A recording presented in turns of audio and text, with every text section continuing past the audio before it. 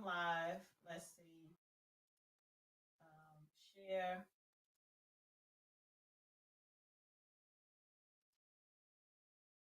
All right.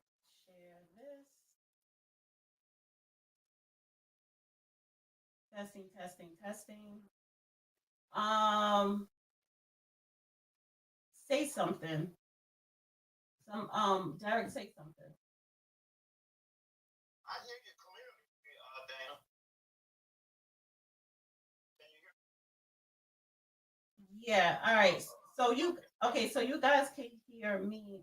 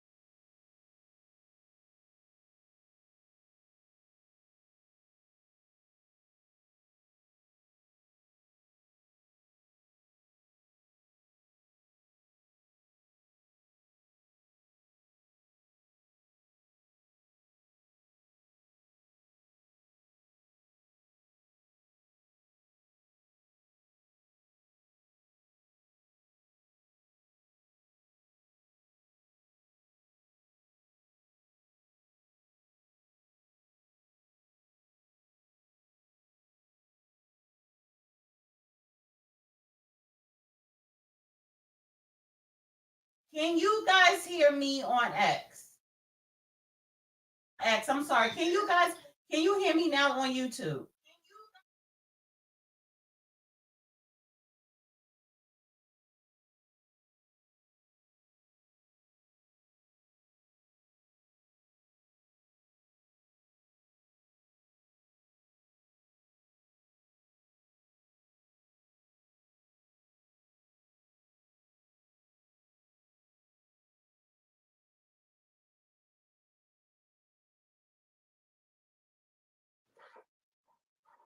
What the fuck? All right, let me leave this and let me come back in.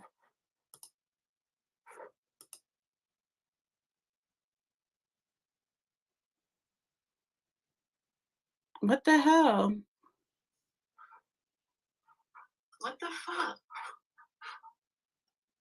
Testing, testing, 1, 2, 3. This. And let me come back in. Testing, testing, 1, 2, 3. Testing, testing, 1, 2, 3. Okay, now they can hear me. Derek, can you say something? Yeah, Dana, I'm here. I can hear you on one. And I can hear you on YouTube, but I can hear you clearly on testing, 1, 2, 3. You there, Dana? Yeah. 1, 2, 3. Okay, now they can hear me. Derek, can you say something? I hear you. All right, cool. All right. Now this shit is working. We hear, but it sounds like an echo.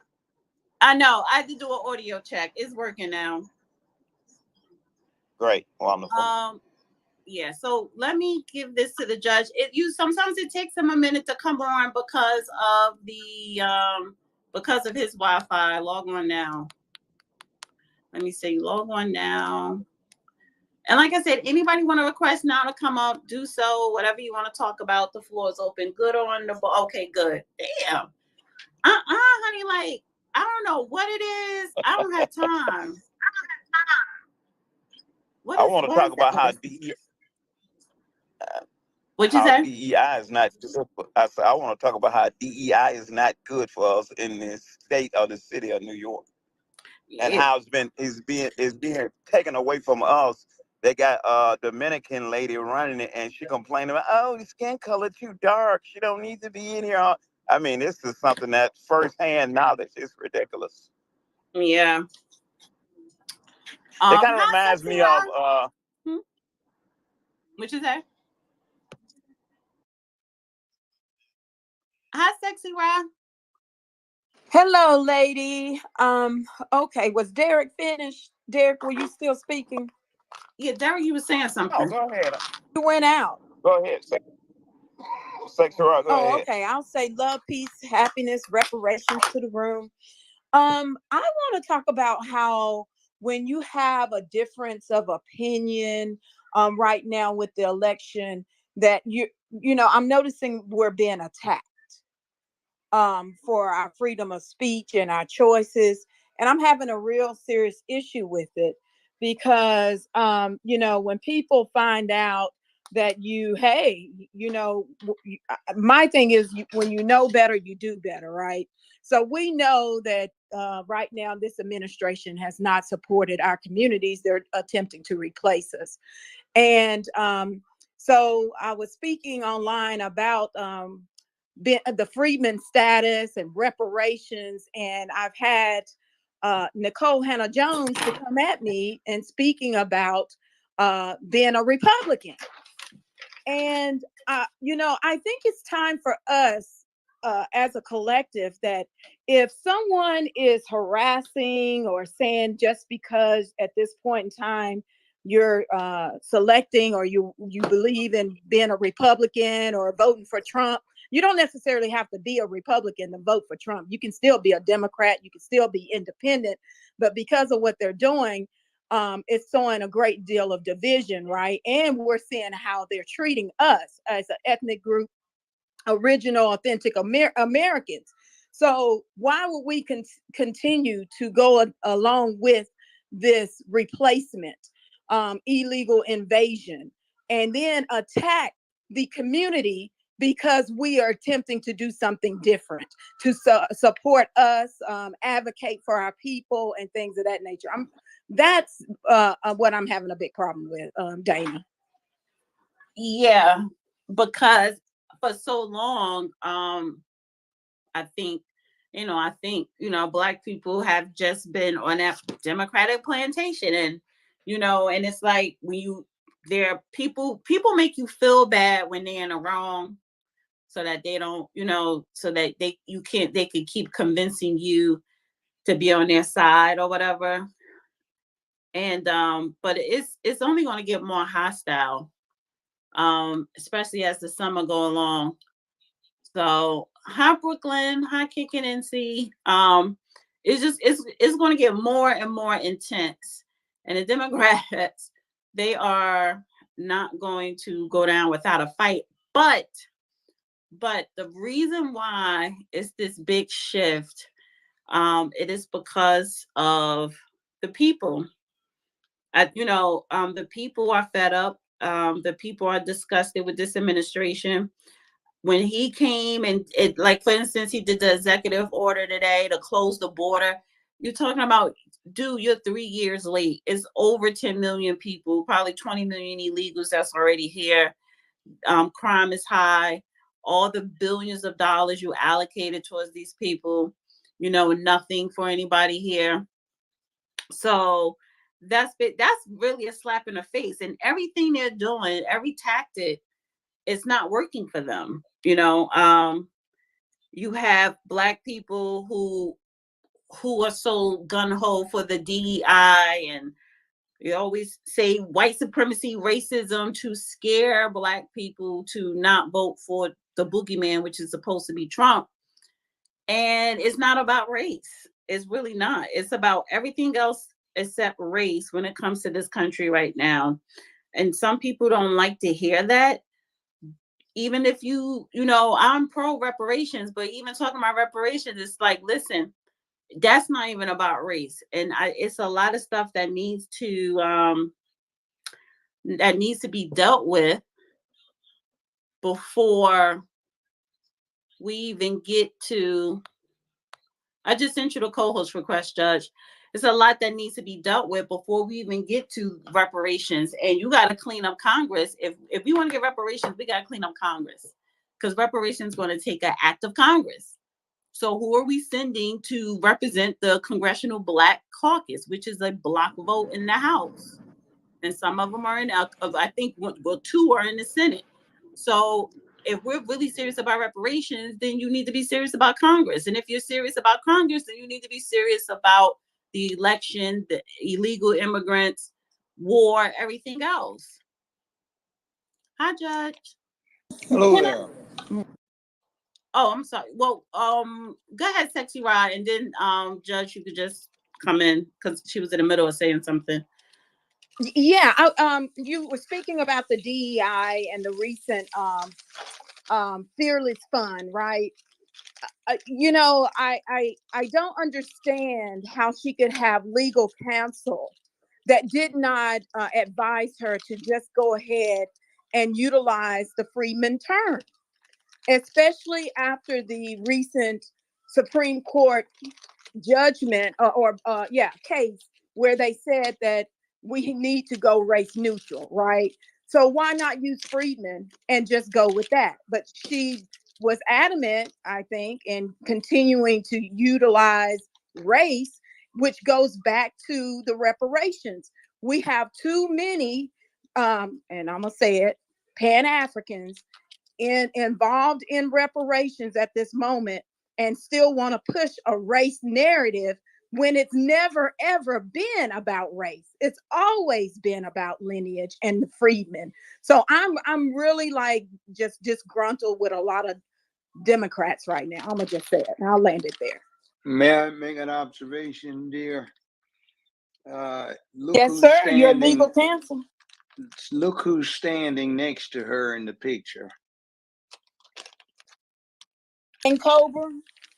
In our Who's that standing next to her? Ben Crump. You ask what's wrong with her counsel. That's her attorney.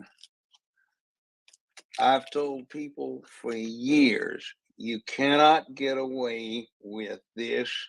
They're going to keep knocking it down until there's nothing left. You have to be race neutral. And when you're race neutral, if you have good sense, you can draft it so it's not race neutral, but it sounds that way. For example, instead of saying black people need to get this, you say, wherein you have a situation where somebody with the following type of background, economic circumstances, and a situation where their red line have problems getting credit, their ability to secure financing seems to be for some reason not what it would be for a lot of other people. When you're in this situation, you are eligible for the assistance. Okay, do you have to go up and say it's a black female thing? You know, see, that's just self-defeating. We started off affirmative action 55, 56 years ago around the country. And we knew they were going to come back because the Constitution's like that. You cannot favor anybody. You can equalize somebody, but you can't favor them. And we knew that, so we drafted everything so it was race neutral. And interestingly enough, I found it fascinating to listen to all of the squawking, howling, and whining, talking about what they did to strike down affirmative action when a close reading of Justice Roberts' opinion looked like he took it straight out of 1967 with Black Student Union advocacy around the United States. It's almost exactly what we were saying. So what happened is there's this case called Bakke. It started talking about reverse discrimination, but it really wasn't Bakke. It was a setup.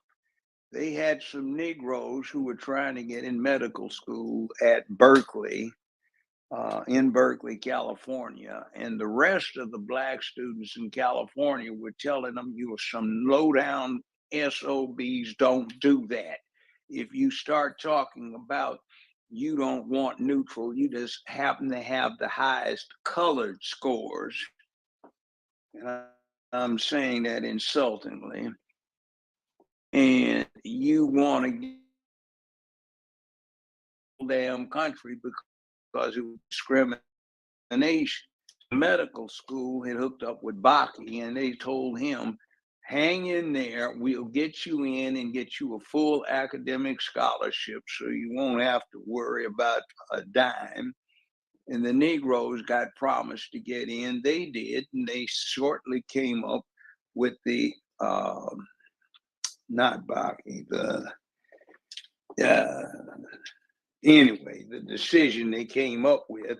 And I found it interesting because not one of the legal staff representing the University of California brought up the California Constitution that specifically declared that the University of California was to develop leadership, and it even said our new colored brethren who have so recently escaped from slavery, they need community leadership, so the university exists to ensure that they have future leaders. They talked about the Hispanics the same way, but they were taking a dive because they never brought it up. That would have cleared the whole thing, and it never would have been reverse discrimination. So it's bad. A lot of stuff, if you actually saw it happen, has nothing to do with the way it's reported. It was some stinking colored little punks who decided to screw stuff up for a personal advantage and the promise of financial aid that resulted in the initial attack for reverse discrimination. And we on the front end said, you have to be race neutral. That was all the Black students across the country. We had that.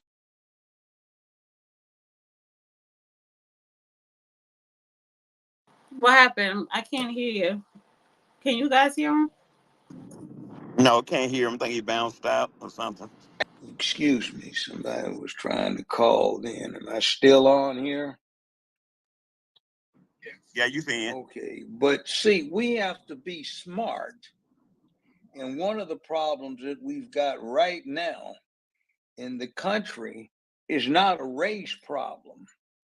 We've got a new religious cult, quasi-religious cult. It's the rainbow, and it's trying to get itself imposed forcibly where you have no option. It's like being in France 200, 300 years ago, you had to be Catholic, or being in England, everything was Episcopalian or Presbyterian.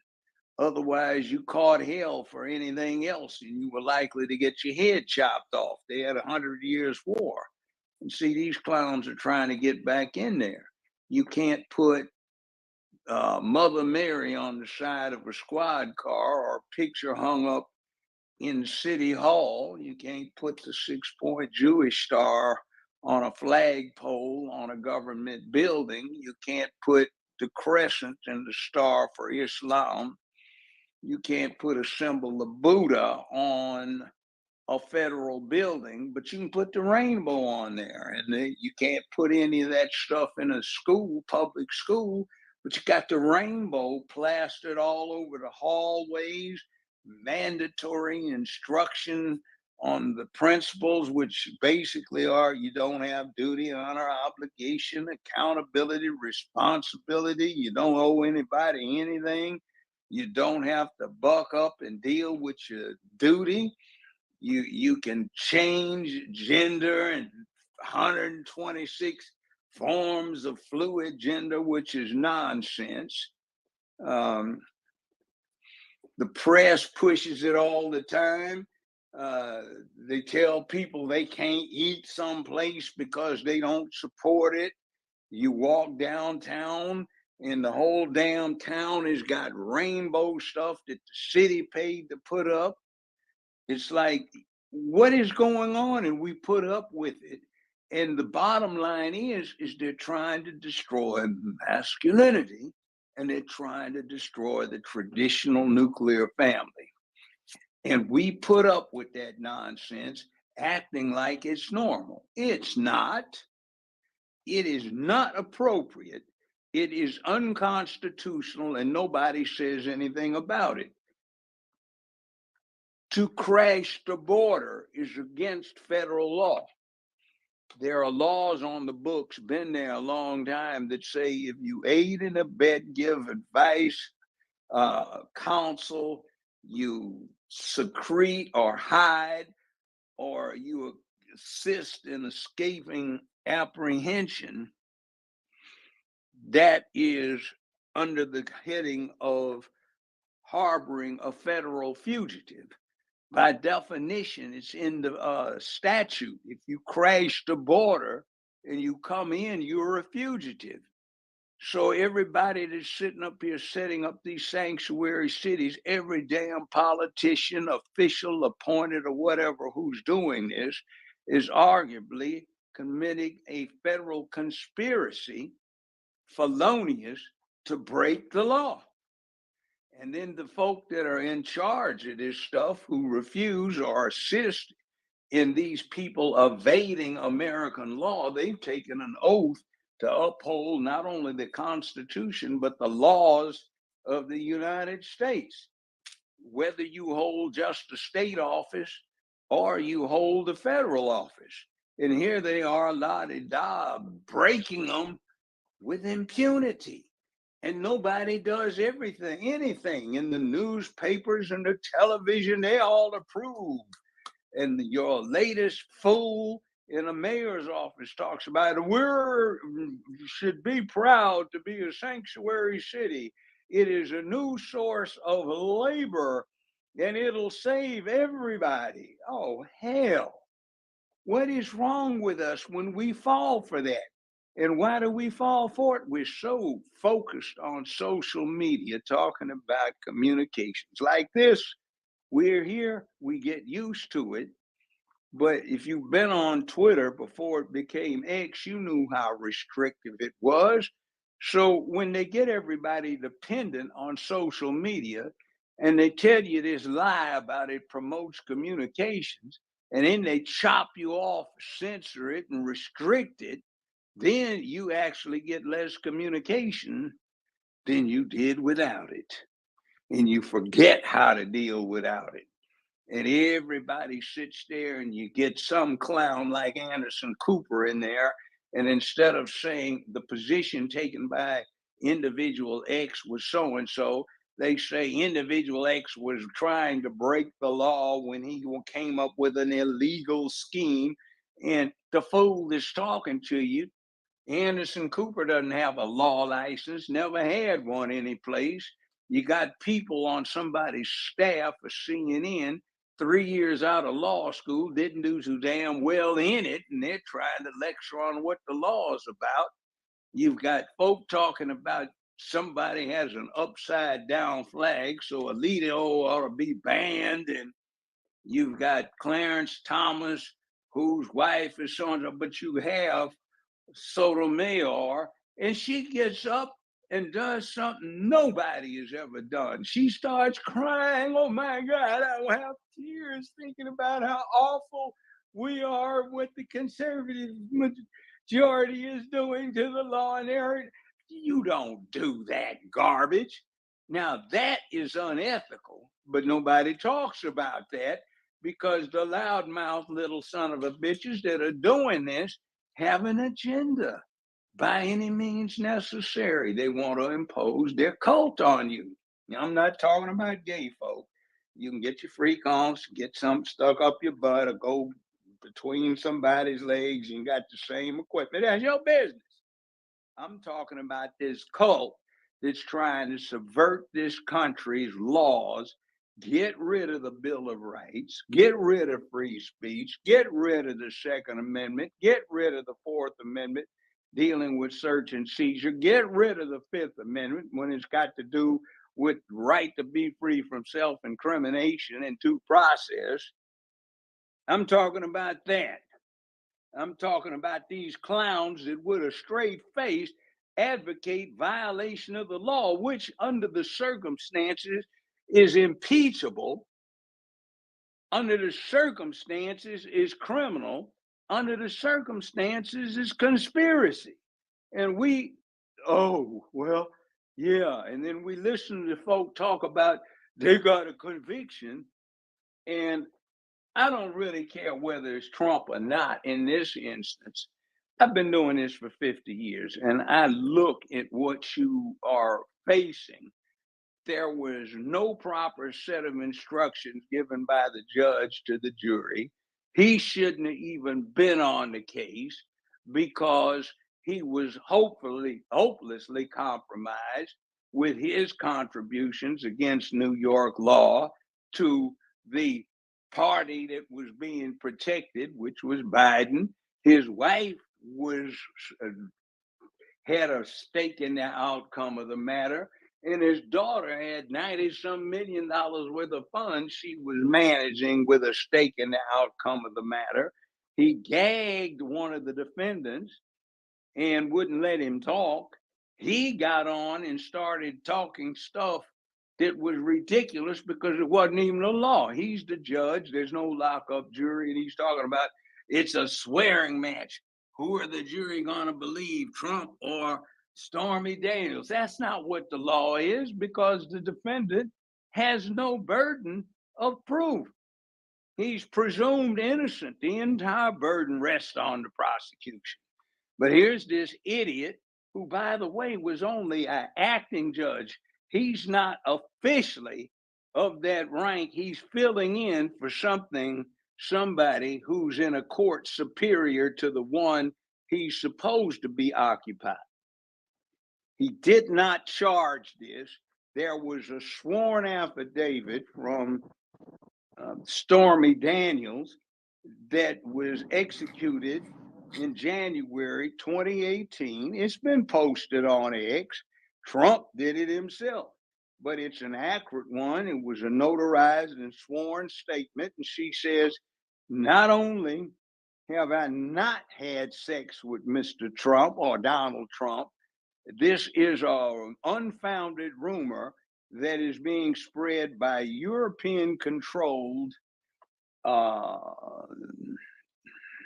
tabloids that are doing this, nor have I been paid anything to not claim a relationship with him. I have not had one, but the judge forbade the defense to cross-examine a woman. Now, what happened with that?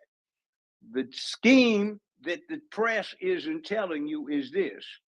You see, the law in New York requires that if you're going to deal with prosecuting somebody for paying hush money, there has to be an underlying crime that hush money was paid to silence or to hide. There was none.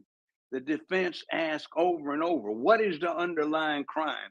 The judge kept saying they don't have to prove it. And that's in the law is a necessary element that has to be proven beyond a reasonable doubt to sustain conviction for the crime. And he refused to charge the jury. Now, how did they get to that point? When there's no underlying crime, the problem is that the person who got the money committed blackmail.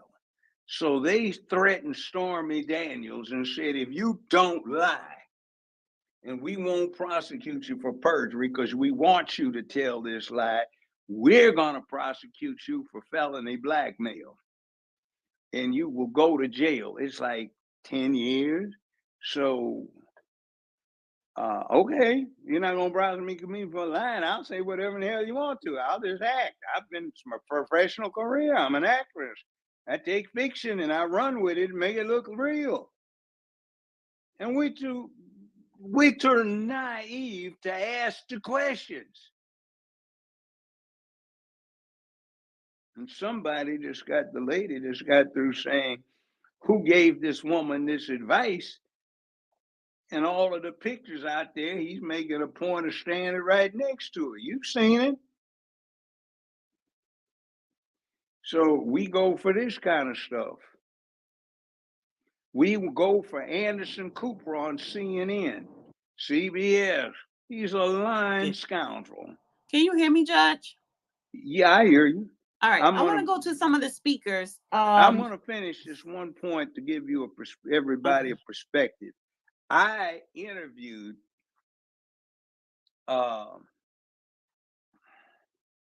Trayvon Martin's mother 3 times, and she called me up and said she wanted to talk to me about something. I thought it was confidential. It wasn't. She said, Can you explain why Anderson Cooper told me never to let anybody know what Trayvon wanted to do for a career? I thought it was something bad. I said, what is it?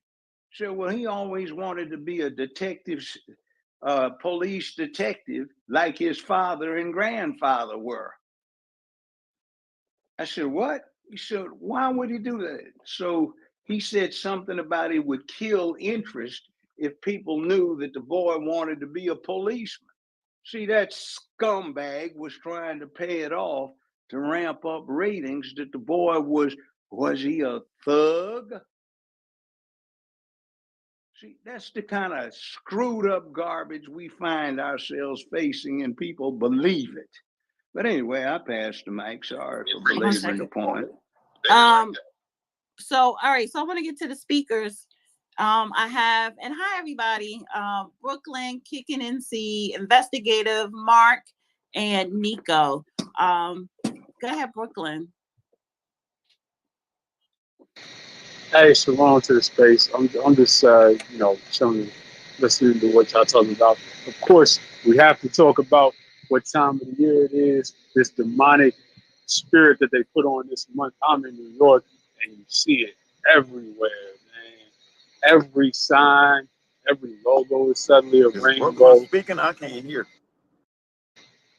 Yeah, can anybody else hear me? Too much feedback. I hear you, but there's some kind of static. My fault. Is that better? Well, I don't hear it right now, but when you said my fault, is that better? I hear it. All right, perfect. I was saying we need to talk about this demonic spirit that they put on this month. I'm in New York, and you see it everywhere. Every logo is a rainbow. All of a sudden, signs are everywhere. Rainbows are painted on the streets everywhere, and they're really, really pushing this agenda hard while denying that there is such a thing, even though it's right in our faces. They're using black men to push it. Of course, we see what's going on with Dwayne Wade. It's just like you said, Judge. They need to emasculate the black man to destroy us, to keep us down, to keep us at the bottom of the people, and that's biblical. The scripture says, "How can one enter a strong man's house except he first bind the strong man?" And that's our nation as a house. We got to fight back against this demonic spirit that they're trying to put on this month and on the whole year.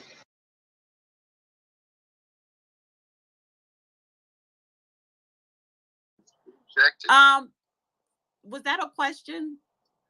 He muted up. All right, who? Oh, you just made a statement. All right, so let me go to Kicking NC. Is he still kicking? Hi. All right, I'm here. Can you guys hear me okay? Yeah, speak a little louder, please. All righty, how's this? That's good. Okay. Basically, what I wanted to bring up is systemic racism and how it's being used today in a sense that it's evolved into something completely different. And I feel I see it a lot more in politics now. Whereas if you don't vote for the right candidate, you get treated a certain way. And people need to understand that that's the systemic that has been happening for, the last 200 years. So I don't necessarily believe that it's against a certain creed, color, nationality, religion, as much as it is against the system that wants to control everybody as a whole. We know from history that the Republicans pretty much started all the civil rights, that we have in this country today. Our first black representatives for Republicans, came back in the 1800s. And we always keep hearing about how, okay, now, the Republicans have changed into the Democrats, and the Democrats are the ones who are actually looking out for everybody. And that whole systemic fits into all of that. With Lyndon B. Johnson with the welfare. I had a discussion today about how the welfare state actually ruined the black family and not helped the black family. And their argument was, no, they were doing everything to help us out. Well, did you know what his statement was after he passed that law? I'll have them voting for us for the next 200 years. The systemic racism was always there, and it is even till today. And it's all basically coming from the Democrats. And very few are getting it. Tulsi Gabbard, she gets it. You know, a lot of people are walking away knowing that you're never going to win a battle against the people who are fighting you, because those are the people you're supporting. And I'll let the next person go. Great comments so far, everybody. Well, even if I agree or disagree, it's still great comments. All right, investigative, then Mark, then Nico, then LaShanta. Hey, Judge, how's it going, man? I've watched you for a while. I actually, yeah, we used to watch you on TV, and I'll be honest, I started seeing you kind of speak out about a lot of the things that are happening today. We have a podcast where we talk about corruption. We've been doing this 6 or 7 years. We've had Derek and Sexy Raw, and you know, definitely supporting the Black Patriots for Trump.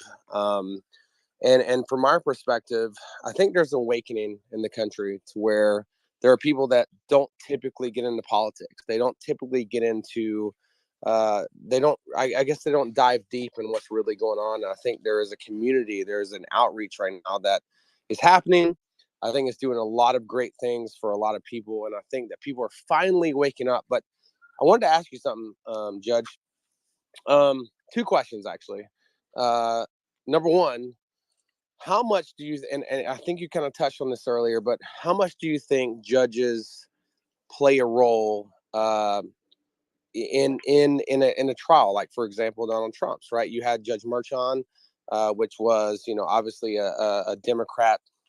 I don't know if you want to say a Democrat plant, but at the very least, you know how federal judges are. They're not federal judge in this case, state judge, although they were, you know, basically tacking on federal type deals in this case. But how much do you think judges really influence the outcome of a court case, especially in this case? And then also, I wanted to ask you a second part of this is that, you know, they always say, the Democrats say the big lie, which is that potentially the 2020 election was stolen. Do you feel like systematically, that Donald Trump or any Republican ever again has a chance to actually hold office? Or do you think it is even possible that there is a system in place right now to where they are going to lock in whatever they want to happen? You know, if you think about the globalist system and all that, do you think that we are hopeless in that case? And do you think that we are really beyond what we think was fair at one time, fair and free elections? How far gone do you think that may be? I think what's going to happen is the Democratic Party is going to get their little sissy asses kicked. Really do. I've never seen such anger on the streets, rage even, and something feels different. I've never seen anything quite like this. There was a flavor out there in the air when Tricky Dick got jacked around for his part in burglarizing the Democratic Party headquarters in order to get an advantage for the campaign that he was trying to run. It was like something just snapped in the American public. And what happened is we had the little pansies back then. It was all about love, man. It's about being against war, man. We gotta love. We gotta get rid of this man thing, man. And we started getting that kind of stuff. Tune in, man. Turn on, tune in, man, and drop out, man. You have to understand. You gotta chill, man. And see, in other words, it ain't your fault. It ain't gonna work. So don't even bother to try type stuff. And it got real sick real quick. So I saw something, a spark went out of the country. We had militancy that was going good, but then something went out of that because so many snitches, pimps, simps, hustlers got in everybody's movement, black, white, brown, red, yellow. And just ruined every damn thing that was going because we were too naive to realize that there are people who are so ruthlessly selfish. They give less than a damn about anything other than their little small interest, and they'll sell you out for a shekel. And that's what we were running into. So everything just kind of fell out. Then we got hit with that oil crisis, and gasoline jumped from like 34 or 10 cents a gallon for premium up to damn near a buck. And the income level is not what it is like now. That was just like enormous. So all kinds of stuff was going wrong, and people just got disillusioned. And then you got St. Ron the Reagan. He came in 8 years later, and he just did that Hollywood thing. It was scripted. Gil Scott Heron came up with a thing, it ain't nothing but a movie, a B movie, which was very accurate about events. And another bill of goods was run on the public, and America still hasn't recovered from the huge debt load that was put on the people 1980 to 1989. We're still recovering from that. And this thing that happened over the 20th century to get Black people squared away, the public got psyched on you don't discriminate against anybody. Everybody's got a right to do this. We can't be judgmental. And this cult snuck in on that. And you have idiots running around, we can't be judgmental. Yes, you can. They can't help it. Well, so what? You still have to help it. I've dealt with the worst sociopathic fiends you can imagine. I mean, some of the most hideous homicidal maniacs, and they can't control it. But you don't say, go keep killing. You got this thing where you want to go out to the Naval Air Station and kidnap the female naval personnel. You've tied down these sapling trees and trimmed off the top. So go on and strip them naked, drug them, gag them, and then stick the top of the tree up their vaginas, let it go so they're impaled, and they ride down, take 12, 14 hours to die. Go right ahead. You're compelled to do this. So I don't buy this mess about somebody's got an overweening compulsion when it isn't even that kind of strong. Some of them you have to hold down just because it's a threat to society. So yeah, I see a mess, and I'm very disappointed in it, and it's so unnecessary, and we have so damn many distractions. I mean, 50 years ago, you had 14 football games a year for the NFL. That was it. Championship, Super Bowl,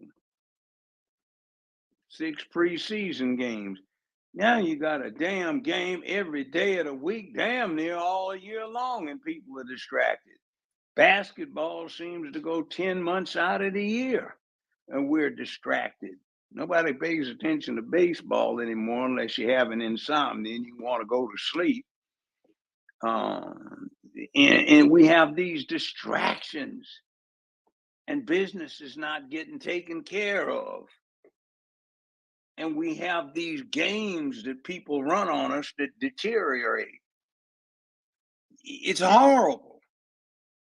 So we have to start focusing before it's too late.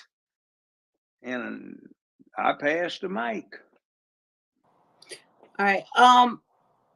Okay, I thought Mark was up here. I guess he dropped out. It's Nico, LaShanta, and E Rose. And anybody want to request to come up, please do so. It's open mic. And then if anybody, you know, who's up as speaker, if you want to, can you mute up E Rose for a minute? If you want to, what I was going to say, respond to what somebody is saying, you can, you know, so it's open mic. So and then it's like you could talk about whatever that's, you know, hashtag or whatever you want to bring up, or if you have a question for the judge. Nico. Whatever's on your mind. Yeah. Thanks, Dana. Another great space as always. And Mr. Judge Brown, always a pleasure. Title: Trump Illegals Crisis Breaking DEI. Great topics, lots to unpack. My question is specifically for Judge Brown. Why isn't the Republican Party doing more other than saying we are going to write this letter, we are going to send this out? Meanwhile, they're waiting for Trump to get indicted, charged, convicted, thrown in jail at this point, and then I don't know if the Supreme Court ever going to interfere with all this lawfare against Trump. My question is, do you think this Judge Juan Merchan, or whatever his name is, do you think he's going to give President Trump house arrest or jail time, or I don't know, whatever else nonsense they're going to come up with? They have a thing in America that says the right to petition for a writ of habeas corpus shall not be abridged except during times of invasion or insurrection, which is why they keep trying to use that word falsely, because January 6th was not an insurrection. That's bullshit. And what's going to happen is if it looks funky, then you're going to get an immediate application for a writ of habeas corpus filed on his behalf. That can be with any judge, whichever one you want to pick, who's most likely to give you the relief. Now, here's the thing. Let's show the ridiculous mess that we have. Supposing, since the sentencing is 4 days before the Republican convention, the idiot, he's a hack. He's a disgrace to the bench. Really, I've seen few performances as poor. Let's say he said he earned a house arrest.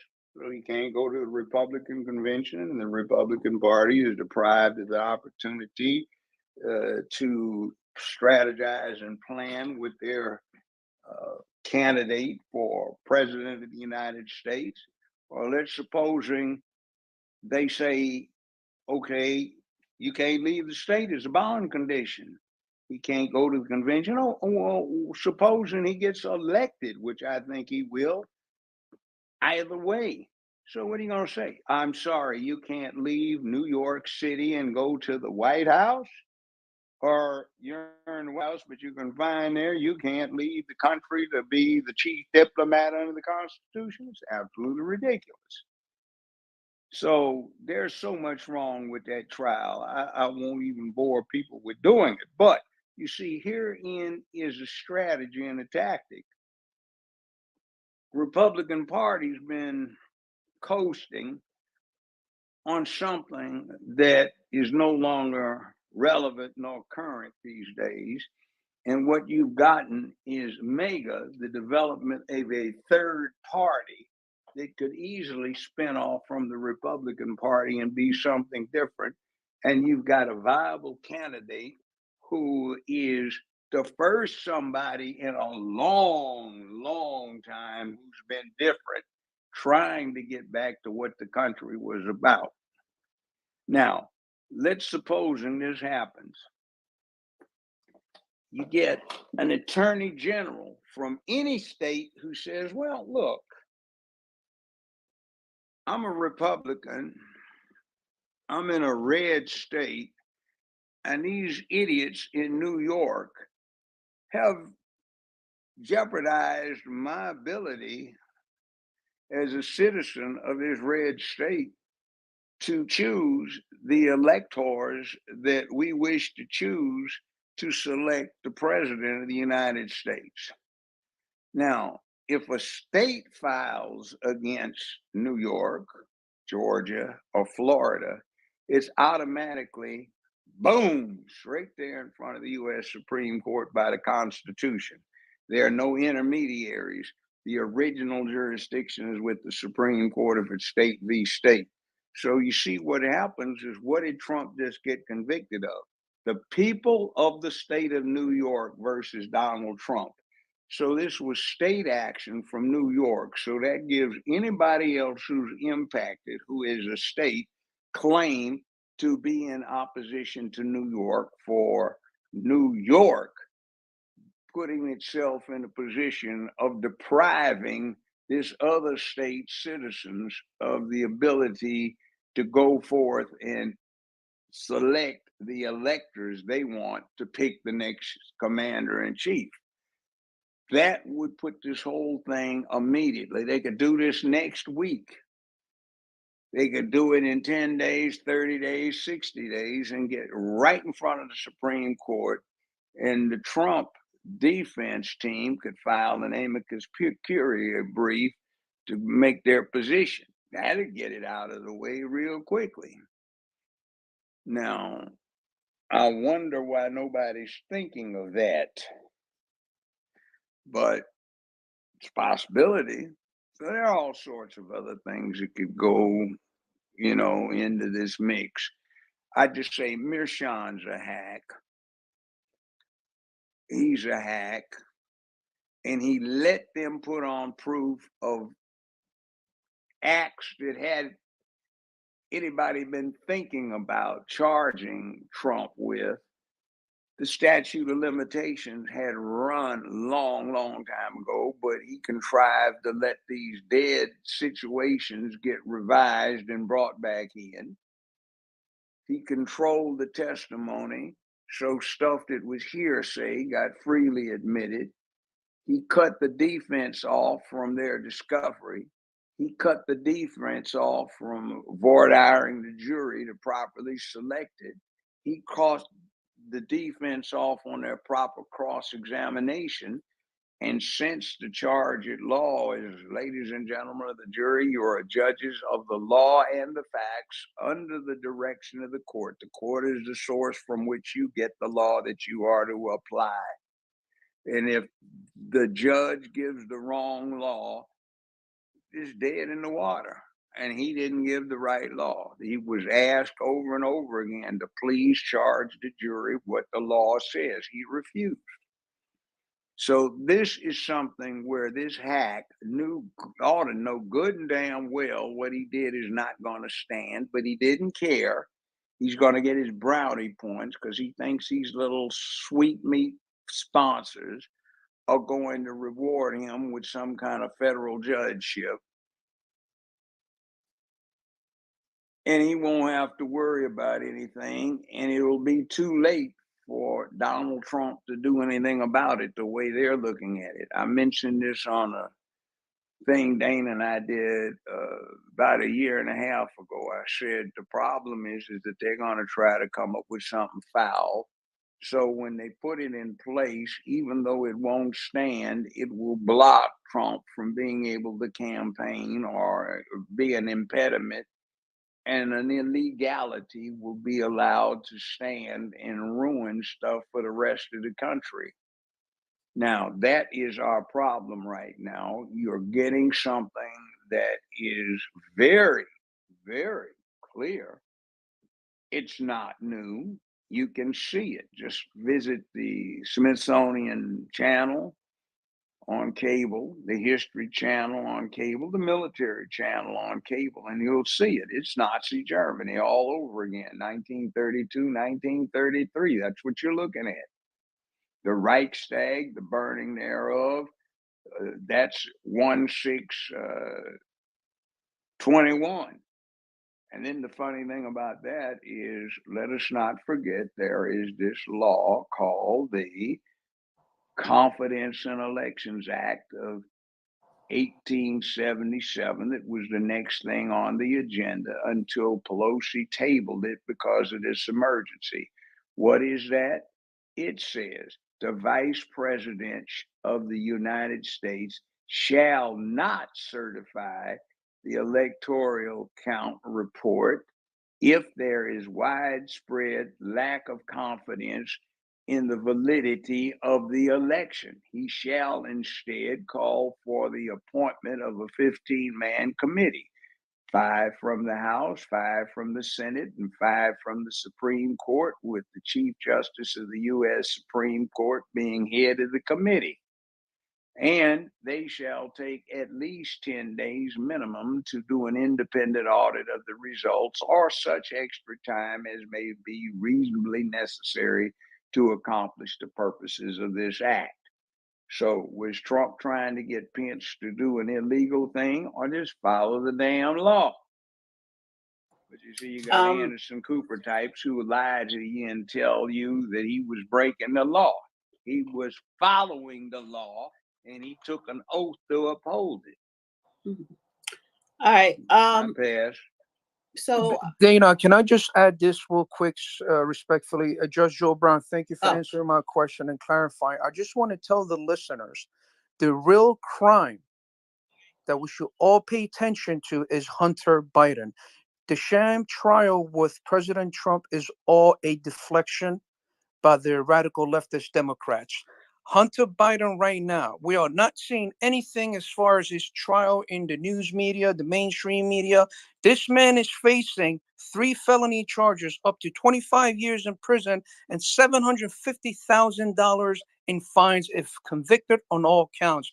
Mind you, the government is bringing in FBI and DEA agents as a testimony against them and his ex-wife and his brother's widow. But we don't hear or see nothing about this in the mainstream media. It's all about Trump. Thank you, Dana and Judge Brown. Appreciate it. Yeah, thank you. And I'm glad you brought that up, because I think, isn't the trial being held in Wilmington, Delaware today, right?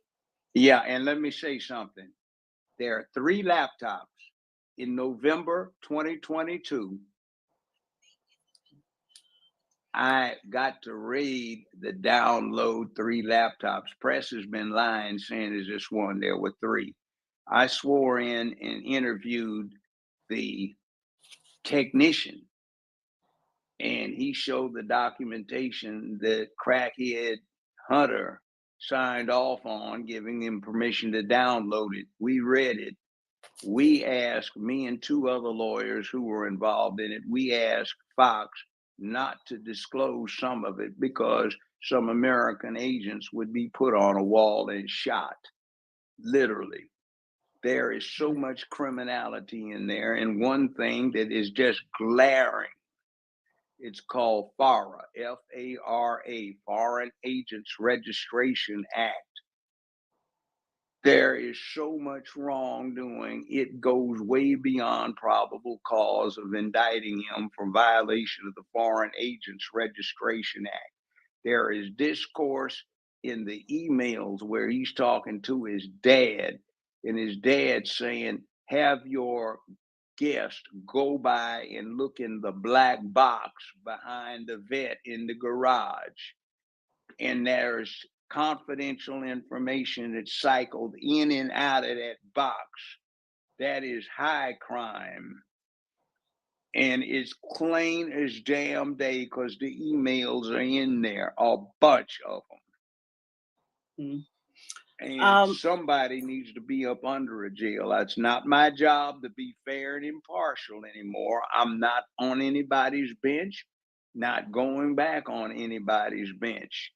So I'm just telling it like it is. And by the way, thanks for the Mr. Judge Joe Brown, but the judge is a lifetime title I got granted by the state of Tennessee. So that's like Colonel Sanders, I guess, instead of Mr. Colonel Sanders. It's a redundant thing. It's 2 titles. Anyway, I hope that answered the question. I want to go to LaShanta, then E-Rose and Taxation, Marcus and Philip, and anyone who want to request to come up. Oh, Mark, I saw you up here early and you dropped out. So if you want to come up, when you come up, I'll just bring you right up. So go ahead, LaShanta. Good evening, Dana. Good evening, Judge. I agree with everybody. We do have a lot of distractions. We have a lot of court cases going on. As you guys know, I'm originally from Memphis, Tennessee. I'm now in Horn Lake, Mississippi. But it's a lot going on in Memphis. It's a lot happening. We got the Justins running again. And we know that the democracy has done nothing for my hometown. We have them buying up Whitehaven, closing down businesses that was open for 60 plus years, that was Black owned and Black operated, like Hazel's hair salon. We know what's going to happen now. They're going to bring in their Kinkos and their FedEx ports and their rich white people for the tourists. We've got to take our towns back. This is going to affect the whole state of Tennessee.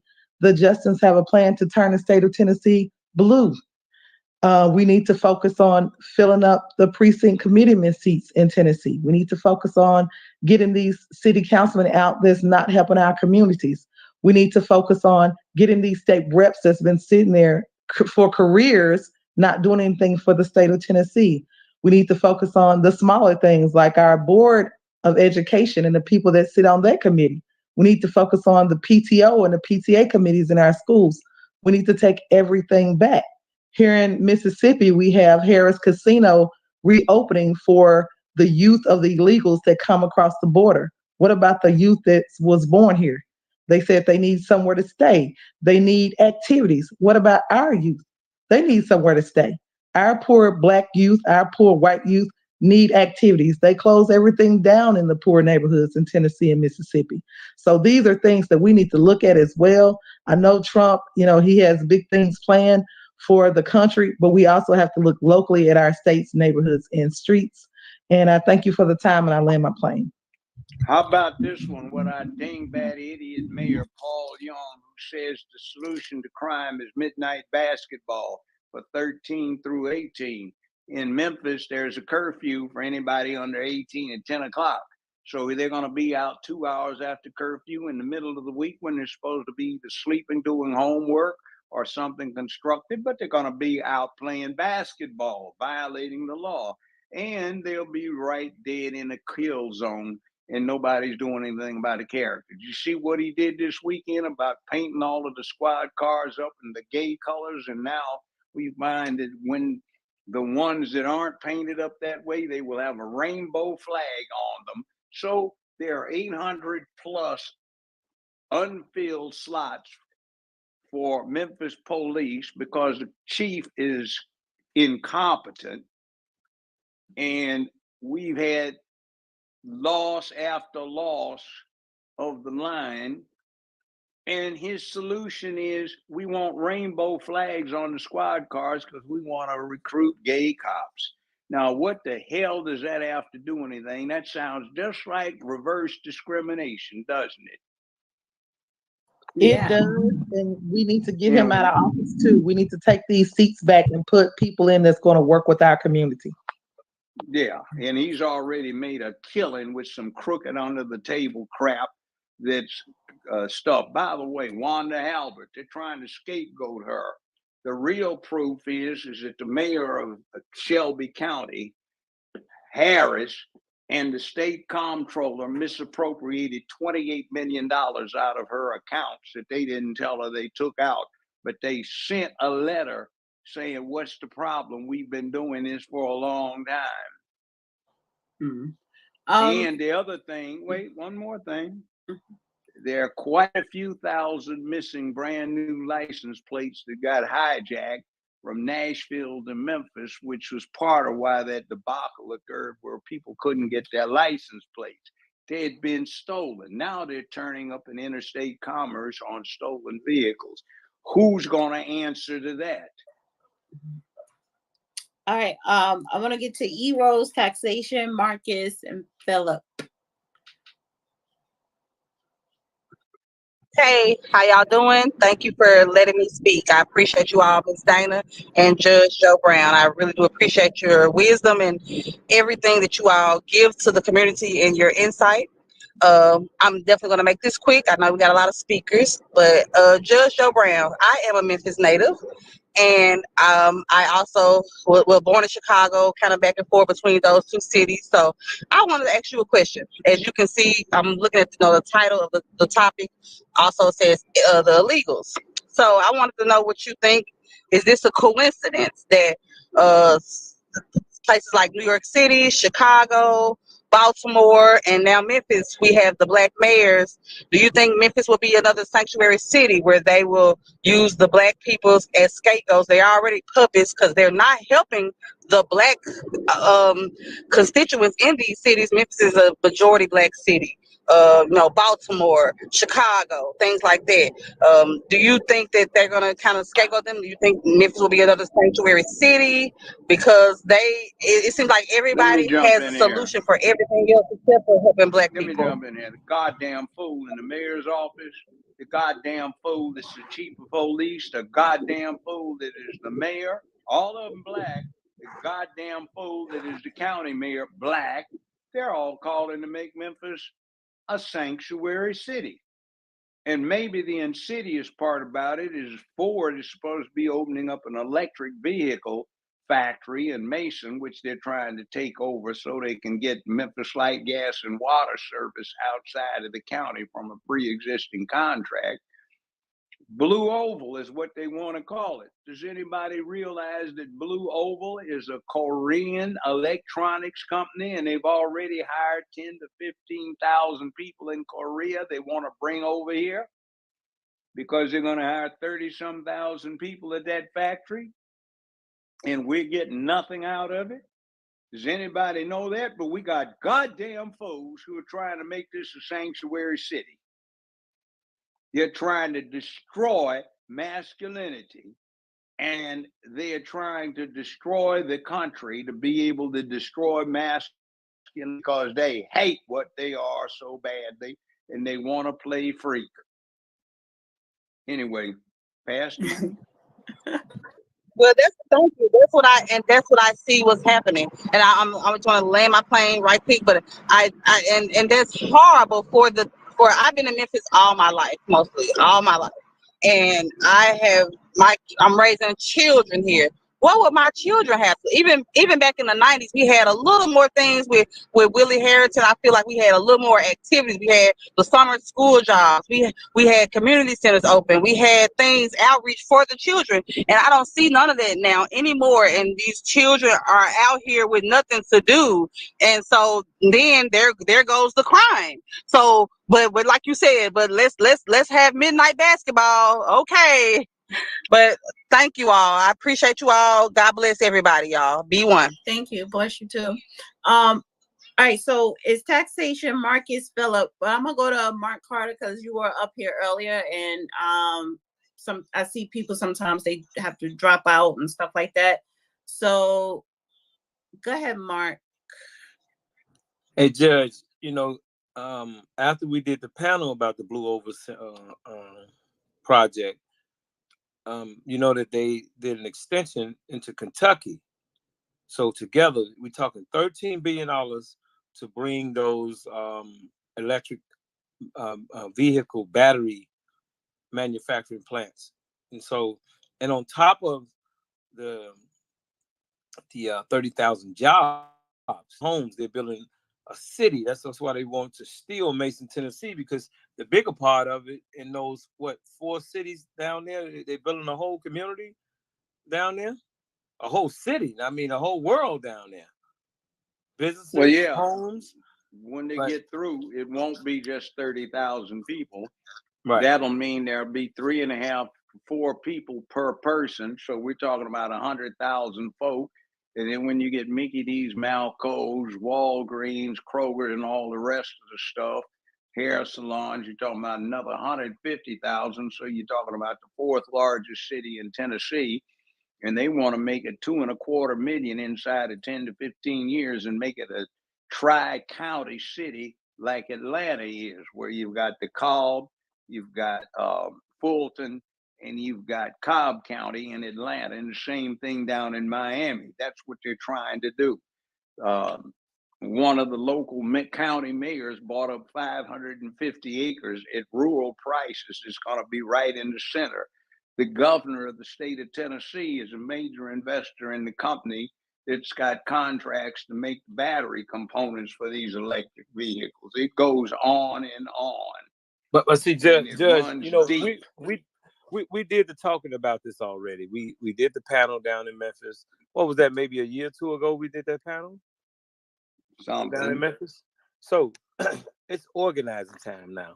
I mean, we could talk till we blue in the face. It is organizing time. We're very clear that the Democrat Party is going to do us in all over this country if we don't put a stop to them. And so just talking about this stuff, it's action time. Look, every single one of these Democrat mayors have joined Cities for Action. So when the lady asks about the sanctuary city in Memphis, go look up Cities for Action. Put the link up. Somebody put the link up, Cities for Action, so you will see what city mayors as well as county executives have jumped on board with eliminating you. You don't have a choice but to fight. You don't have a choice but to take your cities back. They know that your children are going to kill your ass. That's what's happening in Memphis. The children have been starved into savagery, and they're robbing and killing the older people down in that city. And this is going to happen all over the country. So get your ass up and get involved. This is no joke. This is no scare tactic. They're intentionally bringing in these illegals so that after your children kill you, because they're going to kill you and rob you. I'm going to go to the extreme with this, because this is an extreme situation that we're in. You can't sit back and be cool in Memphis no more. You can't just go to any gas station down there. And to be honest, because you sat back all these years, no different than here in Chicago and all these other cities, you sat back and didn't want to upset the Democrat Party. Whatever's happening down there is your damn fault. Especially you over 50 years old, it's your damn fault what's going on in these cities. Now look up personally, I've been out in the streets trying to deal with the youth and some of the slightly older I'm speaking youth. of those that don't get involved. All those that don't get involved. I'm just when saying they go up here, in them churches and rob them churches and things like that. Yeah, but that's here, God trying to tell them something. Yeah, but here, on what you're saying, if you can't get out there in the streets, open your mouth and start bad mouthing these damn crooks, how do you expect the streets to be peaceful when the folk down in City Hall are the worst crooks in the area? They're stealing more money. You see that shit that Memphis did where they appointed an LGBTQIA commission which has several tens of $millions as its budget, and they got a lesbian married to a white wife, and she's getting paid reportedly over $100,000 a year to do what? They only have a Negro commission. They don't have a youth commission, but they got a gay commission. What the hell's going on? See, we have to get out there and say, hell no, this Justin Pearson, is he supposed to be T.D. Jakes? Is he supposed to be Martin Luther King or Malcolm X? Which little fake act is he trying to pull off lately? So we have to call these people to count. They are not representing us, and we have to start making some noise, because people are not going to get out and do the other thing, except some are. You know where Tate Street is. All right. Judge, you know what's worse than anything is these so-called Democrats who are supporting the Democratic agenda, this progressive agenda, that's ultimately going to wipe them out also. See, a lot of them don't believe it's going to happen to them. They haven't paid attention that California is your best example of what's going to happen to y'all. Your children going to kill y'all ass in all these cities because they're starving. These social engineers are starving them to death. Your children, they have an agenda. They want them very rainbow. Very clear. Not healthy. They don't want them employed. They want them rainbow. Right. But I'm saying on top of that, they're starving them into savagery. And then Joe Biden is going to unleash the police on them again, like he did in the 90s, because he has a new crime bill that he introduced in 2022 or 2021. They're setting the stage to lock your children and your children's children up. And you sitting your Christian ass back thinking that Jesus is going to work it out. Jesus is then moved out the way and gonna let you get fucked up. That's what's gonna happen to y'all ass. And I'm being extreme, and I'm speaking extreme because y'all don't think this shit gonna happen to y'all. Y'all didn't see that they burned all those Americans out in California. The Mexicans burned their ass out, killed them, lock your men up, and all types of things because they were the police, the politicians. They control budgets. They starve your ass. They weaponize their languages. That's what they're gonna do in these cities. Look up cities for action. I just put it in the chat. The damn mayor of Birmingham, Alabama, he's saying that immigration is is part of the civil rights movement. Look, it's more of us than it is them. Rise up. You only have two Goddamn choices. fool. May I call him a goddamn fool, or should Oh I do man, worse? definitely a goddamn fool. You And don't did have you a two see choices this in idiot? America. Did you see this idiot punk boy down in Mississippi that wants this introducing legislation in the House to strip Secret Service protection from anyone who's convicted of a felony, irrespective of the fact that the appellate process hasn't even started? You see this dumb bozo? Well, Secret Service, that's only for the president. So basically, he just want to strip from Donald Trump. Yeah, but the point is this. I did. So this they're for probably 50 trying to assassinate him. No. That's not even my point. The point is the little people have been getting screwed over for a long time. When they get so bold as to screw over a former president of the United States of America for some bullshit, you better look to your Second Amendment. You better look to your First Amendment. You better look to your community, because some shit's about to happen. There's been nothing like this in the world outside of a does not count banana republic since Nazi Germany in the 1930s. I want to get to taxation, Marcus, Philip, and Hey, I want to just say okay. one more thing. I just put the list of all of the so-called leaders from across this country who have signed on to Cities for Action. And now, look, this has been going on since 2014. Office of New Americans was started here in Chicago in 2011. The Venezuelans were the meeting was held in 2015, between 2015 and 2019, consistently by the teachers union here in Chicago to bring the Venezuelans to America. Look it up. They were going down there. But look up our leaders. Not look it up. I have the link in the chat. I want y'all to look at that list and see if your mayor is on that list. But if their mayor is on that list and that public policy base is basically a public policy, isn't it already being implemented? Like, Yes. How can it be reversed? That's what I'm saying. What yes. can people do? The way to reverse it is we must rise up and push for America first and overthrow every single one of them. Don't allow them to have any peace. All these immigrants in the country demand, like that judge said earlier, the harboring laws are on the books. Force the FBI, force the feds to come in and lock these people up, and anybody that's aiding and abetting it. This is what we have to do. We don't have any other choices. You can't sit back and think that everything is going to be okay. It's going to get worse. It's going to get worse down in Memphis, in Chicago, and all these other places. Your children are going to kill your ass. And they got every right to kill your ass because you allowed them to starve. They got every right to kill your ass. If you allow them to bring these immigrants in to replace them, then these children got every right to turn on your ass then. By the way, if the illegals don't get to you first. By the way, if anybody out there has a pen or pencil, take this down. Followthemoney.org. Followthemoney.org. And you can look up your local officials and see who's been paying them money and how much and when and what they represent.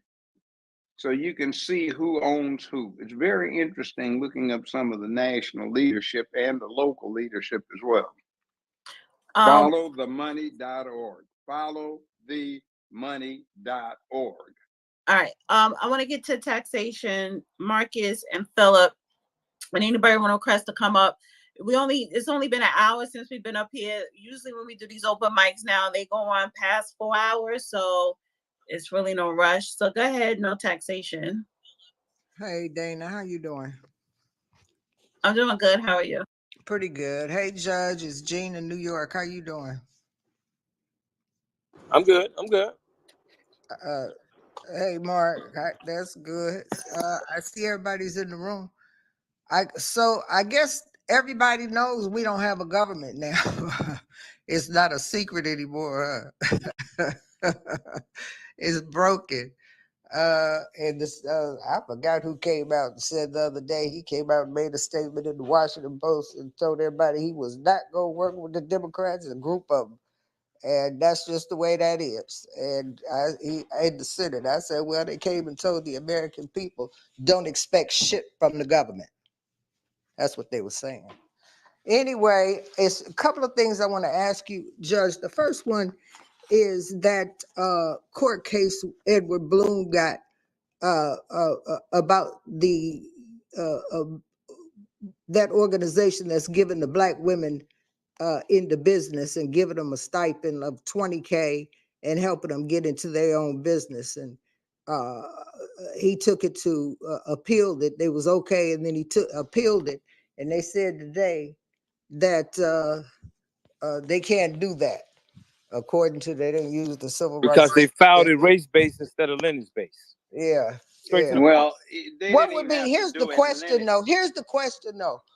What do you think their next move should be? Well, this has been, it's not anything new. This has been the law for 50 some years. So why these dumb bozos don't get fat meat's greasy, you step on it and it slides? They've been told over and over, you can't do it this way, but they insist. So now they got knocked out. It was under the law. The law has been there for half 100 years. So what else is new? It can't be race-based. And even if you're talking about lineage-based, that isn't going to work either. But you can work lineage out in a neutral fashion. You can accomplish that. But that's why we go to school, to learn language. I see what you're saying. So you're saying basically it was the way they wrote it was wrong. The premise was wrong. Of course it was. They had to It's suffer Black women. Well, can they go back and rewrite? The money. Can they go back and rewrite their mission and all that? Can they might. They might can they amend their paperwork? Yeah, but you have to understand that there are likely to be some white folk, Mexicans, and yeah, Chinese, and everybody else get a little piece of the action.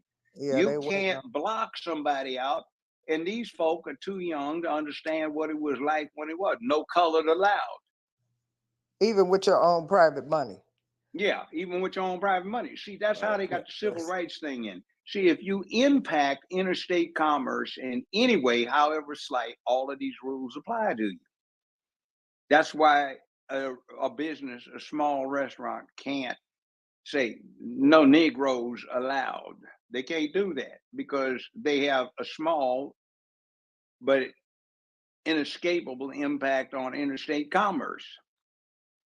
So they have to follow the rules when it says you cannot discriminate because race, color, creed, national origin, religion, age, sex, or medical condition, unless somebody's got a contagious disease.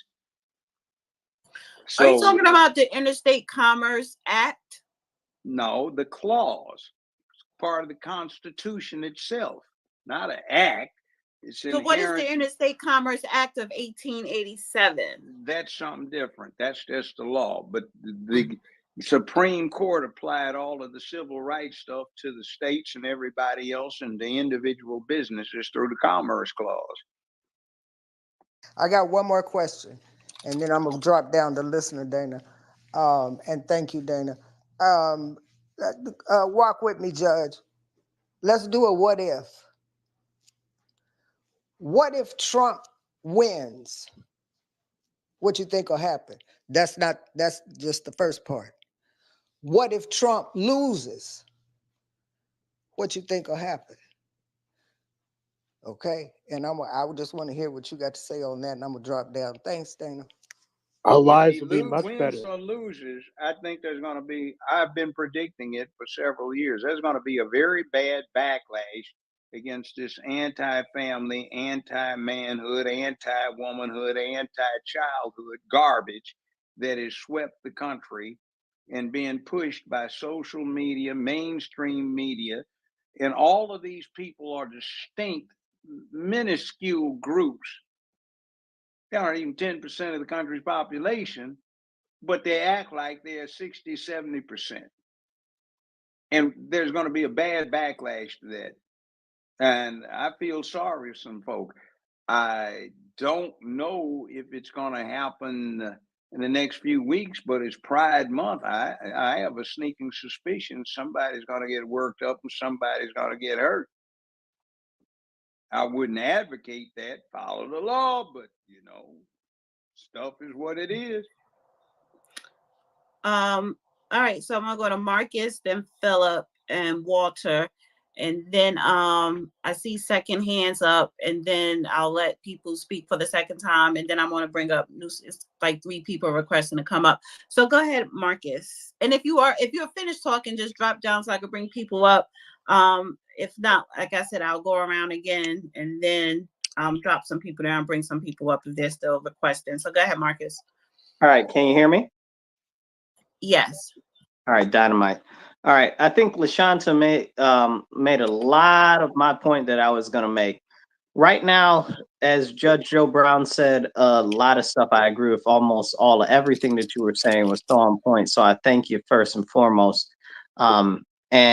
But the thing is all of this is a distraction. The Hunter case, the Trump case, all of it is to get us away from focusing on our elections in blue states and in states that are turning purple. This is all a trick and a trap.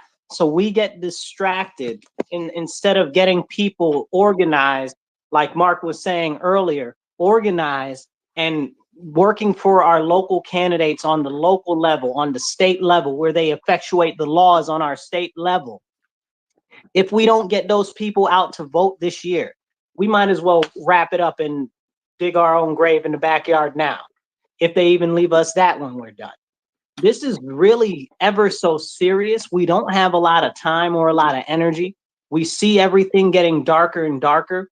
We see what they're doing with this, as they're calling it, bird flu, right?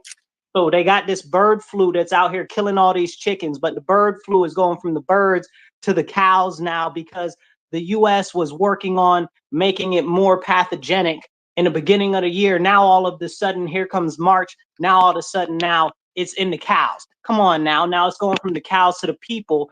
And just the other day, 5 million chickens were killed in one of the largest open free-range chicken farms. So they're coming after our food and everything else too. We have to be aware of what's going on, because if we're not paying attention, if we're not getting ready, if we're not putting people into position on the local level to actually affect these laws that are going on. Like, I live in upstate New York. I live in Rochester, New York, in a city that's largely Black. We've got allegedly 33% of us are in poverty in the city. And they're putting these projects together to take away all of our property and our land and try to push everybody out of the neighborhoods and the communities. And it's not just happening here. I hear people all across the country talking about it's happening there too. They're pushing in all of these illegal aliens. We got this whole I don't know what you call it, nonprofit, I guess, corporation, Ibero, where they're trying to bring in all the illegal aliens. I was at a county legislature meeting last month, and they got people in our county ledge that were elected by our citizens talking about, oh, we don't want our local police even accepting a grant from the Border Patrol people, because then that might have to do with them getting rid of illegal aliens. And they were like, we don't want them to do that, and the police shouldn't have any part with getting rid of illegal aliens. Are you serious? Are you crazy? Local people voted you into office. Citizens voted you in, and your priority is illegal aliens. So this touches on the illegal aliens too. They're trying to push us out of our communities, and we have to move these elected officials out. of these offices. Now is the year that we have to stand up and we have to organize and get ready. I'm doing the best that I can here. But I tell you, and I'm sure many of you already know because I see many other organizers on here, it is not easy or simple to get people motivated and activated to get out. So while they've got us distracted, and I'm going to get ready to land my plane, when they got us distracted with this Trump stuff, with this Hunter Biden stuff, I promise you this, if that is the thing that everybody gets distracted on, nobody is coming out to vote. We're going to have a very low voter turnout because the only people that are coming out to vote are the people that are definitely going to vote for Biden and definitely going to vote for Trump. And all of those other state level seats where they actually make the law and local level seats that are up this year, they're going to get passed over and hardly nobody is going to vote for them. So I encourage anybody on here, please get with your local representatives that are running, that are more conservative, that are America first, that care about our country. Get with them, try to help them organize wherever you are and get these people into office. Make phone calls, try to get volunteers to knock doors. We have to do this year. They're coming after our food, they're coming after our privacy, they're coming after our homes, they're coming after our cars and our transportation, our ability to be mobile. It's not just the what was the city's projects, the what's that project called, the city the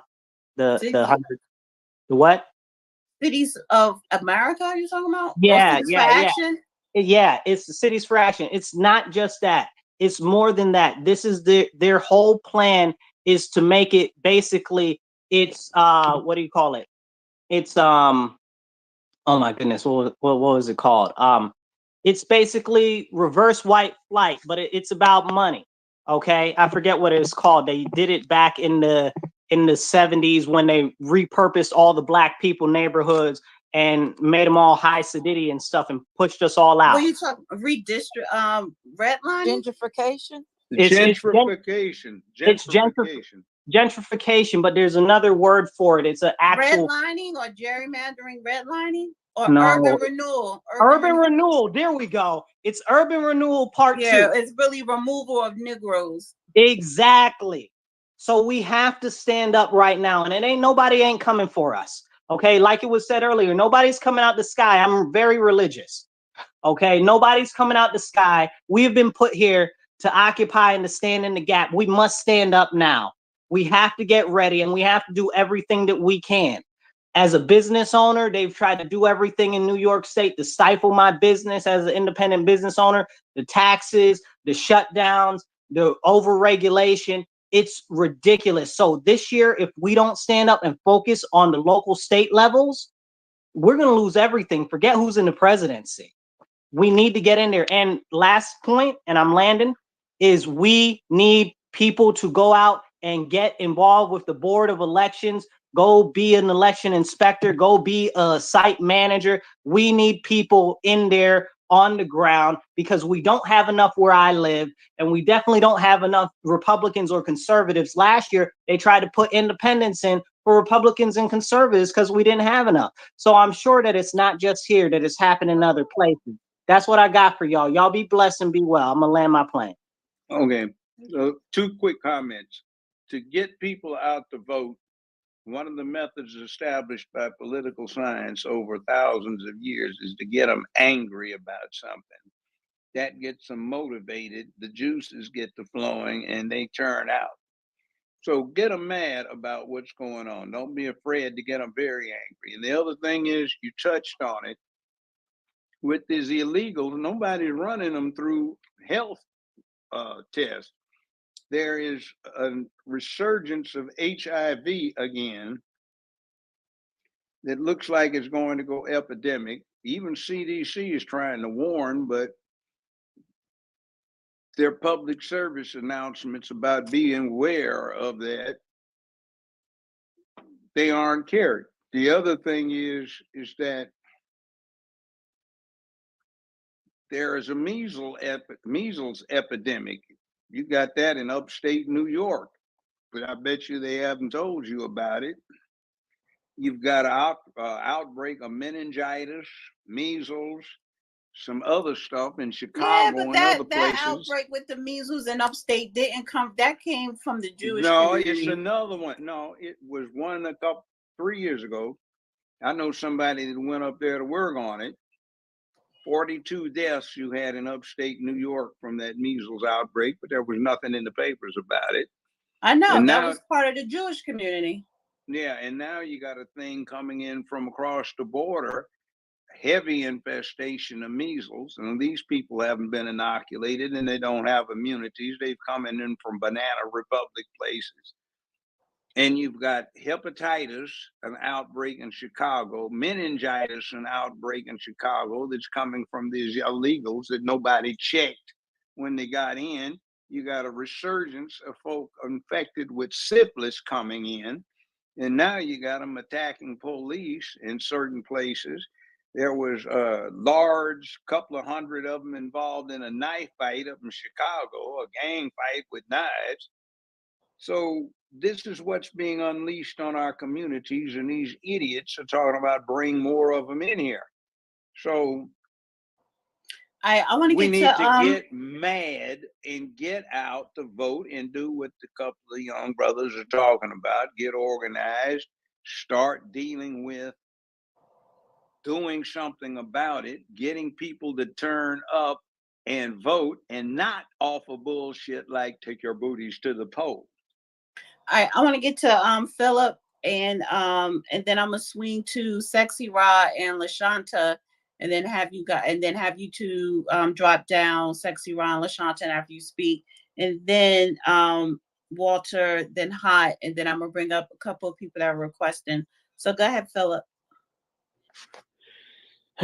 Look, y'all, like I have so much respect for Judge Brown, and normally I'd ask him questions, especially because this is the first time finally getting to talk to him. But I'm tired of this shit, man. I want Biden gone. I want to change. Like I just want Trump in there. Like I know there's people out here that say, "Oh, Trump, like he says some things. He's bombastic. He's abrasive."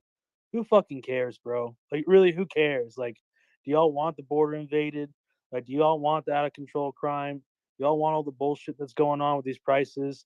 Don't y'all want world peace? Do you want there to be wars everywhere? Do y'all want shit to be out of control? Or do you want things to go back to normal? And do y'all want the degeneracy to continue being pushed on our kids? All this poison pushed on our kids? In fact, you can't even go to the movie theater and watch a decent movie without these assholes ruining the movie with some woke bullshit. Like it's just like, bro, shit has to go back to normal.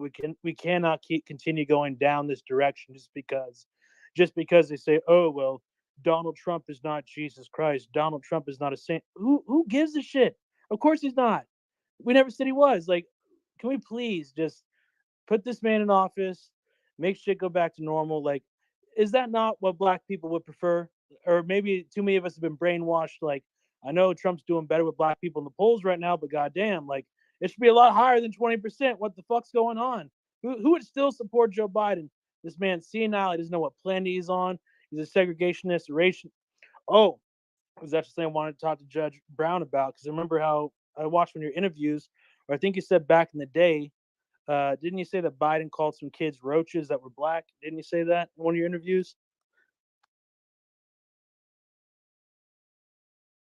Judge, are you there? Well, I'm trying to get off of mute. My hands were wet, so excuse me. What I heard Biden say in 1972, he was introduced by Eastland Stennis from Mississippi, Byrd, former Grand Jack Reagan for the KKK, Faubus, who stood in the doorway of Little Rock High School and said as long as he was governor, there weren't going to be no Negroes coming in here.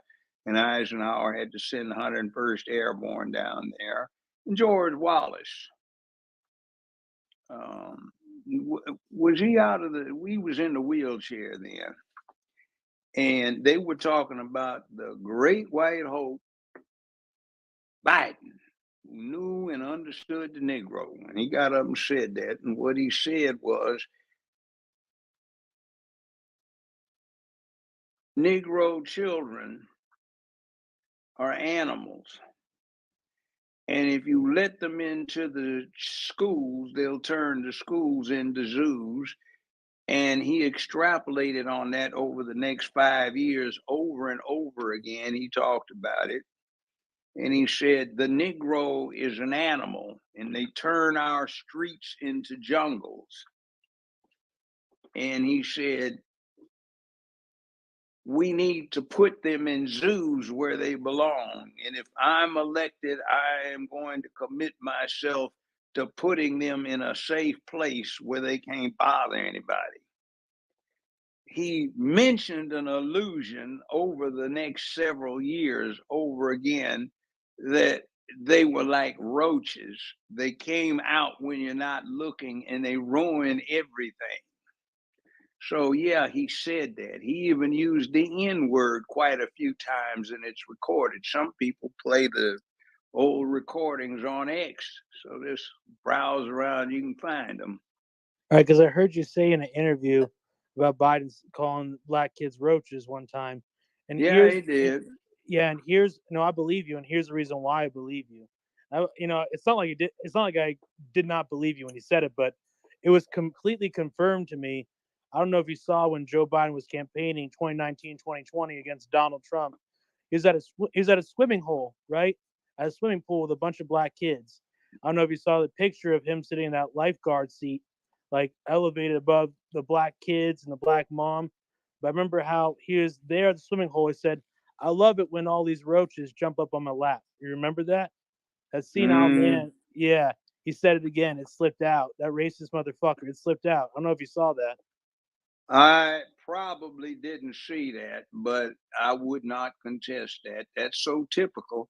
See, he used to run around the country in the 1980s bragging about the sentencing reform he and Stennis came up with in Byrd. One rock will get them 5 years. We will get rid of these animals and put them in penitentiaries.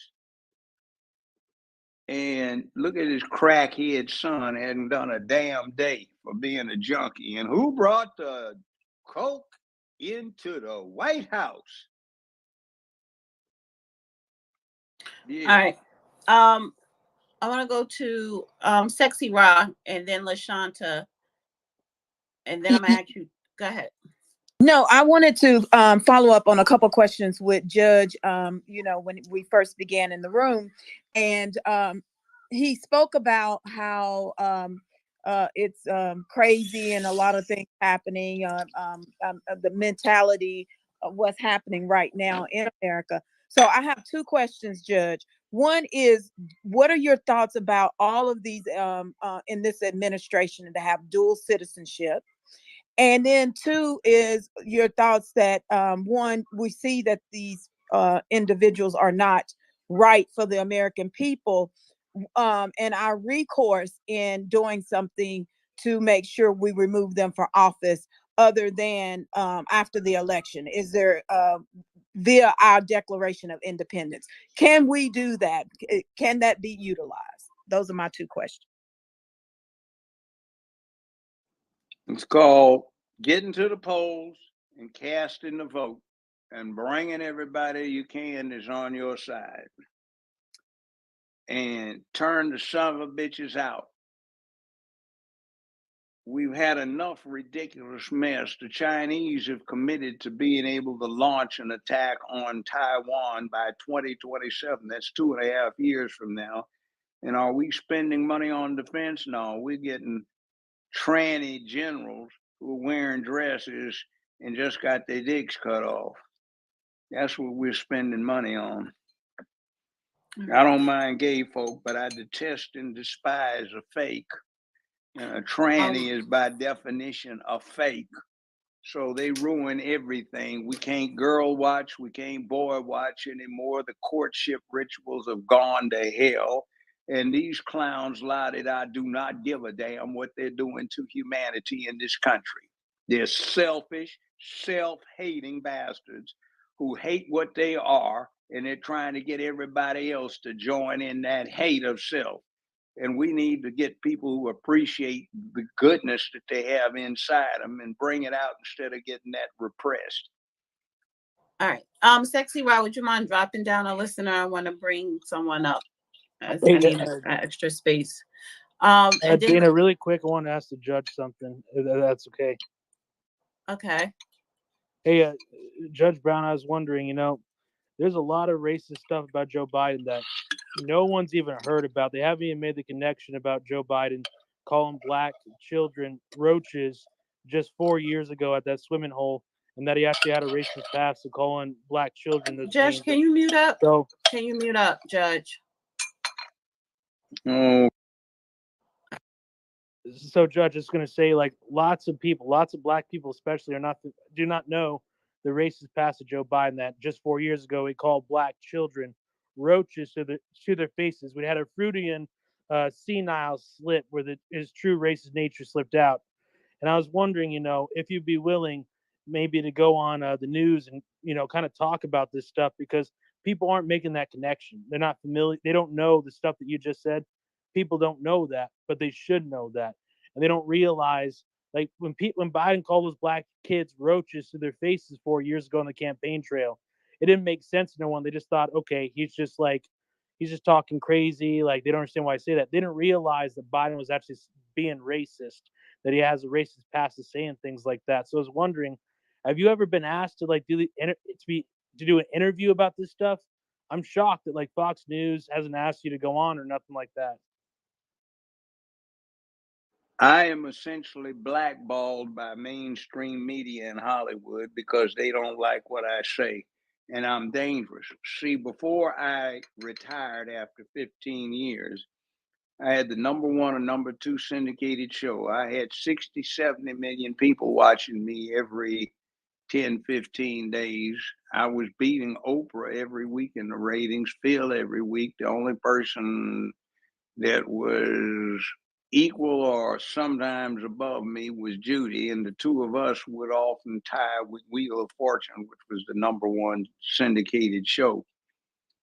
And repeatedly, Jimmy Fallon and other folk used to have polls, and for 5 years, I was the most trusted man in America, much more so than that clown Obama boy and some other folk, much more so than the Bushes.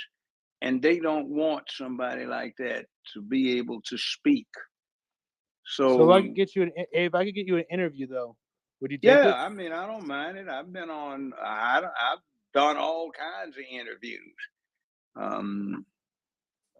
But All right, because I see luck. Dan Ball down there.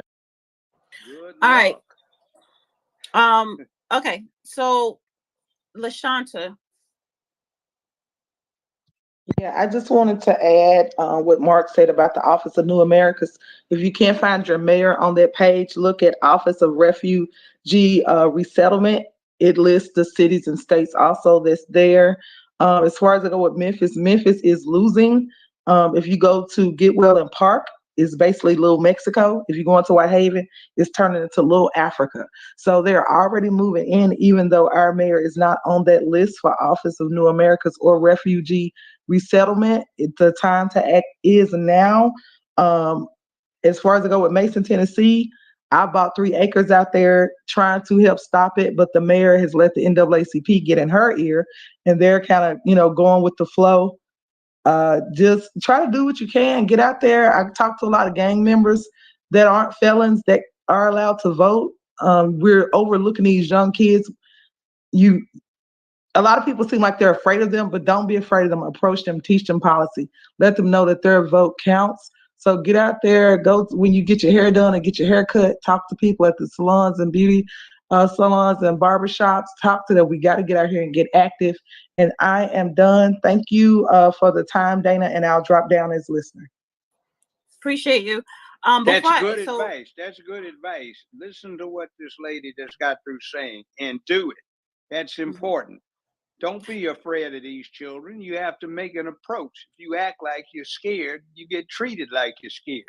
Hell, Tookie Williams, who co-founded the Crips out in LA, he used to work for me when he was 14 years old. Nice young man, but we couldn't get him out of the swamp. But he'd listen.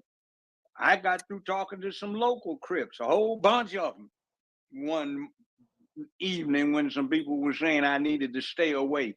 Go extend yourself.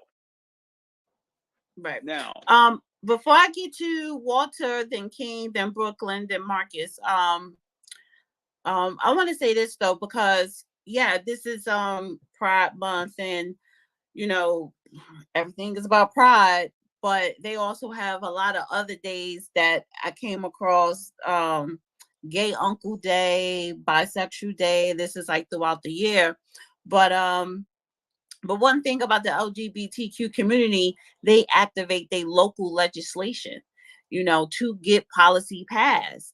So if you're not doing what they're doing because they copied it from the civil rights movement, that's what you need to do to get policies and get stuff catered to your specific community or group of people. They do activate legislation.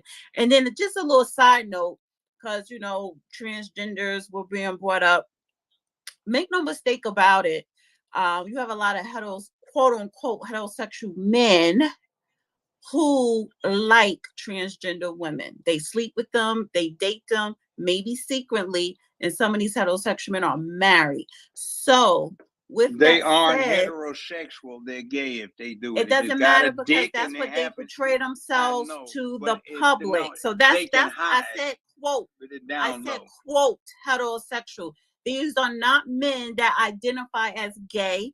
These are men who have families, who are married. Please and yes, say they male. like to deal with transgender women. They like say to pick them male. up because Don't a lot of give let them, me finish. Stop cutting me off. don't use man. Stop please. cutting me off because I'm not finished. I am going to use it because I grew up seeing this, and this is what I do know. So the fact is that a lot of transgender women are prostitutes because that's really the only job that they could really get. And a lot of their customers are heterosexual men. They do have families, or that they live their life as a heterosexual man.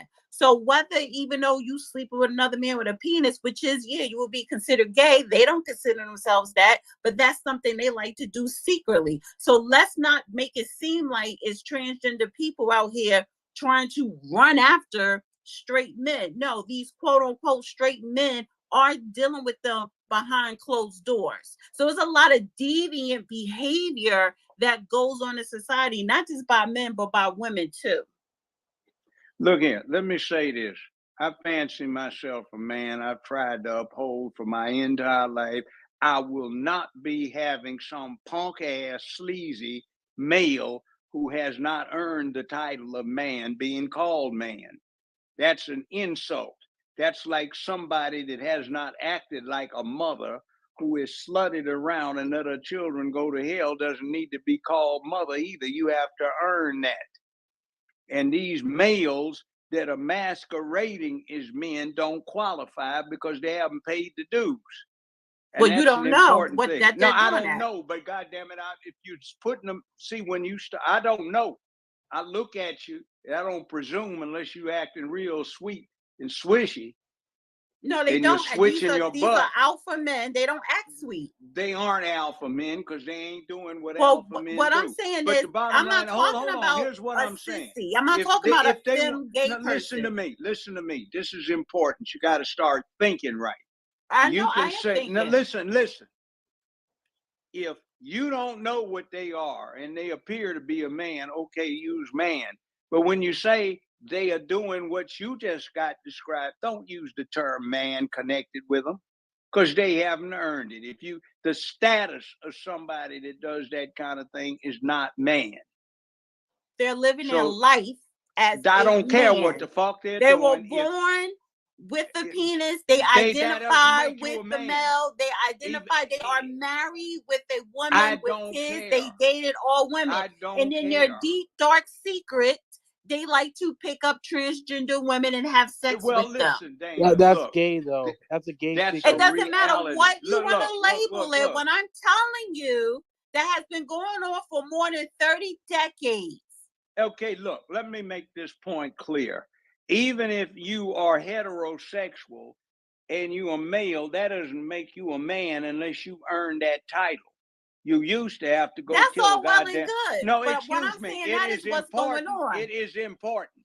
All right, and Derek, the society you need to drop has gone down. to hell because it is stopped making that a vitally important thing. You used to have to be, before they'd even train you to be a man, Go kill your lion at 13 years old all by yourself. That was a rite of passage. And then you might become a man if you survive. You weren't a Yeah, man well, until wasn't you paid your damn dues. Alexandria the Great was a man, right? And can you tell Derek Yeah, to and drop Alexander down because the he Great, can't hear nobody else? Alexander the Great killed his first warrior when he was 14 years old, according to Greek Would you consider history. him a man? He was gay. I'm not talking about homosexual. No, He slept with men. He slept with a man who had a what penis. The point is, some of them dressed like women. That's not the point. Julius Caesar. That's not the point. The point is,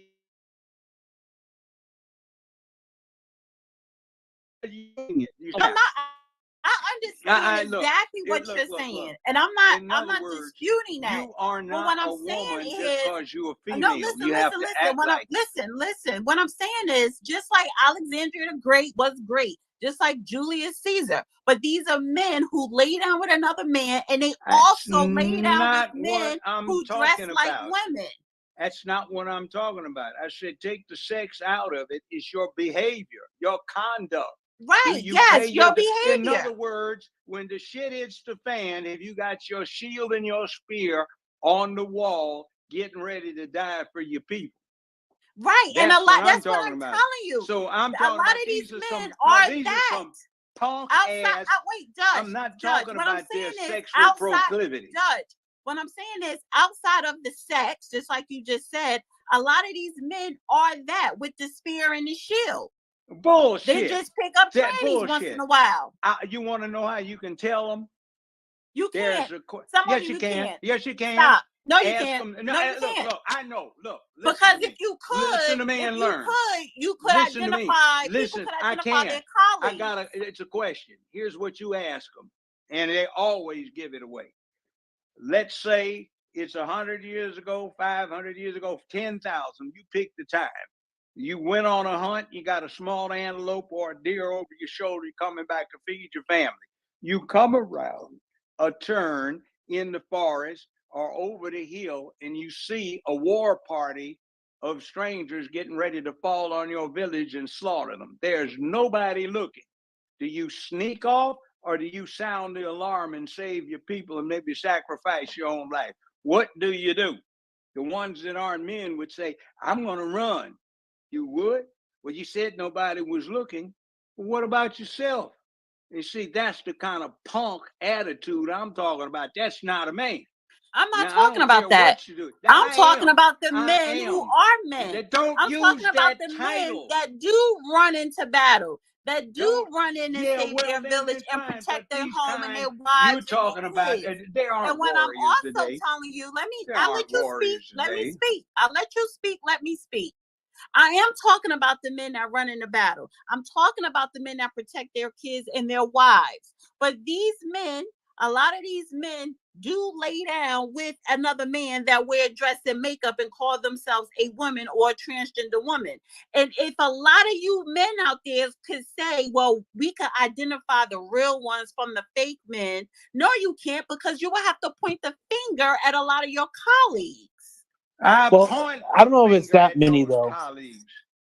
I point the and fingers, this is why everybody this is why it's a big question mark when you just said, I don't know if it's that many. And that's the point that I'm making. It is so closeted that you would be surprised just how many of these warriors pick up transgender women. You that's know what all I'm saying. And why are you calling it a transgender woman?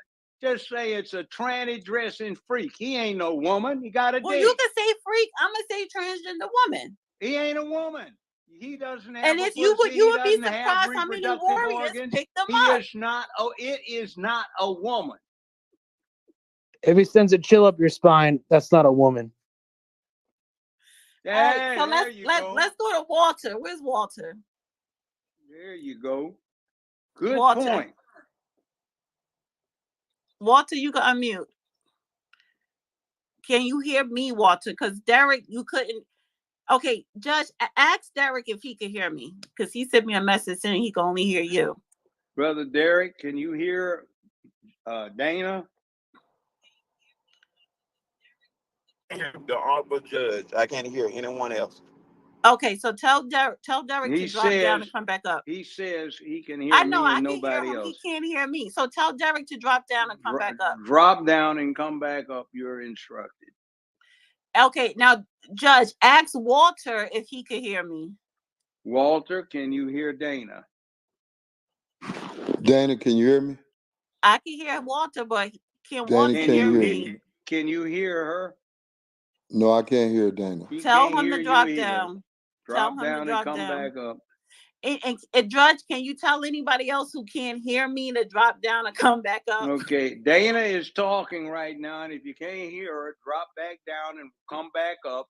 We are not popular when we get to talking like this. We are being not used, but we are being suppressed. Nobody wants this kind of stuff to be discussed, even though it's First Amendment okay. Yeah, so Derek, can you hear me? Walter, can you hear me? I can hear you now. Okay.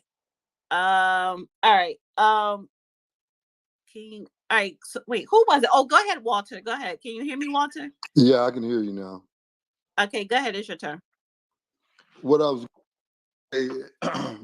Judge Brown, we live in a society now that is so hard for young men and young women to live in due to even the stuff that they allow to be on television, commercials they coming out with now.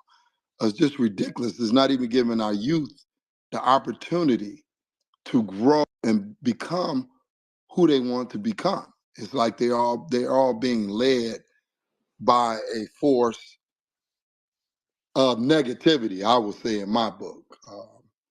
And second, what I want to say is, Mark, I can contact with me again too, bro. I'm trying to do something with you in Detroit as well as North Carolina. And also you welcome Dana and Judge Brown too. I'm trying to rally up in Gastonia, North Carolina, where I ran for mayor, and also in Detroit, Michigan, where I was raised at. Okay, and I'm gonna land there. Okay, thank you. Appreciate it.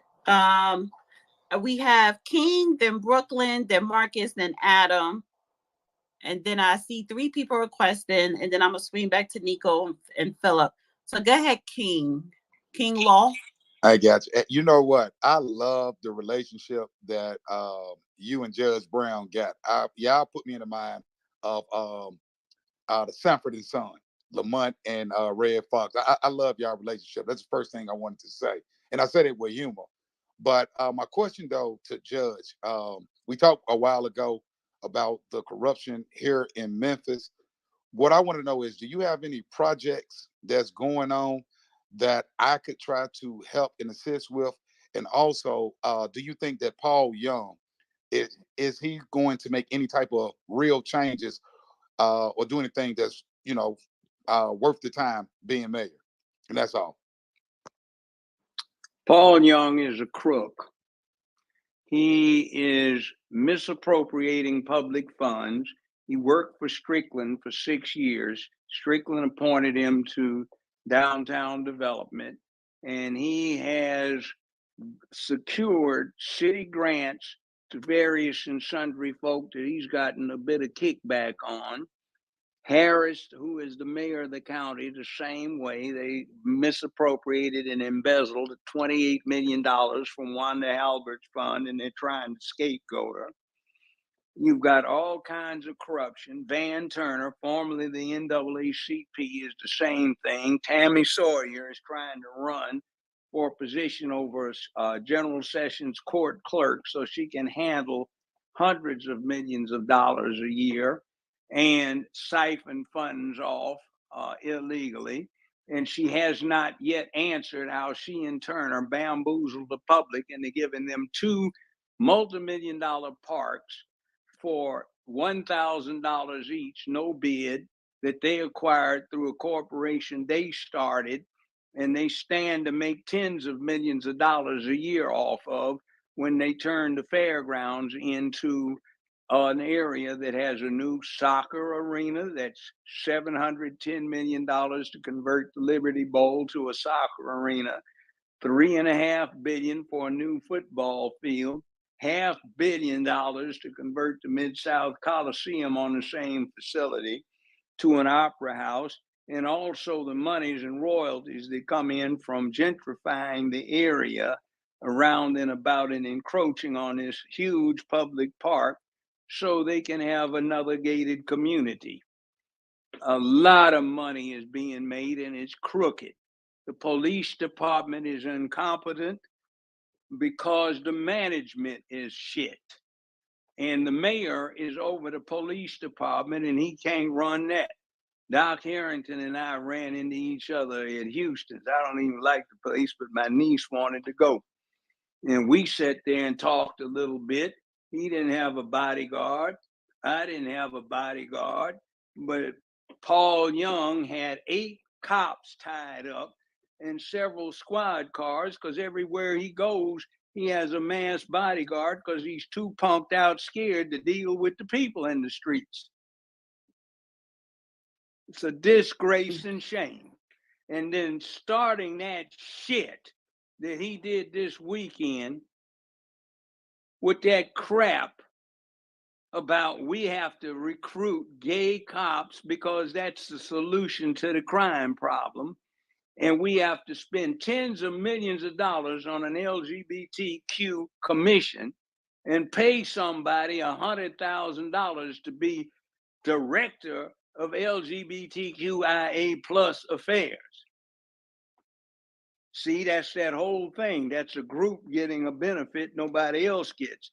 And that tranny thing, see, that's wrong because when children hear it, they think it's okay. It's not. Nobody's telling them what to do. Children emulate what they see adults do. So you can't come in there and show them how to be men and women. We get these false things put up in their face and say, this is okay. It's not. And Okay. that's why we have hell to pay. And just one other question, Dana, if you don't go mind, Go for ahead. Judge. I just want, do you have any projects that you're working on here in Yes, Memphis? I do. Yes, I do. We've been trying to publicize them, but 3, 5, 13, and 24 won't carry a word of it. The commercial appeal and the Memphis Flyer won't utter a peep. But trust me, there's some grassroots stuff being done that's trying to effectuate turning this stuff around. And it's not even an anti-gang thing, because believe it or not, there are gang members who don't have criminal records like you just got through talking about. And guess what a lot of them do? They're school teachers. But interestingly enough, they don't have disciplinary problems in their classrooms because day after tomorrow, somebody from the posse comes and visits some unruly single parent, tells them what's going to happen. And then the problem goes away. So they don't like it either. They're tired of the killing. And it's just absolutely insane. So I see there are things being done. All right. So Nico, you had your hand up for a minute. I'm gonna go to Nico, then Philip again, and then I'm gonna go to Brooklyn, Marcus, and no, I'm gonna go to Nico, then Philip, then I'm gonna go to Ada, and then I'm gonna go to Brooklyn and Marcus, and then I'll come to you, Giselle. So go ahead, Nico. Thanks, Dana, for giving me the mic again, and Judge Brown. Before I get to my point here, the reason why you and Dana, you and Judge Brown, you had your different of opinions with the whole transgender and men in skirts or whatever you guys want to call them. The problem is the entire DEI that's been entrenched and penetrated into our modern society. Right now, people are confused. You call the man a certain gender, someone else says it's not like that, and we just end up arguing with each other. But the problem is the whole entire DEI, which is garbage and nonsense. It's a Marxist, communist, globalist agenda. I want to go to the border. Right now, what's going on in the border is a disaster. Okay, and I want your opinion on this, Judge Joe Brown, right? I don't know if anybody keeping up what's happening in Mexico right now?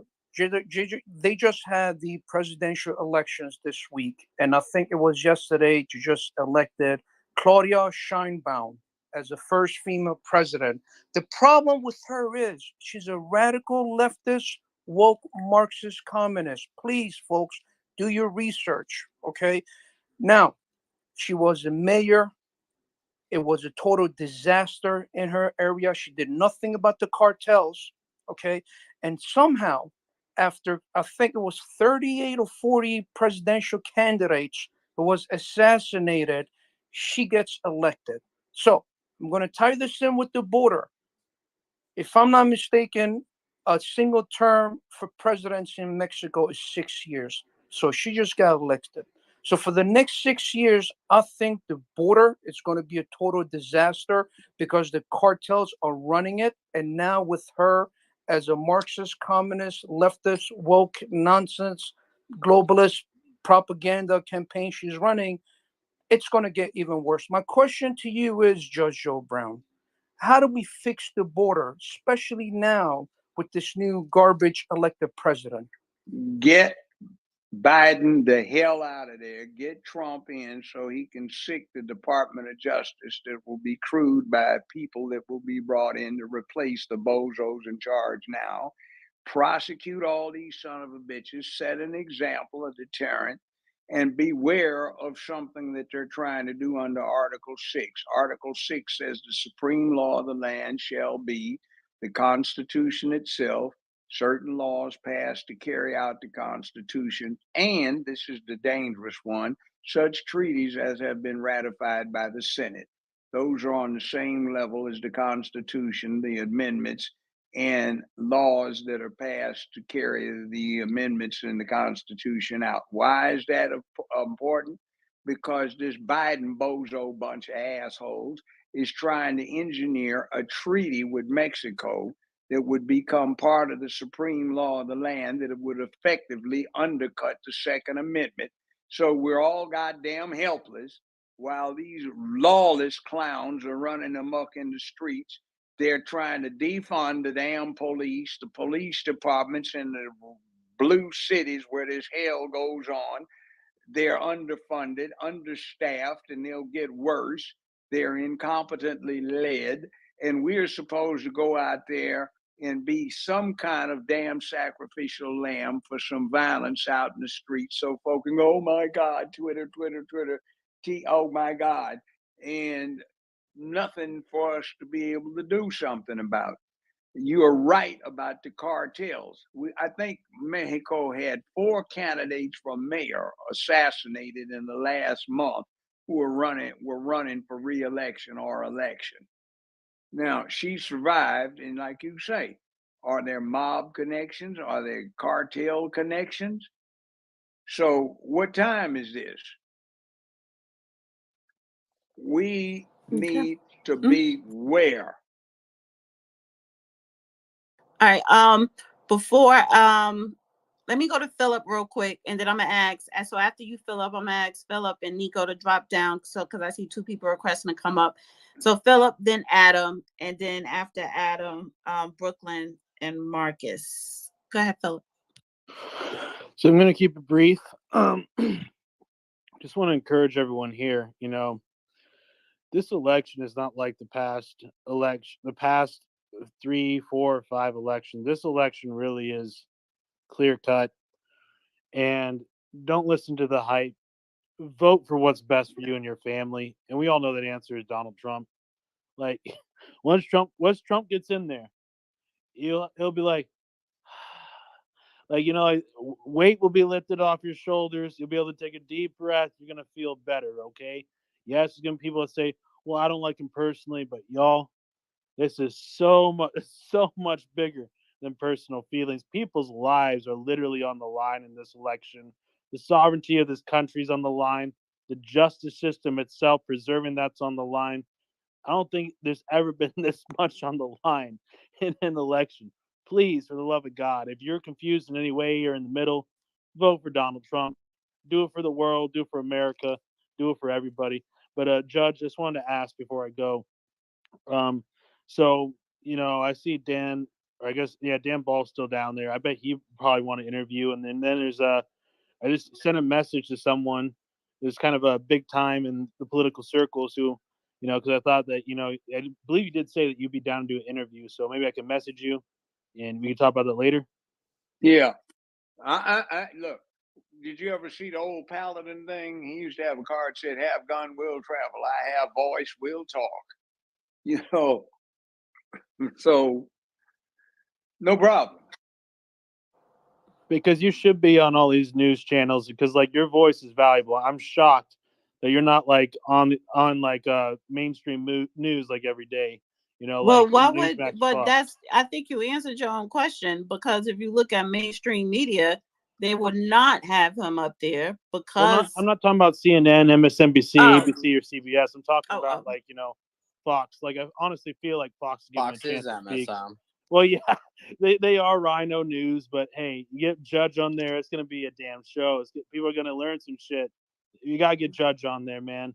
We need more people like Judge. I mean, well, I know he's been on Alex Jones. He's been on, I believe, News Nations. He's been on Megyn Kelly. He's been on PBD. So he's been on like big heavy hitters. It's just that nobody is not trying to knock down Fox door.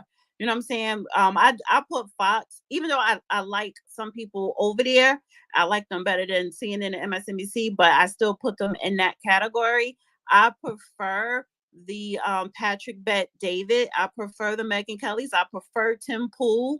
I prefer those, Tucker? the independent media. Huh? Tucker Carlson? Yeah, That's pretty Tucker, big. because he did his own thing, Tucker Carlson. So Fox, CNN, MSNBC, ain't nobody knocking on their door unless it comes with a check. Judge should be on like a media tour, doing interviews with all these people. Like I'm shocked it's not happening right now, but I'd love to see him get an interview. Well, let's make it happen, Philip. And then too, well, I'm here. He has. I mean, me and him do it twice a week on YouTube, and it's popping Monday and Thursday, so people could tune in. And instead, and I look at it like this: I think we need to stop trying to go to people, and sometimes you have people come to you, but sometimes it could work both ways. Reciprocity and collaborating. So, but I do agree with you, Philip. More people should have him as a guest speaker on their platforms. But but I'm pretty sure it happened. Thank you so much for letting me speak. Maybe Judge, so nice to meet you.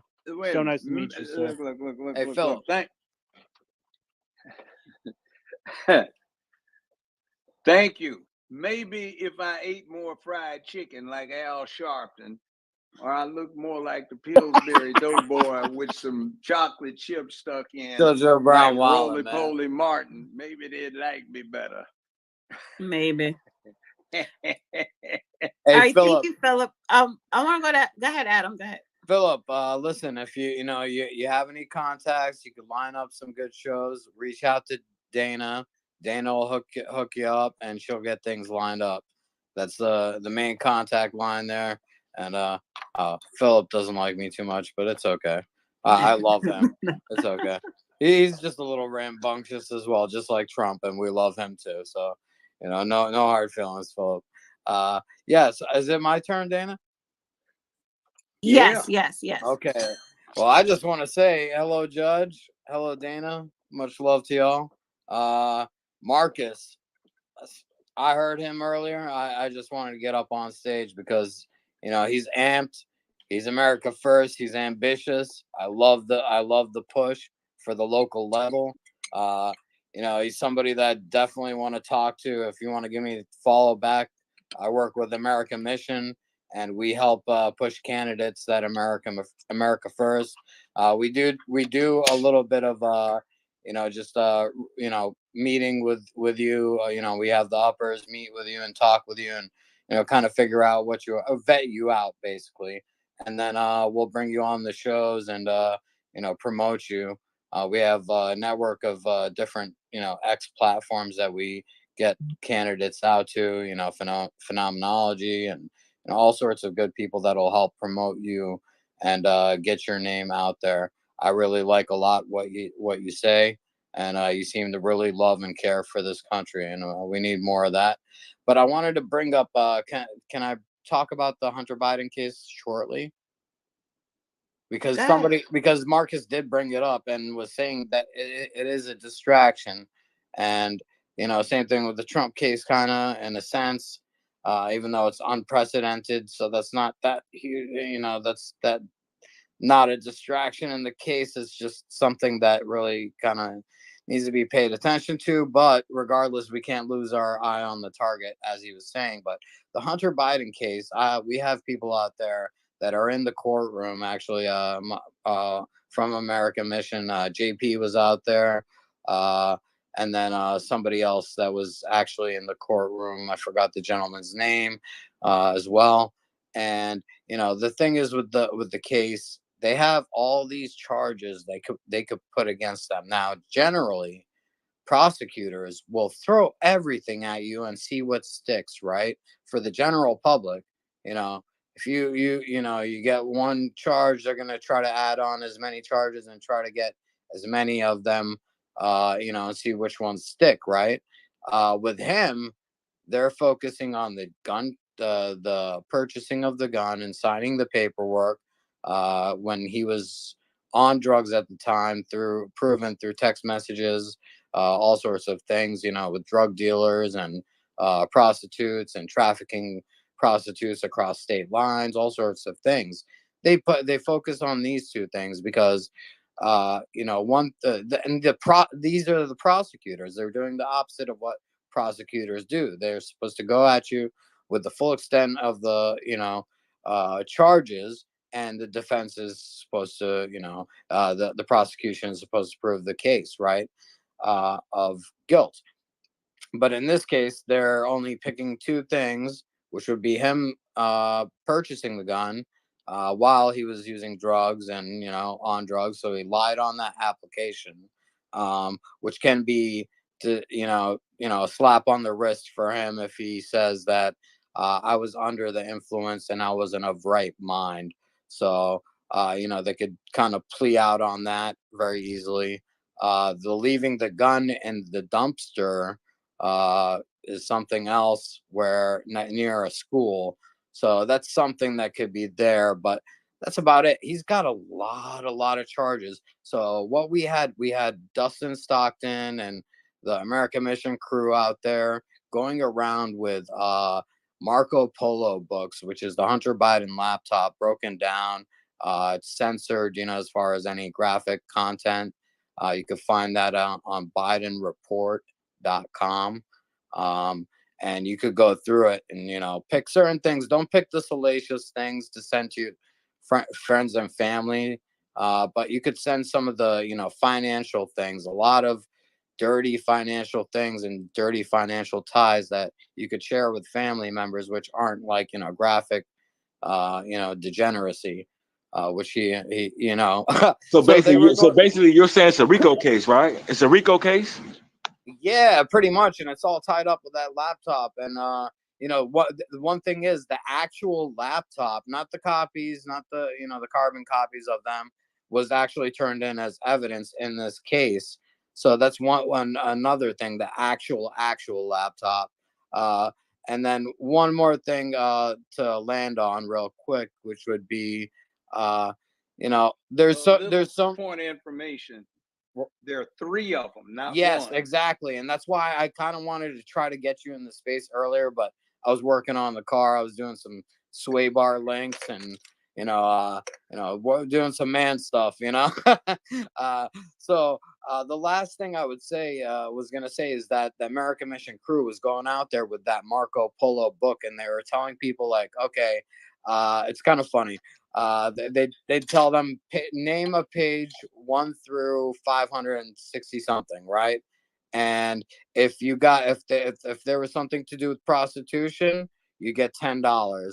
If there was something to do with embezzlement or any sort of international crime, you get another $10.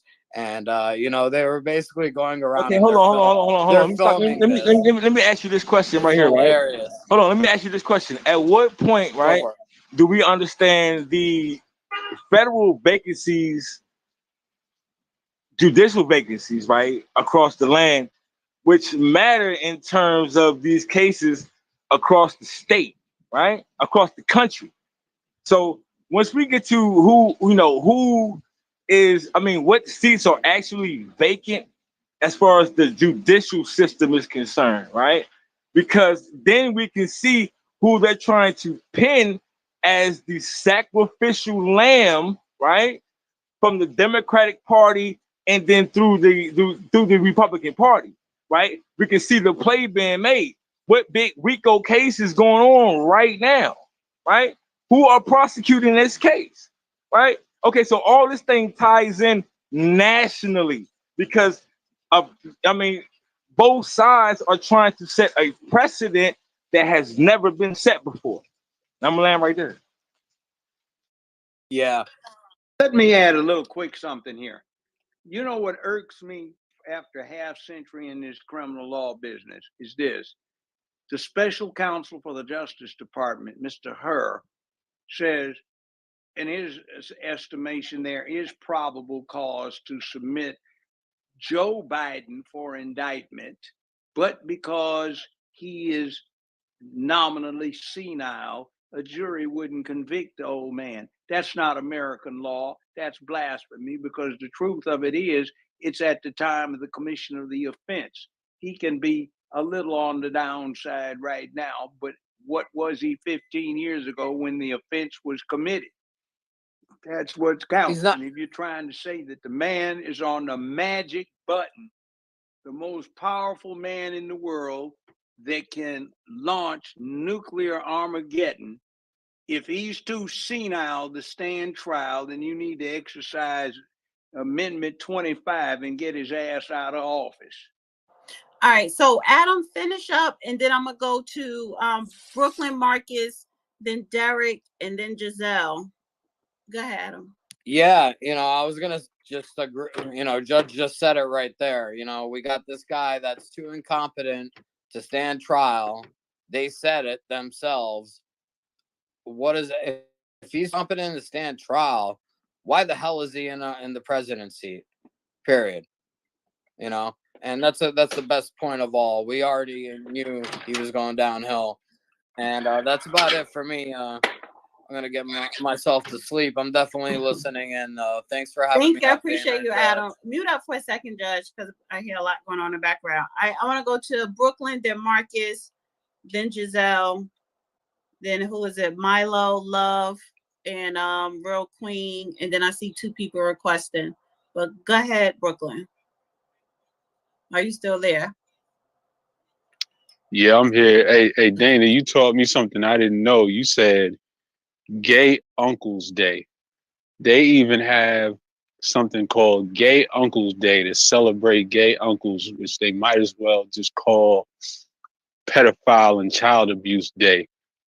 I found this study from Vanderbilt that found that 83% of LGBTQ individuals reported going through childhood experiences of sexual and emotional abuse. And where do you think that comes from? That comes from the gay uncles. They slip this shit right in our faces. And this is what we need to be focused on right now is what's going on in the culture and clearing out all the degeneracy out of the culture and out of the Black community. And that's connected to, I said this before, I said this last time these characters came up, but Julius Caesar, Alexander the Great, and all of them, they don't get a pass. They're still perverse. They're still little flaming freaks. And they're the reason that we have this today, because this is all pushed through white culture, through Greek culture, through so-called Western civilization. The white man is the top pervert and degenerate on the planet. And the sooner that we separate from their culture, I mean, the sooner that we separate from their culture, the better off we'll be. No, it's not Western Wait, let civilization. him finish. Let him finish. Well, yeah, correct. No, I'm finished. He can say what he wants. It's not Western civilization, brother. Right? It is absolutely, it's Western civilization. It's Greek. It's the descendant. I'm sorry. I ain't have to press the mute button, but let me just say this. If somebody is talking, let them finish. And then you can rebuttal once they finish. Go ahead, Brooklyn. Yeah, I was finishing right then, so he can say what he needs to say. Right. So I mean, you attribute these things to Western civilization, right? Which is indigenous culture, right? Which is my culture, right? So guess what? How is that your culture? Hold No, on. how is that your culture? I'm telling you, right?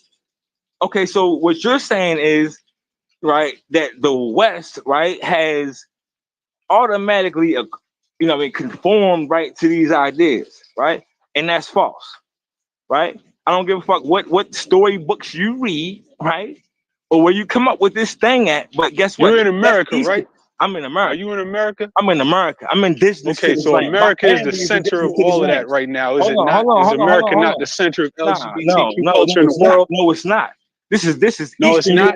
This It's is not. Eastern European shit you talking about, right? This is what you talking about. This is And Democratic America Party. is This is European nah. culture. Hold on, America nah, is no, just a it's not. modern day No, Roman Empire. your America is That's it. European culture, brother.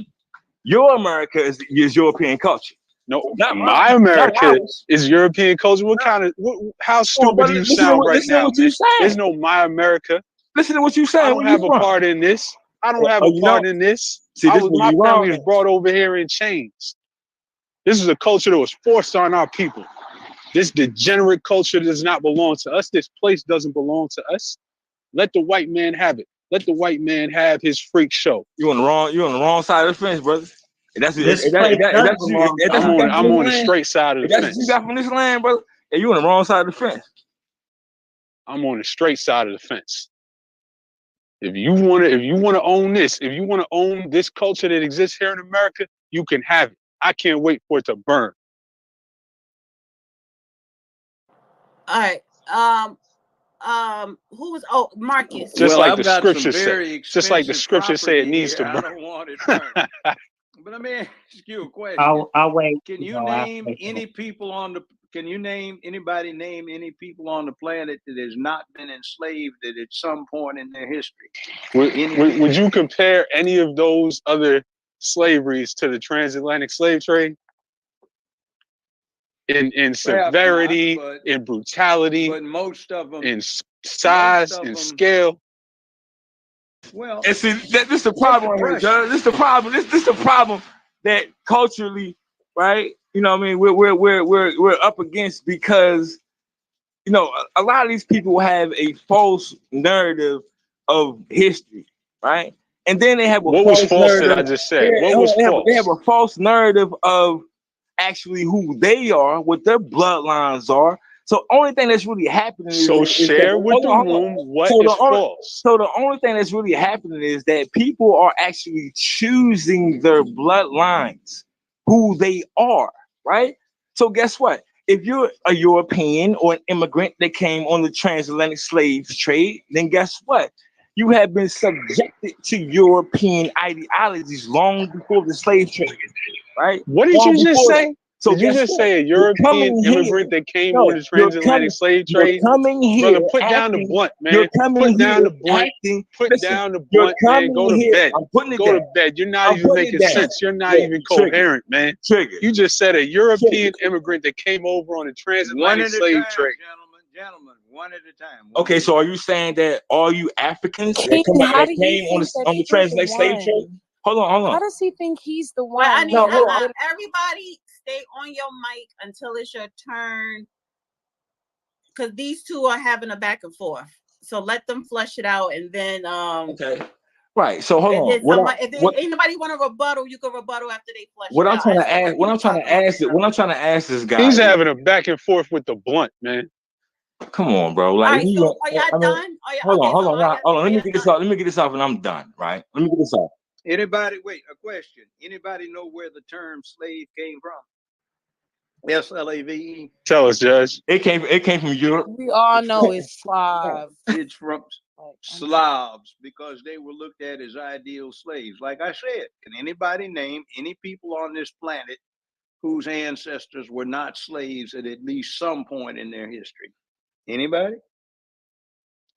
But that's fine. But you can't compare any of those other instances to what went on in the transatlantic slave trade, to Right, what but went you on keep here in bringing up, America, you keep in the bringing West transatlantic, you Indies, keep bringing and How that come up. he just all can't give throughout his North. submission without being interrupted? Bro, because this, I mean, Right. if you're gonna sit here, Because bro, this man is every time struggling, you come up here, trying to figure out. every time you come up here, you come with You this don't have a transatlantic coherent slave point, trade shit, man. bro. You You don't come with have the a same coherent shit. They point. make What's your they point? Okay, so 1 second, guys, because apparently y'all are familiar with yourselves and other spaces. Brooklyn has been, every time the judge do a space, Brooklyn always comes up. So maybe I don't know if y'all have just disagreements from other spaces, but so y'all disagree. So I the point actually don't know who this is at all. Oh, okay, all right. So the point is y'all disagree, and it's like y'all disagree. So it's too much of a back and forth that's really not going anywhere. All right, so hold on. Can I say this, Dana, real quick? Can I say this and I'm done? Right? Let me say this real quick. So, right, he keeps every time, every space, he's referencing the transatlantic slave trade, right? But he's missing the part that these Africans that were coming on the transatlantic slave trade, right? They were coming out of Europe, right? They were already Europeanized, right? They were coming here, right? Why? Man, you're Because they not making couldn't any beat. sense at No. all, man. Okay. Guess what? Guess what? Hold on. Hold on. Guess what? Hold on. He Guess was what? talking Hold on. about Hold on. Guess what? in They couldn't in win. undergrad They they make you couldn't take beat. humanities and Right. the Western Man, tradition, and listen. they actually teach you that their cultures Man. are characteristically gay. So what was the issue with Brooklyn saying that? Like literally, I took humanities in the Western tradition in college and undergrad, and they actually showed how towards the end of every empire, they started to. Men were viewed as a status symbol, right? So they Men didn't from value the where? women in a society, Men from and all of where? them were characteristically gay. So European, that was an Negrolanders. objective. That's not my opinion. Negrolanders That's coming from literally Europe. that they're teaching that at a Europeans. collegiate level. So Europeans why is coming he from Yo, this Europe. interrupting guy him is to a bug talk? out. He is not making sense. It's All right, annoying. so This is a straight bug out. Europeans And all right, he's so I gotta move on to other speakers. Love I Am, you didn't go yet, so you could rebuttal when it's your turn to go, because I want to move on to other speakers. Right. I want to go to Europeans coming from Europe. I want to go to Giselle, then Milo, then Real Queen. Madison, you was up here and then you dropped down, but I don't think it's any more space right now. Just give me a second. And Hot Boy, Metal, and Love I Am, and then I'll bring you back up, Madison. So I want to go to Giselle. Well, I was ready. I just had a Oh, quick I'm sorry. Yes, I totally forgot about you, Marcus. I'm sorry. Go ahead, Marcus. Marcus, then Giselle, then Milo, then Real Queen. Go ahead. All right. I'm gonna ask my question, then I'm gonna make a statement, then I'm gonna ask my question again. Okay. So my question is for anybody in the space, anybody here. Judge said that we gotta get people animated, get them mad. I forget who said that we should go out to barbershops and hair salons and nail salons and stuff like that. I'm working on doing that. I've done a couple of those things already. I've done some community meetings. I want to know who's got any ideas on how to work on mobilizing and activating more of the people to get active locally for these elections.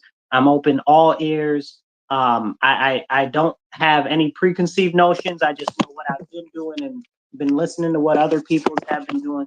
So I'm open to hear any suggestions. Now, my statement is, okay, I am a Black American. Okay, we as Black Americans are indigenous to the United States of America. We were here since before this was a new founded nation. Okay, we have deep roots and ties to this land. We have been disenfranchised over and over again. And what we're seeing and experiencing right now is a continuation of that disenfranchisement.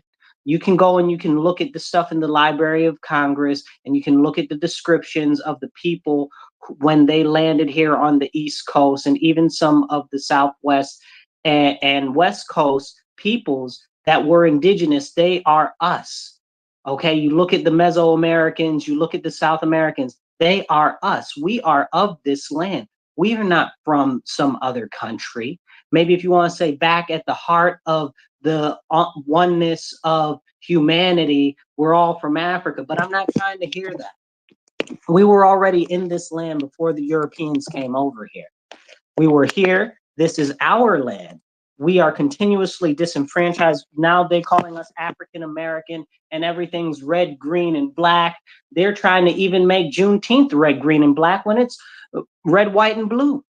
So we need to recognize who we are. We are of this land. We are the people of this nation.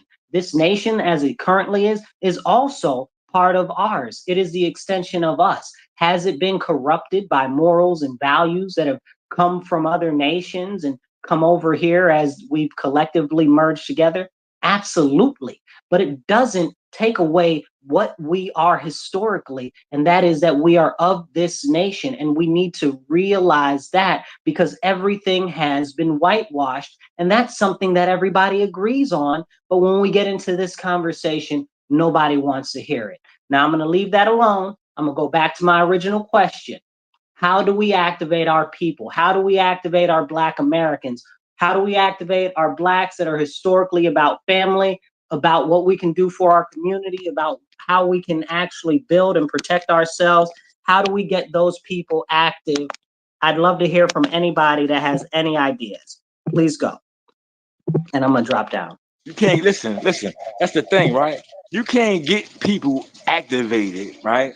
This is why there's so much shit going on, because you cannot get a people activated into an indigenous culture that are not from here, right? I'm not worried about that right now. Right. So okay, so hold on. It's layers to this shit. Listen, it's layers to this shit. The only thing that people are doing is they're finding their tribes and where they need to belong, wherever the world is, right? Okay, so let them have that. Let them do that, right? Let them do that. You can't stop that, right? If these people are Africans, if they from Negro land, that's what they're going to do. Period. These are What the immigrants. fuck They're is not indigenous Negro to this land, land. bro? And I mean, wherever. Where are they from? Europe, wherever. Guess what? This is what they're going to cling to. But don't make a broad stroke statement and say that, guess what? Oh, this gay shit is Western culture. No. You motherfuckers brought this shit here that came here, right? No, you know what I'm saying? This ain't our shit. One Right? second. I'd like to answer We don't my subscribe to question. All right, 1 second, guys. Can we lay off the F and the MF? Because this is being streamed on YouTube. All right, so I don't want it to be too much. I need to go to other speakers that have been waiting patiently. Please, because I've been waiting forever. And can I please get an answer to my question and not some old extra stuff? Yeah, that's why it's important to come to the app sober.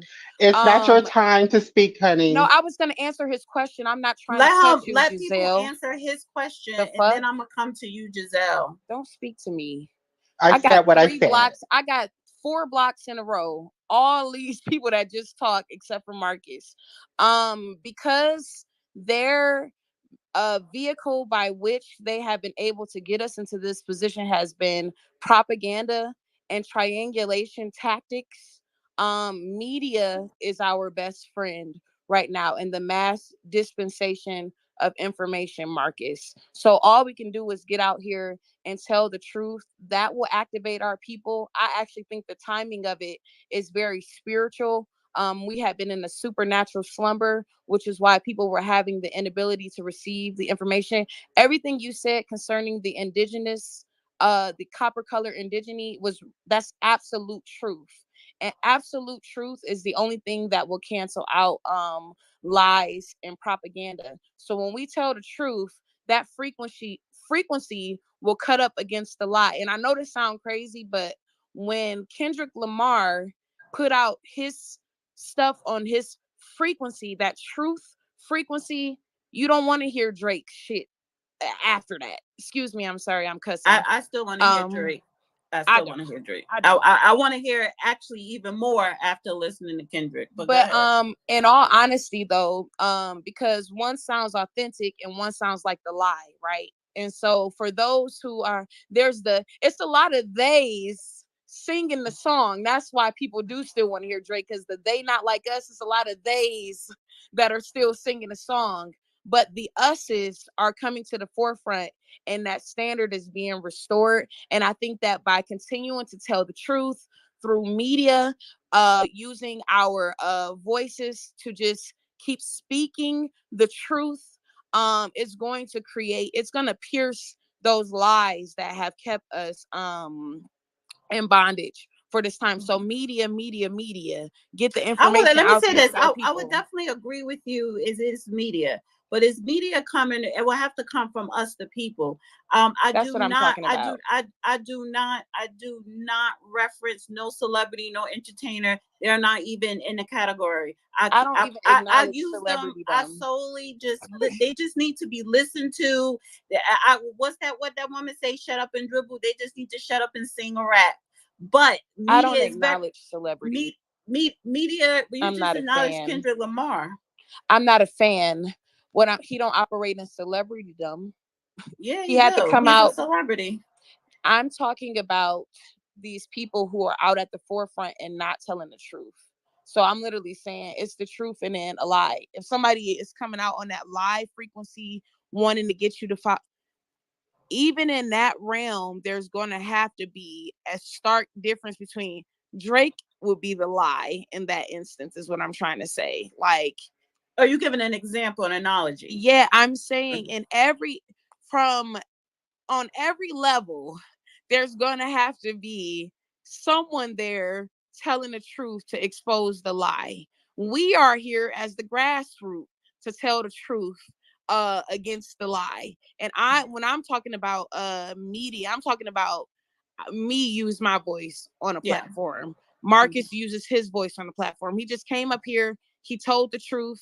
It's rational. It makes sense. Can we And it please move on? overrides This the is a long propaganda. rebuttal. You're so long-winded, No, honey. we're not. So Okay, so what we're not going to do? We're not doing that. We're not doing that because I'm letting Love I Am answer Marcus' question, and then I'm gonna come to you, Giselle. I'm not letting everybody answer that question. I'm letting Love I Am answer the question. But what we're not going to do is be sassy or disrespectful. You can finish up, Love I Am. Don't forget, Giselle was born a man too, by the way. I mean, we know that, but the reason why I'm not trying to be. It goes right along with what I'm saying. But I know what. But yes, and because what happens is you have the truth and you have a lie, and they're gonna cut up against one another, and it's no room for the in between. I'm a woman, and I'm not being sassy, and I'm promoting a standard. I'm telling the truth. And after me comes to speak someone pretending to be a woman and coming with a sass. We don't have time for that frequency, is what I'm saying. So we need to have that truth constantly cutting up against the lie, no emotions appended. I feel no ways in what I just said. I'm just telling the truth, and the truth sounds different. The absolute truth sounds different from the lie every single time. And I do want to contribute to the space. This wasn't my contribution to the space. So I'm going to go back and raise my hand. I just was answering Marcus' question. That's why I said I just wanted you to answer Marcus' question because I didn't want too much back and forth for anybody else, but I still have you on the list to come to you.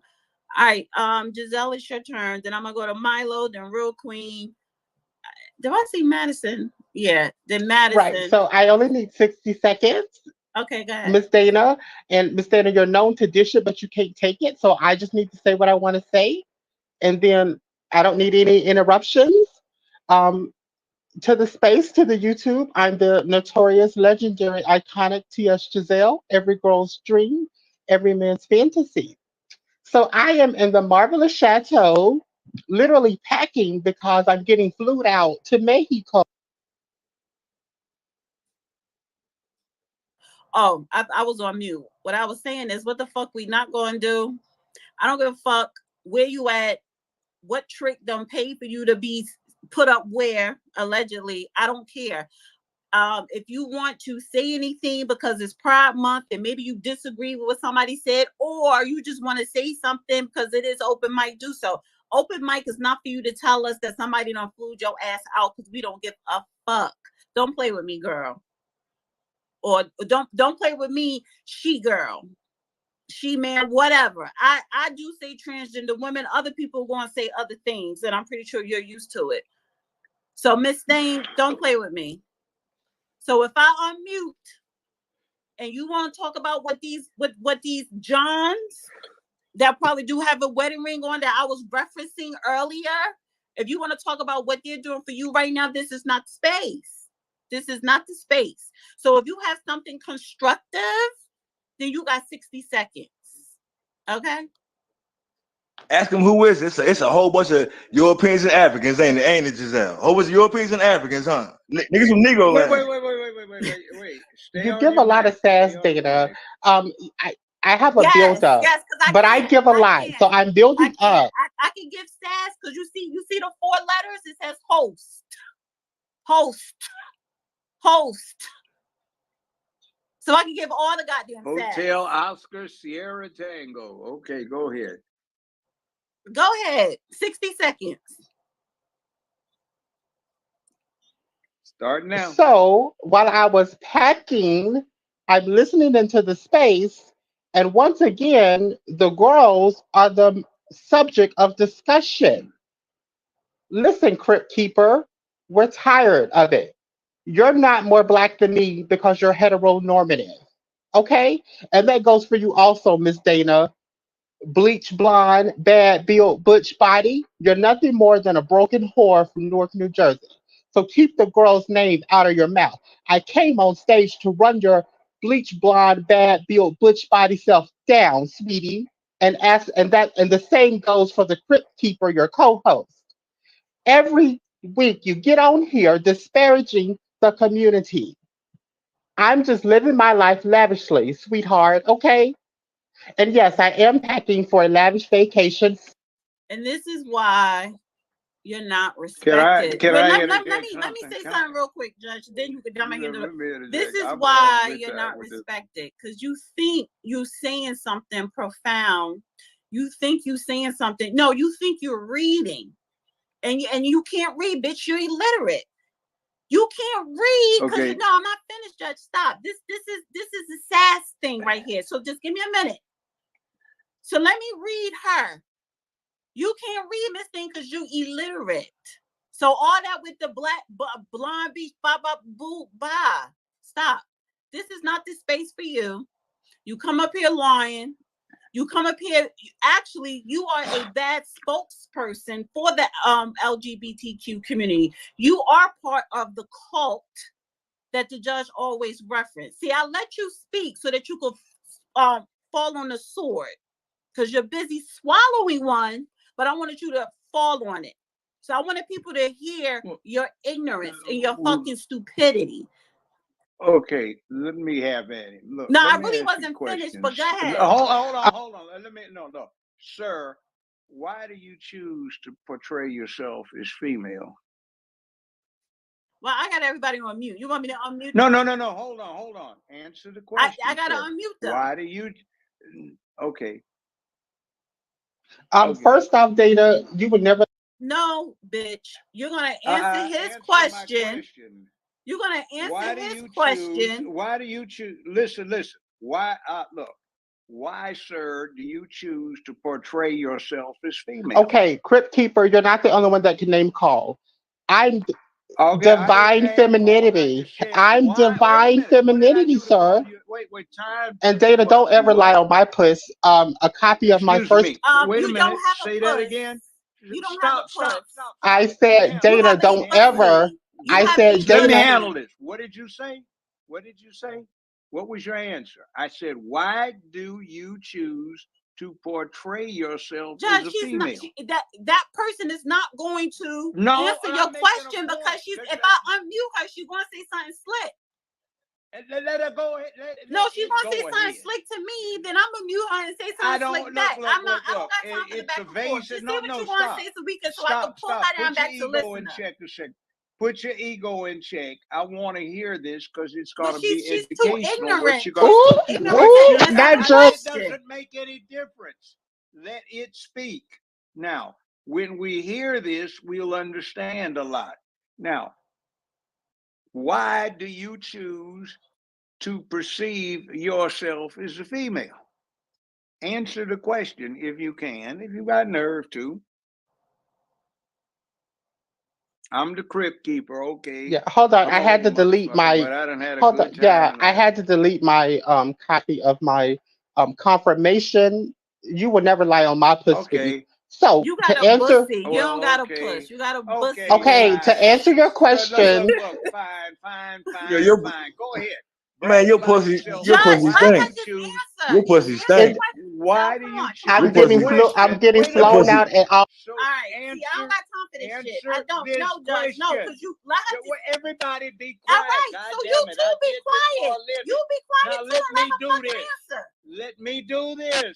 This is what I did for 50 All right. years during Then the be living. quiet.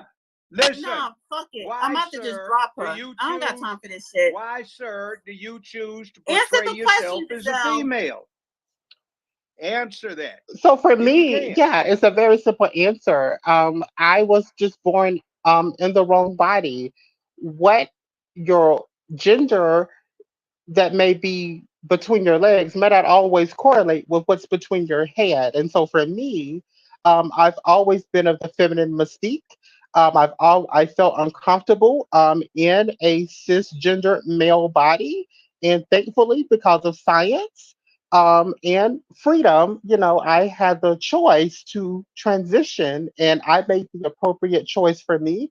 I transitioned over 10 years ago. I live a very lavish, fabulous life as a Black transgender woman. I'm highly educated. I have not one, not two, but three degrees. I'm a proud graduate of the illustrious North Carolina Agriculture Okay. and Technical State Okay. University. All right. Now Y'all check be that, quiet. Miss Dana. Now, back to Bleach, the answer. Back bleach, to the blind, bad, answer. Bill. Wait. Stop. Back to your answer. Now, it's safe to say that you rejected what you were born as, right? I didn't reject what I was born as. I simply corrected what should have been. Okay. Now, how about being Black? Do you accept or reject that? Well, Judge, I just stated that I'm a proud graduate of the illustrious North Carolina Agriculture and Technical State University, the largest historically Black college or university in the country. Okay. I'm a very All right. proud Black Okay. Don't transgender obfuscate. Don't woman. obfuscate. All right. Don't I'm a obfuscate. very proud Okay. Black Don't obfuscate. Don't transgender woman. Yes, obfuscate. Now, can you have children? there are multiple ways that I could have children. Yes. Explain. Pick one and explain it. Well, because of my genetic makeup, perhaps maybe not naturally, but there's, surrogacy, adoption. There are multiple ways that I could bear children. And I think that I would make a great, fantastic mother. Okay. And Now, hold How that. on, are I'm you not gonna have a Wait finished. a minute. child? Hold on. Wait, I have a question. No, I have a question. I have Just a stop. question, Now, and I I'm gonna know. Let me answer it. finish. Don't No, I interrupt. want to I'm ask doing her this something here. question. How are you I gonna know. have I a know. Hold it, surrogate? like you tell I want to everybody else. ask her this Like question, you Judge. tell every. No, wait a minute. How are you Just gonna have a stop. surrogate? That's going to No, distract it's from not. where I'm It's going. to Now, what you're yes, asking it her. is. How are you Yes, going to it have a is. surrogate? Just Answer let that. me. Answer that. That's irrelevant And to it's where I'm not going. Now, irrelevant. let me ask you a question. It's not because you Wait, asked no, her, it can is. she have Okay, kids? hold on. Now, what do you think humanity did to get where we are now, where, say, the last 10, 15 years, we now have these options to exercise, one of which you might pick? How do you think we got here from generation to generation? Just to No, backtrack, they just invented these processes. So how do you think humanity got to the point where it could invent this? I'm a little confused on your question, Judge. I'll just backtrack just a little. In other words, Um, Let me make it very clear. I'll There's more asking you ways this to be a question. mother than biologically, Okay, because I'm certainly the mother of the house. now, now, Tip, tip, tip on but hardwood floors. hold on. Let's back off 25 years. Would you be doing your part to continue humanity into the next generation, or could you, with the identity that you've chosen to adopt? So in my transition, I've made additional preparations just in case I do decide to have a child. But again, because of science and technology, um, Miss Dana, Bitch, you can't have no fucking kids with all the science in the world. You can't. And see, listening to you when you came up on this space, you calling me names when you say whore, New Jersey, blah, blah, blah. And then you want to go run and cry foul when people disrespect you. But that's why they disrespect you, because you're fucking nasty. So Okay, no, I'm now, not finished, Judge. Let me talk. I'm not finished, and don't interrupt me, please. So when you sit up here, when y'all sit up here, when your community, when your cult sit up here and you try to have these lawsuits or you try to have these hate crimes, just to let you know, bitch, this is recorded. So when you want to say a whore from New Jersey and all this shit, us heterosexual people, we could sue you the fuck back. And this is no, I'm not done. Stop. I'm not done. Don't interrupt me. I'm not done. When I'm done, you could talk. I didn't but you're going you. off emotional. Don't interrupt me. This is between me and her right now. Let me say what I gotta say, and then you can have the floor. And this is exactly what I'm talking about. So when you come up here and you say ignorant shit, number one, when you call people names, when you call people out their names, when you talk foul language, talking about someone that John is doing for you something sexually, that is why you're not respected. That is why things happen to people like you. Oh, yeah. Look, that aside with Dana, let me get back to this. So it's safe to say that you were... No, wait a minute. But I'm about to drop her. That goes nowhere. That so goes... I don't want you to drop her. Answer the question, get it over with. Leave this person on. No, I'm not leaving her on. No, I'm not. No, I'm not. I will not. When you stop, I'm not going to disrespect myself or other women that's up here. Trust me. Ask her a couple questions, and then we're going to drop her ass. Back off the emotions. So it's safe to say that you rejected what you were for one reason or another, and you decided to become something else. That correct? Everybody's on fucking mute right now. Well, and let him answer. Well, is that correct? Answer that question. He decided that he was going to become something else. Is she, Judge? Your Honor, I greatly disagree. I did not reject that I wanted to be something else. I simply transitioned. Well, why didn't you Judge, with all respect, I simply transitioned into the beautiful butterfly that I am. Okay, fine. But why did you feel the need to do that? Again, I was uncomfortable in the body, in the skin that I was in. Again, it's very complex. Fortunately for you, Judge, in your head, you match what you are genetically from an organ perspective. I did not. It was very difficult as a child for me. It's very difficult to grow up and feel uncomfortable in the body that you're in. Body dysmorphia is a legitimate diagnosis. And thankfully, because of science, for humans like myself, and to this room, I am a human, Human. I was able to transition and be more comfortable with my body. And it was the best decision that I could have ever made. I can only speak for me. I can't speak for every trans person in the world. Well, what about the people that don't like being black? Are they to do what Michael Jackson did? So transition into being white, to have the melanin in your face destroyed with lasers, get Polynesian hair woven into your scalp, get so many nose jobs trying to get a fine nose that you lost it through necrosis and had to get it amputated. Is that what you're saying is all right if you don't feel comfortable with what you happen to be? So I would say that it sounds like Mr. Jackson may have suffered from body dysmorphia as well. Again, that's a legitimate diagnosis. I know that you are a judge and you studied law, but I don't know. I don't know that you're an expert in psychology. I did study a lot of psychology. I've been out of UCLA for 50-some years. Now, I've never heard of that. What institution is that? I've never heard of it.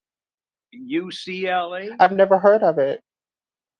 You've never heard of UCLA? I haven't. I'm only aware of historical Black colleges and universities. Okay. All right. Jackie Robinson went to UCLA, first Black man to play pro baseball.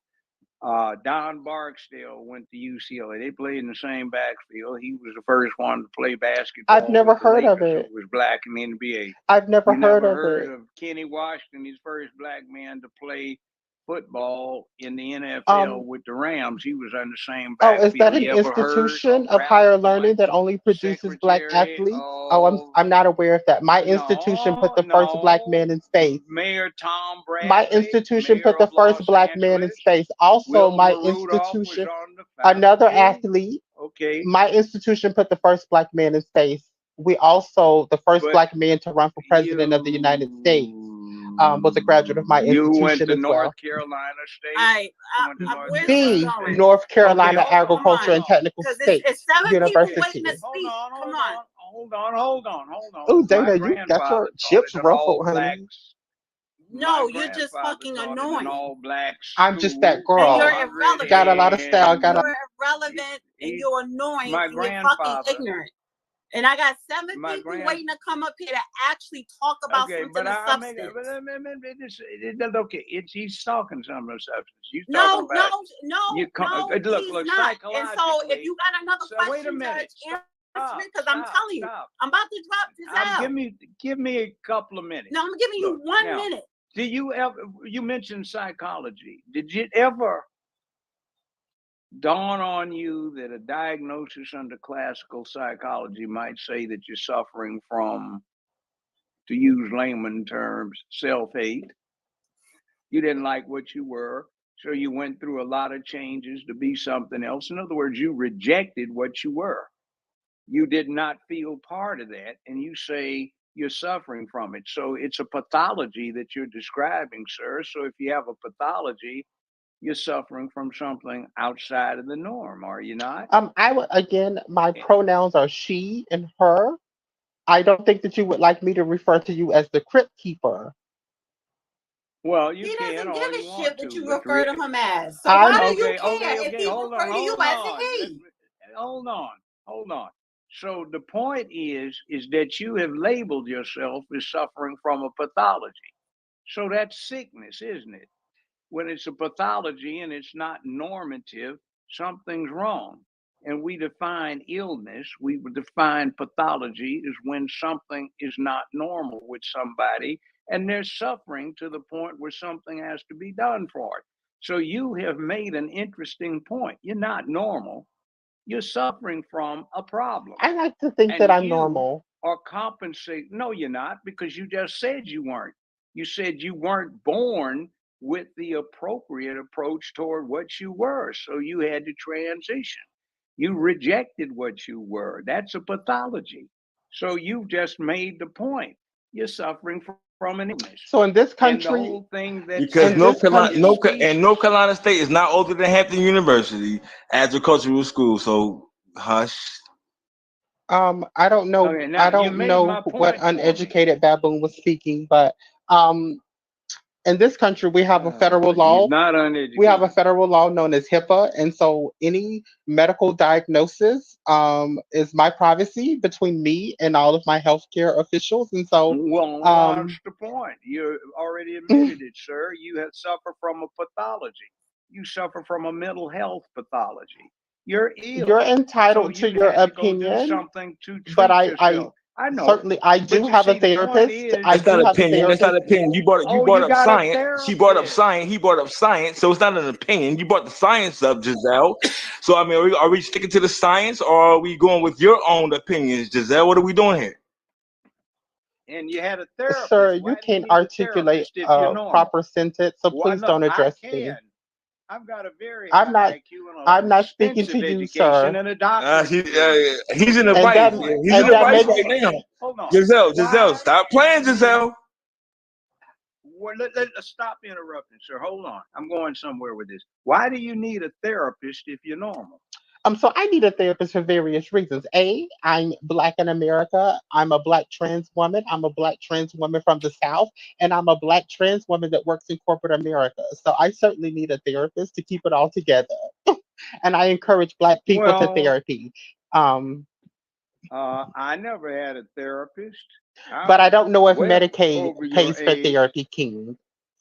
I don't need. If you look me up on Wikipedia, they would say I was the highest paid man in all of Hollywood outside of Leslie Moonves, CEO of CBS, and that's white or black, not just black. So I'm not exactly a broke in. So I also have a doctorate degree, a very high IQ, an That extensive makes resume that two goes on highly for pages. intellectual people with advanced degrees. Well, you aren't on my level because you I see, have you advanced degrees, sir. My engaged in degrees are in specious STEM. analysis. Yeah, but you didn't go to the school I went to. I went to I UCLA. don't know At the the school time, that one you of the went top to. 10. Yeah, but it was one of the top 10 It's not a top universities in the school for United black States. students. I got it. Well, you gotta be black. I can, but you No, can't sir. make it in the whole world. You The can't make it in the whole world. the You gotta go to a institution black that you're school. referring to does Okay, not so rank so in basically what any happened is category for hold on, black gotta students. the judge wanted to the We're Lions black. Den. The judge wanted to the We're Lions black. Den. Right. The judge We're wanted to the black. Lions Den and pulled out Why an are you education. talking? Hold on, Why are you talking? the judge wanted to the Lions Den and put out an education, right? The mic over. Right. Point The judge Why wanted to the are you Lions Den. talking? Right? The I Lions don't know Den, that institution. the Lions Den is a little bit different than what you're talking about, Giselle. Right? So he's saying he wanted to the Lions Den, right? Okay, yeah, go ahead. Let's go. I don't know what he's talking about. I don't know what he's talking about. Do you? Your institution doesn't rank in any category in terms of producing a significant amount of black college graduates. My institution is the #1 producer of black engineers. We're the #1 producer of black engineers. There are several graduates of my institution working currently for the Obama administration. You couldn't get in UCLA. 1, 2, 3. I was not interested in attending a majority institution, and actually, my master's degree is from a predominantly white institution. Okay. You rejected your manhood and you became an it. I didn't reject anything, sir.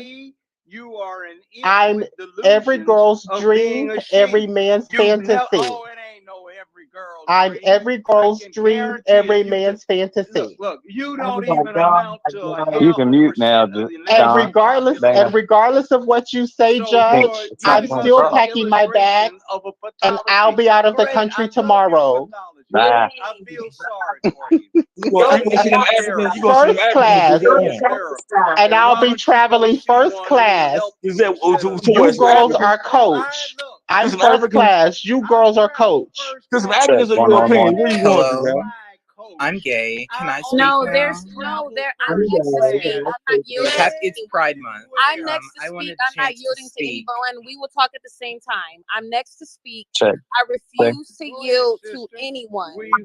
And love, I am. You're nothing more than a broken whore from Ohio. All right, so this is when let me say this.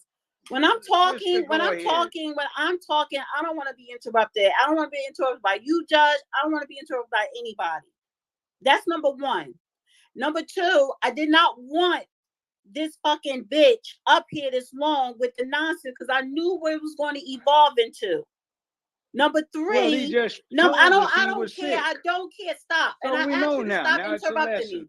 I asked you to stop interrupting me. I've been on several spaces with Giselle, and then it's at a point where I don't even let her up on spaces that I'm hosting because I know where the bullshit is going to lead.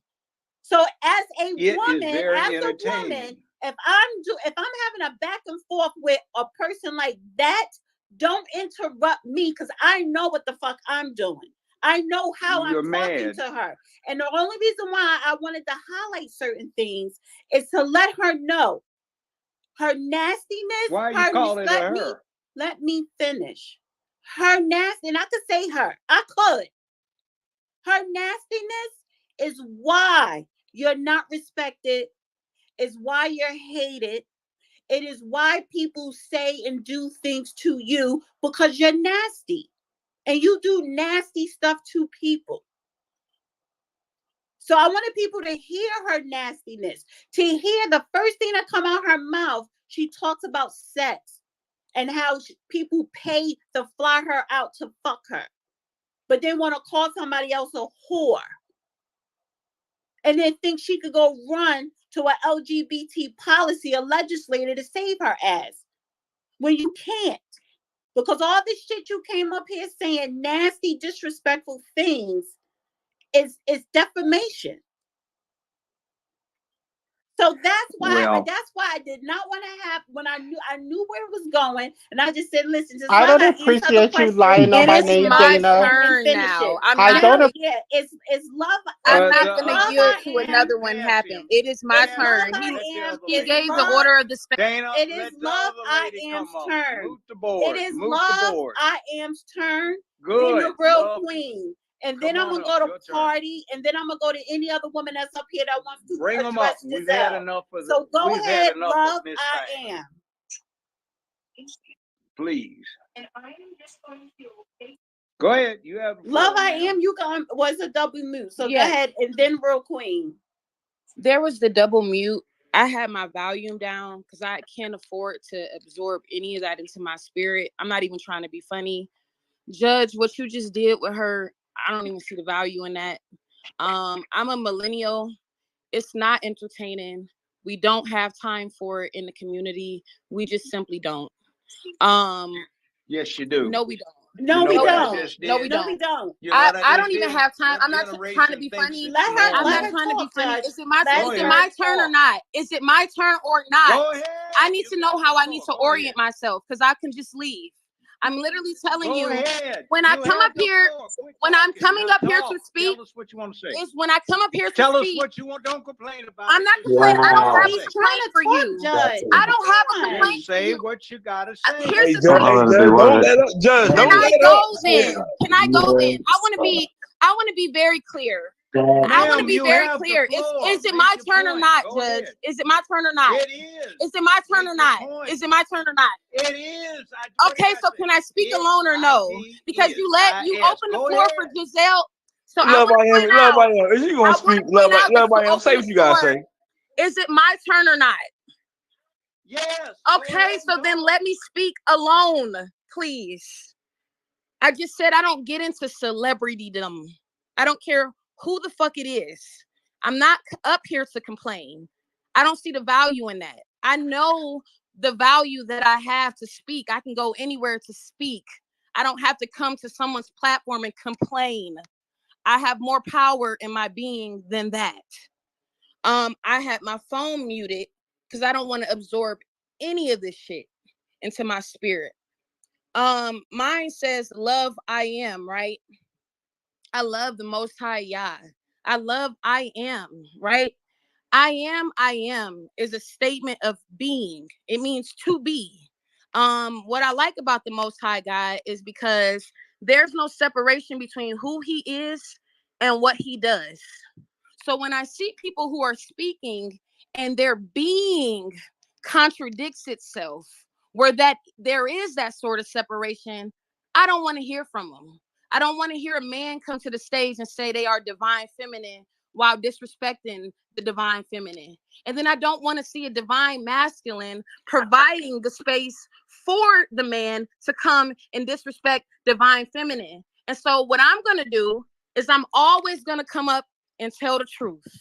If you know me by now, any space that I'm in, I'm telling the motherfucking truth. And We you'll go don't back. have You'll go back time. and forth. So You'll I'm go gonna back and mute. I'm forth with gonna mute many. because I'm being interrupted. I'm not about to be interrupted. Wait, hold on for a second. I'm not One about to be second. One interrupted second. by Wait, any of stop, these Judge. people. I'm telling you Judge, that. stop. I'm Judge, telling you just that right relax. now. Wait, 1 second. 1 second, love I am. 1 second, love I am. Judge, let me handle this. Please stop. King, and no, 1 second, Judge. 1 second.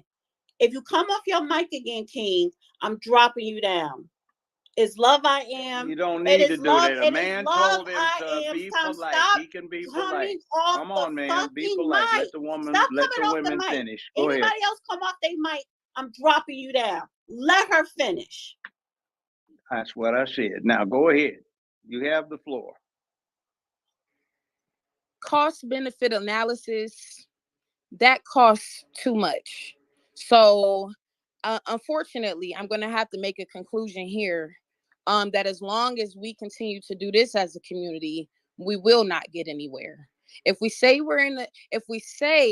we live in a nation and we want to abide by these standards and these certain principles, and we say that we find value in it, we need to act like it, period. I did come up to the stage because I wanted to say, please don't interrupt me, because you're going to have a hard time to speak when it's your turn, because I'm going to interrupt you. Please do not interrupt me. No, we're not going to interrupt each other. Silent, one at a time. Now you have the floor, ma'am. Please continue. Okay, and I didn't see you do this when you were opening the floor to Giselle to speak. I just want to point that out. You were asking open-ended questions, and then you were making way for Giselle to speak. So can I please just have that? You have okay, the floor. Then why you Go keep ahead. interrupting to tell me that? Because you keep bringing up a In the space when moment, men in the moment that happens, Judge is I talking to don't a have man. in the moment that happens, Now I go don't have the ahead. floor. You do understand that, right? In the moment Oh, that God. happens, I I think, don't have. Go listen, ahead. I don't care who you are, and You I'm have the sorry, floor. Judge. Can you just put yourself on mute? Emoji. Can you just put yourself on mute and just don't say anything? Don't say you have the floor. Just don't say anything. So go ahead, Love I Am. I'm the one that has been in charge of people. But go ahead. Please. Go ahead. Come on. You just want to be the last person to say go ahead. So I'm going to give you that. Go ahead and say it. Somebody continue. So I came up to the stage, though, because I agreed with no taxation. We no longer have a government. And so with that being said, there has to be a shift of power to the people, right? And so when the people gather together, we need to have very clear where our objectives align from across communities, okay? And certain things are a conflict of interest. To me, that was, and I have the right to say that, and I'm not complaining. I'm using my mouth to be able to speak on things. Now, with that being said, though, I will be voting for Trump, and I've never been a Democrat. I don't vote Democratic. I never voted for Barack because I am American first. I'm an American Negro, and he is not. Okay, and so I am discriminatory in that regard. If I see a melanated person that's going to take the highest office of the land, they better come from my bloodline. With that being said, I did not vote for Kamala either. And I was 18 when I had these decisions to make. Okay. That was my first time voting, actually. And I'm not a bandwagon person. I set the standard for things, and I've always been this way. With that being said, though, we see what is happening with Trump. And so I do have a concern about his safety, if we're just going to be honest.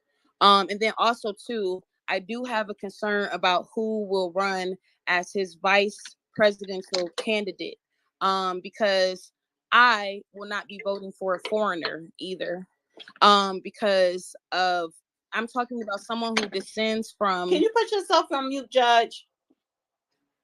Go ahead, Love I Am. Someone who comes from immigrant stock. The reason being is because if anything happens to the president, then they have to default to that next person. And so I actually just came up to the stage so that I can unction everyone to just pay attention to who they run as vice on the Republican Party. Because if it's not the right person, then that does matter, and you'll have a decision to make there. And it's funny because Ann Coulter had an interview with Vivek, and she told him, I wouldn't vote for an Indian, right? And I don't view Ann as an ally. I don't do the racial validation thing. However, I would not vote for Vivek because he is Indian, okay? And so that whoever is coming and holding that office, I want them to represent America in a way that I'm comfortable and see fit. So I actually all I came to do was actually just tell everyone to pay attention to who they run as vice presidential candidate, and that make sure that everything is in alignment in that regard. And if it's not, then you just have a decision to make. I don't get into the business of telling people what they should do. I just do what I do. So thank you for allowing me to speak, Dana. I thank you for this space, Dana. I respect you. I respect you, Dana, so much. I really do, and I always have. Thank you. Yeah, no, I always like it. I always love it when you come up. I always love what you have to say. And it's like, whether, you know, it could be something I may not agree with, it don't matter, but I always love what you have to say. And I always want this space to for people to come up and speak their mind, no matter what it is, you know, and be productive, and always respectful about it. And you're always respectful when you come in the spaces. So I really appreciate that. And you don't respect the man co-host? Oh my God, my No, feelings she hurt. does. Anyway, but at the same there was time, some that good. man There was co-host some need to good respect remarks. the women speakers. Yeah, no, you need to I get thought to Judge the was motion very stop and stick to respectful the to point. me. All of you. You need to stop interrupting. Look. He said you was an I it. interrupt when I'm keeping people on point. Now, look, April, let me you really explain tried this. it with that There's a profile reason. picture, girl. Now, let me just say And this. landed. Sometimes It did it. It did. sometimes Okay, what you Miss need to Greyhound. do, everybody, when you deal with listening to something, keep your emotions out of And it. nobody wasn't Check your emotional. feelings. I just said you were rude for interrupting me. Dana, you're And I emotional just now, said you were honey. rude. I just Check said you were your rude for feelings. interrupting Love I Am. That's not Check emotional. your That's just feelings. speaking to the at fact. Look, Get her, Stop Judge. okay, Get fine. her, Judge. Read her down, Stop Judge. saying that women No, are hold on. emotional. Stop saying that women are emotional when they sit up Well, here and then don't disagree act with like you. it and You listen were to interrupting. That's all. Listen, That's not being emotional. because I'm trying to make a point You was here, making and a I point needed everybody. with an I asshole, needed and I was trying to tell everybody. you It's I don't all want to spend too right. much time on that Would you asshole like to hear what the because that point is asshole was very being briefly? very disruptive. Would you like to hear No, I what would the not. No, point I would is? not. Well, the No, I rest would of the not. people might, No, because it's no, they don't. educational. I don't give a shit what the rest Listen, of it's other people well, that you want to might speak. not, but other people do, and I do. Now, here's the point. Right now, we have a myth that certain things are normal. And the point of the exercise is if you closely examine somebody who's claiming to have that normality, they might tell you something different if you listen. So when you hear it from the horse's mouth, I have to see a therapist on a regular basis. I had a gender diaspora because I couldn't deal with what I was. And you started getting the person who is trying to tell you they're normal. They're defining their pathologies. You right there now have material when you, hold on. You now have material. Next time you confront somebody we already in this had that debate. material, Judge. Because we already had that material. Judge, Real Dana Queen, scared me. Real Queen already knew that. April know that. The Love I point Am knows is- that. The point Everybody up is here that already had that material. other You the people- only one there are entertaining this fucking slob. That's all I right. know it's all The right, but the point only thing is I'm saying there is are other when somebody people else out talk, here. don't interrupt somebody Look, else. God damn. What you No, because I stop want to that. go on. I want to go on to. I want to go to. Now I got your and then I wanna slide, go to bleach April. blind bell. I know. You will get beat the fuck up. You need to And that's mute what up, I'm saying. Giselle. It's just like she keep, Okay? you keep. Mute I don't up. want to keep entertaining her. Girl, who I don't gonna wanna touch keep me? Who gonna? entertaining that? I don't want to keep entertaining that. And she was entertained too long It's not when I for realized that only thing she was wanting to talk about was rhetoric. See, I peeped the bullshit, purpose but is you so all these wanted other- to dig and go the The pathology route, purpose and that's is fine. the But it purpose was too is much so all bullshit these coming other from her. people, all these other people in the space now have ammunition No, when they they already go out had and the deal with the. ammunition. They Yes, don't, they did, but Judge. they They already didn't knew hear about it from- Giselle. They already may interacted know with it, her. but they got They told they about always it now. echo the same They things got you told said. about it by a sufferer. We So already now knew when they that. talk to We somebody, already knew but that, you Judge. did. What I'm saying is nobody Well, how'd wasn't you know it? disagreeing with you. Okay. Nobody I'll go wasn't on. How disagreeing did with you know you. it? They Well, the already point knew was what you is were getting at. They already now knew what what the you was difference. talking about. The That's what I'm difference saying.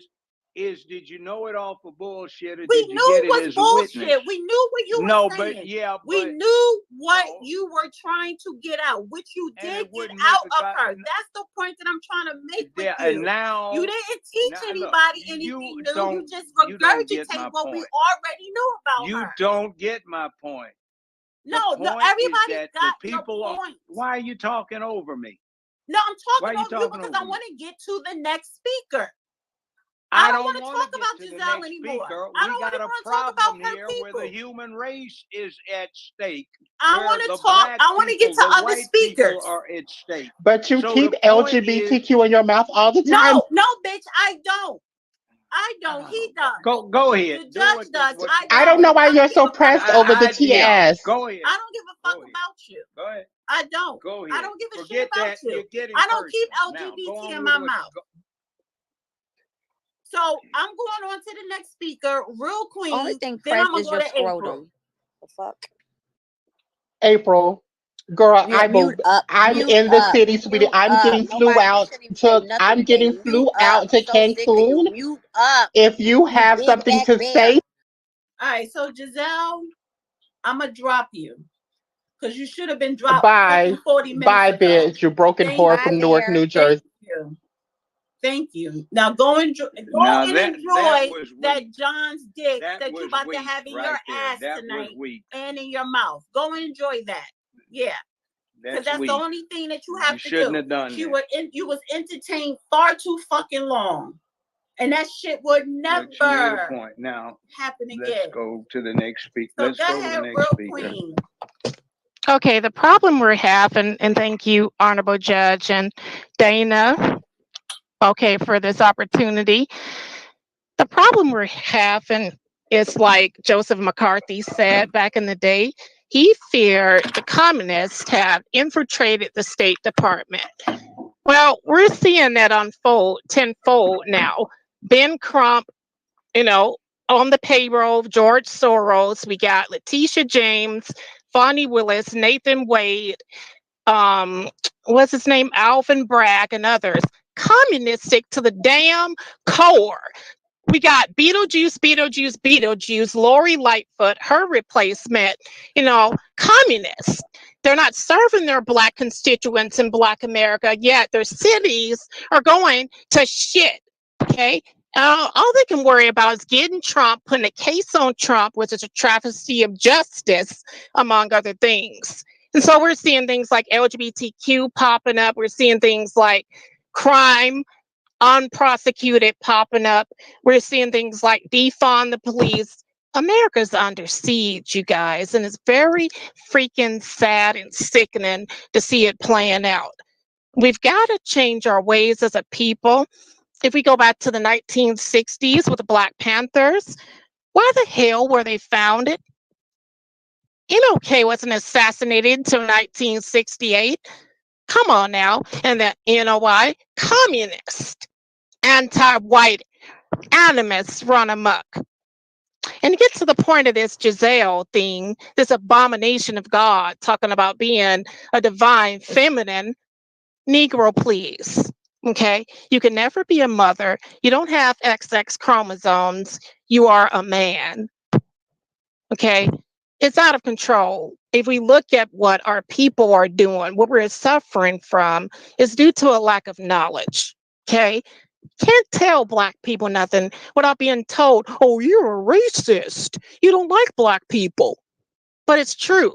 Just like I Am Love, for whatever her name was, said, tell Love the I am. damn, Love I Am said, tell the damn truth and man up. And to Giselle, the only diagnosis for you is to man the hell up. And I'll land there. Thank you. I'm gonna go to April, then Madison. Because Madison, you was up, down. Could have been a connection problem. I think Madison was here before me. I can go after Madison. Okay, And I so was also here before April, and I'm a I'll go member of after the you, Claudia. LGBT Oh, okay. community, and there's been a lot Listen, of I said I'll discussion go about after us. you. I'll All right, go 1 after second, you. party. You can give that Okay. submission when you because y'all about to cry on the stage, Lord. Yeah, so I'm gonna go to Madison because she was here. for a minute, and it was, I think she was having connection problems. And then I'll come to you, How's Party, everybody? and then April. Go ahead. Yeah, thank you for the room, Judge Joe. Good to see you, April Walter. I didn't have a lot to say, but sometimes I do have issues when conversations are not honest. And there are a lot of words being thrown out, few statistics, and a lot of them with no basis in actual reality. So it was about an hour ago when I heard something about Gay Uncle's Day and pedophilia, which is simply not true. And sometimes they feel like red herrings to the Black community, because when you talk about pedophilia, 1 in 4 Black women have been abused before the age of 18. Only 1 in 15 actually reports. And in most often cases, it's heterosexual men that did it. And we have swept this under the rug for so long. And that's why it adds insult to injury. And then you get the R. Kellys of the world and the Bill Cosbys of the world, and everybody's given a pass, and who's protecting the Black woman. But this deflection of gay men being pedophiles, not that they're not, some of them, but if you really want to deal with the issues of our community, deal with the real issues. You know, we didn't sweep things like that under the rug in our family. It didn't occur, to my knowledge. We had one cousin who molested one of his players. He was a coach, and my grandmother said, "We don't talk to him anymore. He's done. He's ostracized from the family." You know, but not so much all the time in other families, and it's just unreal to me. So when I hear the red herrings, I mean, yeah, you can tackle them too. Agree with what you want to agree with, but what about the real, actual issues? You know, and then as bedfellows, we find ourselves like the guy that tried to break down the Hunter Biden case to no less than Judge Joe Brown. It's like, dude, who do you think you're talking to? And so we find ourselves in these weird ass alliances that really don't have our agenda at the forefront. They like what they like, you know, and they are who they are. But in some instances, white gone white, no matter what. So as we form these alliances, I think it's important to pay attention to those things. And just as a side note, somebody mentioned the Bible and trans, which, by the way, there's much more research now on trans people, and when they dissect the brains, they're finding that men and women have different brains, but they're finding that in some trans people that their actual brains are more similar to the gender identity that they feel most comfortable in. So it may be physiological, but you know, some of the research is new. And if Jesus was born, for the person who just talked about the Bible, and it was a virgin birth, I'm sorry, but he's XX too, so he would be considered trans as well if you're going with science. I'll land there. I have a question, quick question. So how is Jesus considered trans? Well, he didn't have a physical father, did he not? He did have a father. Wasn't his father Joseph? No, it was supposed to be a virgin birth. But the Bible itself is folklore. Did Well, Adam you have made a my belly point button? exactly. You made my point exactly. Which means So that it thank you can't for be that, trans David. if it's folklore, unless the people who was telling the story were trying to paint it as trans, even though that term trans didn't exist back then. Even when the Holy Bible was written, that word trans didn't exist. So if the Bible is folklore, how can scientifically Jesus be a transgender?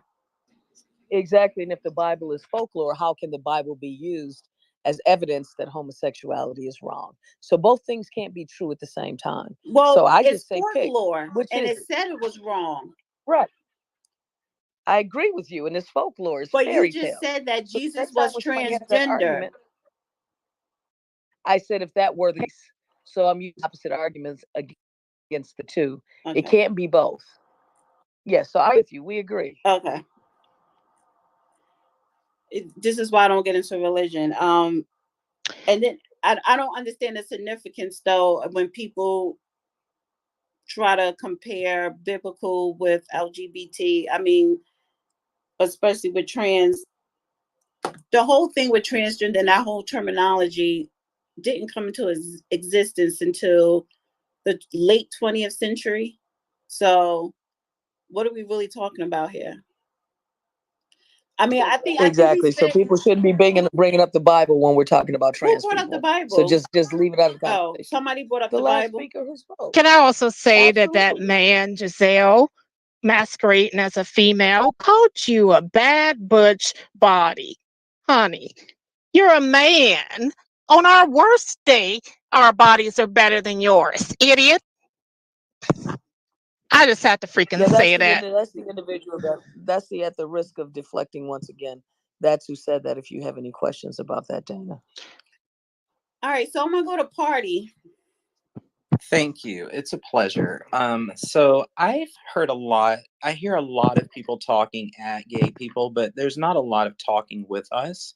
So what I wanted to say is that what I'm sensing from some people in this space, like the trans thing, that's, you all like to lump them in with us. That has nothing to do with me being gay. I was born gay. That's who I am. They are trans, they are trans identified, women, I guess.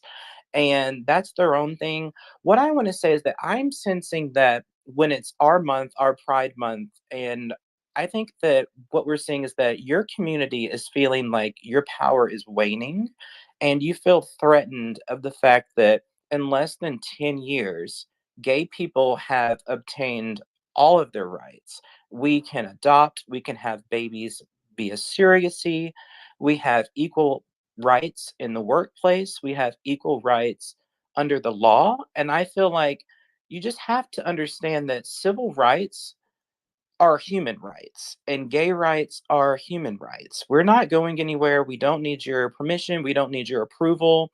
You don't move anything over here. We don't want to be you. Yeah, so just try to have more like acceptance, because whether you want to or not, you're going to have to follow the law, like DEI, like stuff like that. Like we're here, we're queer, and yeah, you just have to get used to it. So could you answer a question? How are gay rights human rights? Because humans are gay, they are bisexual, and they are heterosexual. No, that's a perversion of humanity. Okay, ma'am, that's your opinion, and you're welcome to have that. But I live in the United But all States you of did is America, bring opinion to and the panel too. ma'am, I So follow what is the your law. point? You can move That's to not law. Africa or someplace You like gotta that where gay change people don't laws have to make human the. rights. You If you gotta don't like change it here, laws then to you make can go that stuff a somewhere law. else. You can Can go we do I do one somewhere at like a it here. time? You Just can go one at a somewhere time. else. If Just you one don't at a like the time. laws in my country, then you can leave, right? Because in this country, we have civil rights. You're protected by your race, your sex, your sexual orientation, your gender identity, your disability. Those are protected classes. You can You know go what Can I I and ask one find more interesting? question? Wait, Can I Wait, ask one one more second. question though? Wait, 1 second. 1 second. Because I agree with Party. Yes, and he is a human being. He is entitled to human rights. Yes, that is a fact. They are entitled to civil rights. That's why the LGBTQ community, have been fighting for decades for, equality, and have succeeded tenfold because they organized. So I would never deny that. And I listen, I would rather have had you and have this conversation than Giselle. That's why I wanted to cut her ass off over a fucking hour ago. And that's why I do understand gays, the gay guys, even the lesbians, don't really fuck with transgenders like that, because they always on some extra bullshit. The Giselle's types, she does give a bad representation of transgender. She does. And this is whether people agree with that lifestyle or not. That this has nothing to do with it. It's just the purpose of, she came up here, wasted fucking time, diverted this whole space, which I do not appreciate. I do not appreciate that. I did not want Judge or anybody to really ask her any questions, because she came up here not only disrespecting me, but disrespecting women. So that's why I'm just like, no, dead the conversation. That this is why you are not respected. This is why people talk down or nasty to you, or want to do something harmful to you, because you're just a nasty individual. But I do agree with Party. Yes, they are entitled to human rights. They are human beings, no matter what who you choose to love or your sexual orientation. And they have been fighting for decades for equality, not just civil rights, but for equality, and have been winning. Well, I guess my point is men shouldn't be in women's restrooms. They have civil rights, Dana. They can fly, vote, drive, do everything. But two men So believing again, they're having sex is not sex. It's a again, perversion. okay, ma'am, again, your community started smashing a bunch of letters together and calling it LGBTQIA plus and all this other stuff. That has nothing to do with me. I'm just gay, okay? So Now, my I'm not question gonna is, down what the trans happens? people Wait, because let him I don't hate anyone. reply. So if you decide to put any other letters at the end of that and you try to sign me on to the stuff that community or those people are doing, that's not my responsibility. I'm only responsible for the rights that I have obtained. Like I have all the rights I need. I have everything I need. I'm equal under the law. I'm protected. I have voting. I can get housing. I can't be discriminated against. Like I have protection under the law. Like you're not going to see me traveling to Saudi Arabia because it's illegal for me to exist there. I am in a country where I am supposed to be. So what you're saying, your personal opinion about me being gay, you're right. That's your right to have that opinion. That's freedom of speech. And you should express that. If you don't like the fact that I can get married, then I think that you should fight to try to take those rights away. That's what So you I'm going should to ask do. you one question, Well, though. let me just say this. I don't think Party is part of the cult. I'm just And gay. I'm right. just He gay. is. Like He And just doesn't know it. no, real queen, no. And so this is, and there is a difference because when let me just say this. I would say I would actually start saying in the 80s, definitely during the AIDS epidemic, and even in the 90s when they really started organizing for equality. That generation of gay community, that's what they wanted, equality. All that extra shit now, see, it's a lot of people who just so happen to be gay. They don't use that as I'm gay, so all this other extra shit. They're just like, yeah, I love who I love. It's none of your damn business. Just let me live my life, and I want my civil and equality. So the So that's what question I'm I saying. had, though, No. I'm not finished. So when I say he's not part of the cult, he's not part of what the bullshit a person like Giselle and others, even despite administration, is doing. So it is a difference between a cult and someone who is gay. And So I don't do the zays or they them. That's some stuff that some other people came up with to try to give themselves an identity and to make themselves feel special. That has nothing to do with me. That's not my community. I'm just gay. I'm just an individual. so my That's it. question is, what happens, Party? Okay, when every human being goes gay or So becomes it doesn't work like that. homosexual? Okay, it No, doesn't work it's a like that. You don't go What the gay. hell? You excuse me, don't it's a go gay. hypothetical question. Oh, ma'am, every is If bad. no, humanity will become extinct. It's a perversion of It's not a humanity. It's an perversion. abomination of It's God. everybody is not. it's not a Everybody don't. perversion. Oh my God! It No, might be a little quirk that some people are born gay. It's not. There's nothing wrong with it. You're You just cannot be gay. born gay, sir. You Ma'am, I'm cannot be telling born. you, I was born gay. I wasn't created. I That's the wasn't agenda. recruited. I wasn't flipped. I'm just gay. And I keep telling you that, and you keep wanting, like, I don't understand, like, why that's, like, you can't seem to understand that. I'm And just the gay. reason I this was agenda born is gay. It's spreading not is that big of a because deal. Like, you keep the acting like nuclear it's some family sort of has been destroyed. club. Okay. That's why. All right. So I wanna. Okay, can I ask a question? I just have a question. So, sir, your position is that somebody is subsuming your status for their own personal ends that have nothing to do with you. Yes, I think a lot of people All are right. trying to be trans and trying to be they thems and all of this extra shit just to like give themselves a sense of identity and to find community. Like, I'm just gay. Like, that's just a part of who I am. Like, that's just my sexuality. It's not my whole fucking identity. Like, I don't have like a rainbow pin on. I don't have like pronouns in my signature in my email. I'm just gay. Like, I don't, that's it. Like, it's not like a flag or anything like that. It's just who I am as a person. It's not like a So costume. in other words, it's like you can be Islamic, but that doesn't mean you support Al Qaeda, ISIS, or Hamas. You can Islamic. You can be gay. That doesn't mean you have to support that LGBTQIA plus thing that they keep dumping it that's a together. whole nother beast. That's something totally. Okay. That's a whole political thing.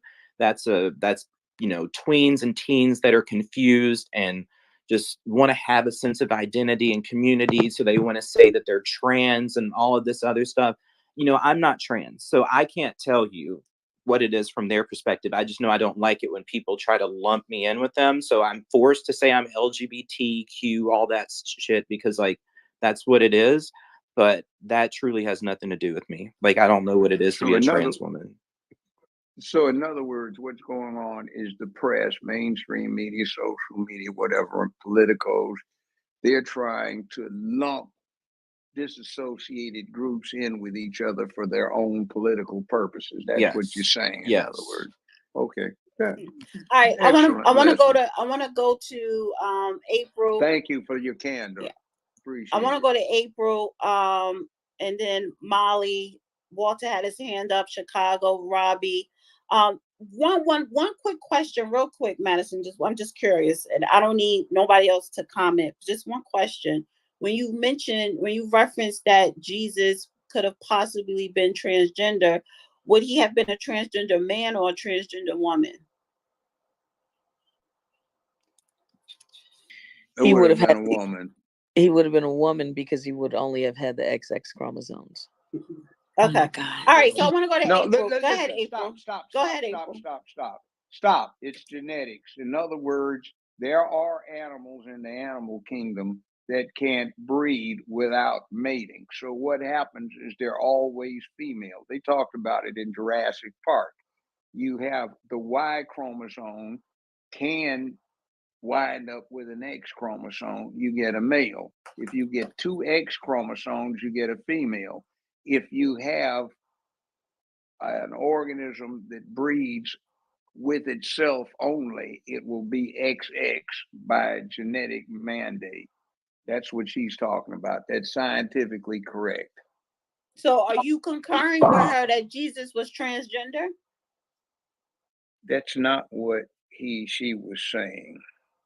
She was simply said if Jesus was born in an immaculate conception where there was no father involved, it was just Mother Mary who conceived, then he should have been XX. So what happened is logically that's sort of a refutation for the virgin birth, because it could not be, because nobody with the religion is trying to say he was female. He's claimed to be male. So genetically, that would be impossible if there was a virgin birth. It's an interesting conundrum there. It's Well, logical. nobody knows God's I genetics. totally. 1 second, guys. Okay. So now I have a better understanding, but I would not come to that conclusion of perhaps transgender. I will come to the conclusion of Jesus wouldn't even exist because you need a seed to plant in that egg. So I would just X out the whole transgender, but I get your point, Madison, now. And that's what I'm saying. I can't have this transgender conversation. I'm with Party, honey. I don't do all that extra Thank you. stuff. I'm with Party too. And the thing that only thing that I was saying is when people say things that are contradictory, right, that are not based in fact and reason. And I just can't hear an entire conversation continue and expand but the foundation of it is just not true when it's completely contradictory. It's like pick either one of the two. Doesn't matter what you pick, but pick one. Right. All right, I want to go to April. Hey, much love. Hey, Dana. Hey, Judge. Peace, power, and reparations to the people. To the title. Well, I'll be real quick about T.S. Giselle. She's just evil. You know what I'm saying? So every time, you know, it comes around, we have these issues. You know what I'm saying? I've known transgenders for decades. You know what I'm saying? I mean, my cousin Chris is Crystal, right? So I've known them for 30 years. They've always been around. But the disrespect is just, you know, it's just disgusting. It's unnecessary. And as Dana said, it's why we can't respect and take T.S. Giselle serious. Because there are those that actually are working with Black Americans. To the title, I'm not pro-Trump, you know, none of that. I'm pro Black Americans, and what's happening with us. Right. And so what's going to have to happen is Trump is going to have to talk about reparations. You can't tell me that we built this country and you're not talking about the plan. So everybody going to have a plan. So there's a few to have a plan. We got a few coming to, you know, where we at now soon. And so we'll do that. But, you know, I'm not all for Trump illegals. I'm not, you know, everybody pretty much know about that. And DEI is not for Black Americans. It's harmful. Now, to a couple things that's been said, I just want to kind of piggyback off of what Madison was saying, right? Because the reality is that the Black community has always loved all of our people. It's crazy, right? It's kind of why we be in the situations that we be in, right? Because there's no consequence for really fucking us over, doing, you know, it's just weird, right? But we've always loved all of our family, even our gay family. I mean, that goes back to slavery. And that's just facts. Right, we've never been out here just harming and murdering and killing, and that's just not the case with us. I don't believe the accusations of Bill Cosby, right? I hate when people include him with R. Kelly, right? Because my children all their lives know that R. Kelly was a predator, and you know, he was a disturbed individual who his mother and his sister is a whole big problem, right? It's a big problem, but he's still what he is. However, you know, Bill was getting high and reckless. He cheated on his wife. He probably should have stayed his ass the fuck home. He wouldn't have been in all of that, you know, all the shit he's in. So I don't have no emotion behind it either. But I don't believe a whole bunch of white women 30 years later. I just fucking don't. Where we are right now in history, right? Lineage is first, right? I personally, and most of us, we don't give a fuck about your ideology, your religion, your intersection. What matters is if you are concerned about the forward righteous progress of our lineage, because if we don't, you know, we are being ethnocide. Right, this government, just like it does to everybody else around the world, right? Everyone talks about it. They're doing the same thing to us. They've been doing it for centuries. So if you are not concerned about the survival of your lineage, then you are an enemy and you will be treated as such. But I don't give a fuck who you fucking. I don't give a fuck if you're a Christian or if you're a witness or a Muslim. I don't care about any of those things. It's lineage first. You'll always have grace if your lineage will deal with it. That's all that matters. Civil rights has been harmful to Black Americans. It's something that we've learned. You know, we are a young people group. So, you know, I try not to hold too much. We learning, right? It's like we 30 years old and we done went through a whole bunch of bullshit. We just have to learn some lessons. And I think that's where we are right now. But civil rights, I hate when people bring it out because who the fuck is civil? It doesn't benefit me. It doesn't benefit my progeny. It doesn't benefit the Black American descendant community, right? So I get it, and I respect all rights. You know what I mean? We've always done that. I don't have to accept any fucking thing. You can't force shit on me. Just do you. And I'm gonna say I agree with Party. I'm just who I am. All right, it's not a costume. I wrote that down, and I'm gonna use that again because many, like Giselle, is putting this on as a costume because they've always been here. They've always been here. It's just go crazy to me. And I'm gonna land here. We're abolishing race. It's not going to be easy. It's going to take a conscious effort for you to not walk and talk and act in the condition that you're in, to care about the color of people's skin. But versus caring about who the fuck they really are, their culture, their family, the traditions and the morals that they hold value. That's what is important, not the color of your skin or your race. So we're abolishing race. We're not going to operate in race. If you want to operate in race, then you're a racist. And I'll land there. Thank you for allowing me to speak. Appreciate you. Malo, Is Marlo? See, yeah, Marlo, and then after Marlo, I'm gonna go to Chicago, and Walter had his hand up for a minute, and then Arenza, Tupac, and then I'll swing back to you, Royal Queen. I see some people requesting to come up. I'll get to you in a minute. So go ahead, Marlo. Thank you so much. And I wanted to let you know I appreciate you letting me speak. I just wanted to address a couple of things. There was a conversation earlier about LGBT coming from Western civilization. Western civilization was founded on two cities, Athens and Jerusalem. Now the LGBT thing may have come from the Athens part, but the Jerusalem part of it is just the opposite. The Bible goes the opposite direction from that. So I don't agree that that LGBT came from Western civilization. I mean, it's been in every civilization, but I think the proliferation in the last few days, the last years or so, has intentionally been brought on by actors behind the scenes that have infiltrated our society. But I also wanted to say something to address the thing about Jesus in Scripture and everything. Jesus is yes, he had an immaculate conception, but it says that he is the Son of God. So the male part did not come from his mother; it came from his father, which is God. The Bible does not say that Jesus doesn't have a father. It says that Jesus was the Son of God. So his father is God, and the John 1:1 says, "In the beginning was the Word, and the Word was with God, and the Word was God." And then in verse 14 of that chapter, it says, "And the Word was made flesh and dwelled among us." So the masculine part, according to Scripture, was from God and not from Mary.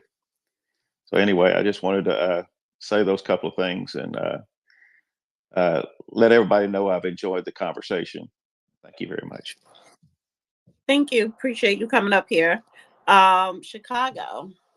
Hello. Hey, Ray. Hey, thank you for having me, Miss Dana. And shout out to everybody here.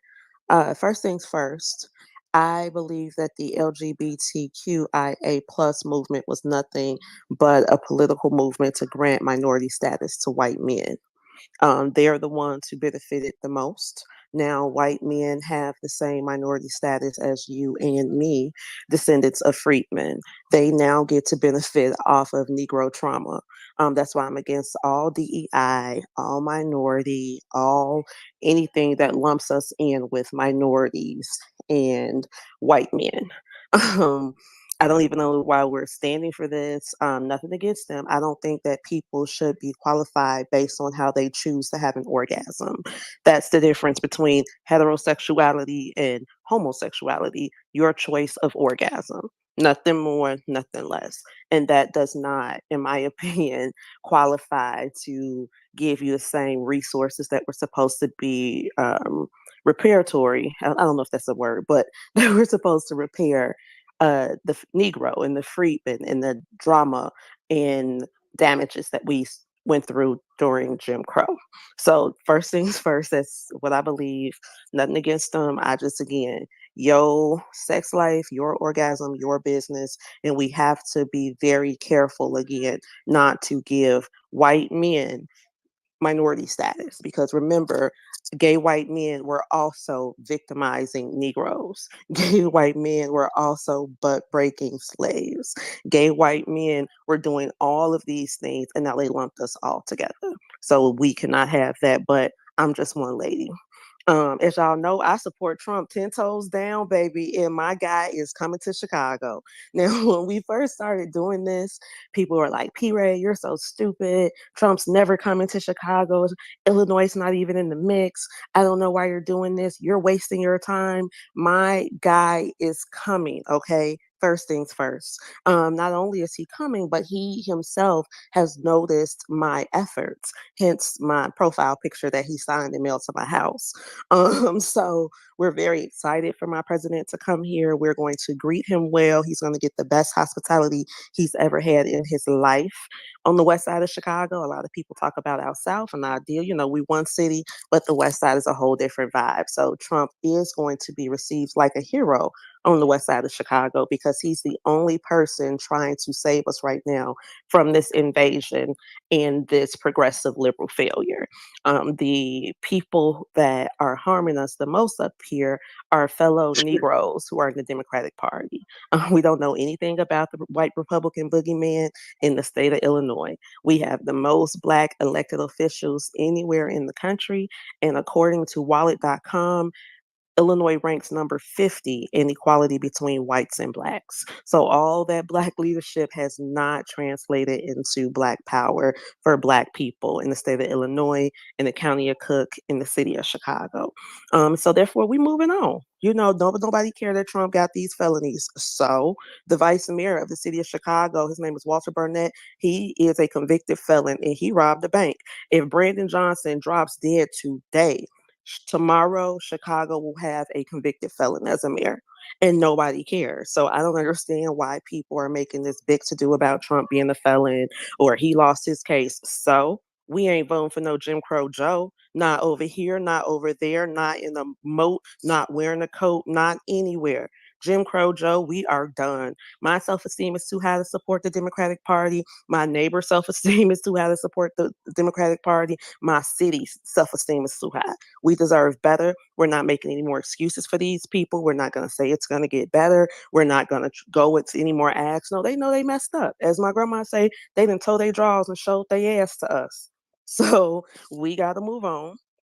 We're looking forward to moving on. We hope that where we're going is going to be better than where we are. But we know that this right here is not going to work.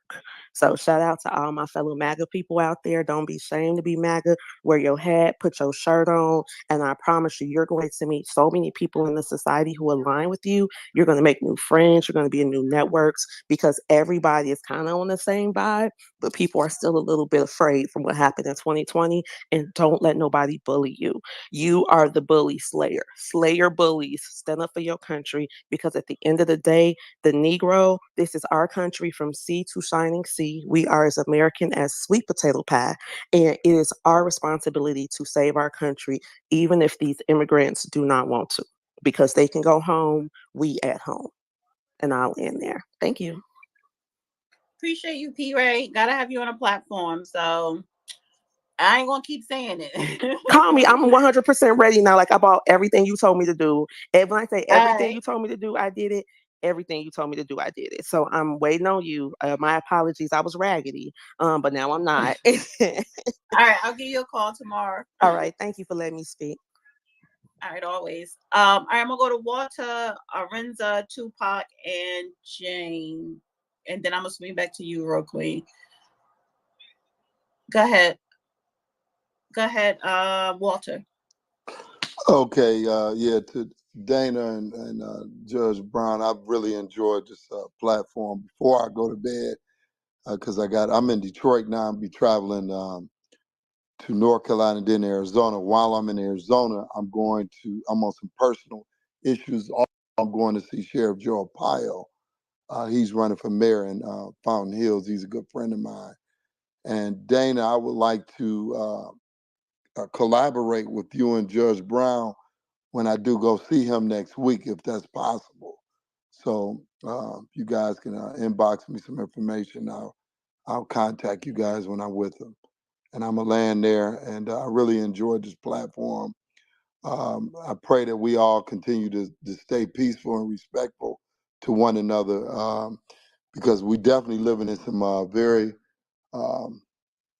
terrible times right now, and we got to come together. We got to stick together and vote Trump. It's just that simple. Thank you. Send me an inbox with information. So just inbox me the information and stuff, and we'll Thank just take you. it from there. All right. One thing Sounds I good. want to add to the last speaker before last, about what black folk do to each other. I was talking to Emmett Till's mother years ago, and Dr. Cleora Hudson Weems, who was the designated family biographer, and they're both in agreement that how he got lynched was when 3 black men who worked for the convenience store told the husband that young Till was being disrespectful. That's what started the whole thing off. So we do make things difficult for each other, and oftentimes that's because we perceive ourselves to be pets, domestic animals, and livestock. Now, Okay. that's not good. All right. I want to go to Arenza and Tupac and Jane. I see 3 people down below, and then I'll bring you up, and then I'm gonna close out. It's late, so go ahead, Arenza. Good evening, everybody on the space. This is Lorenzo Thigpen Jr.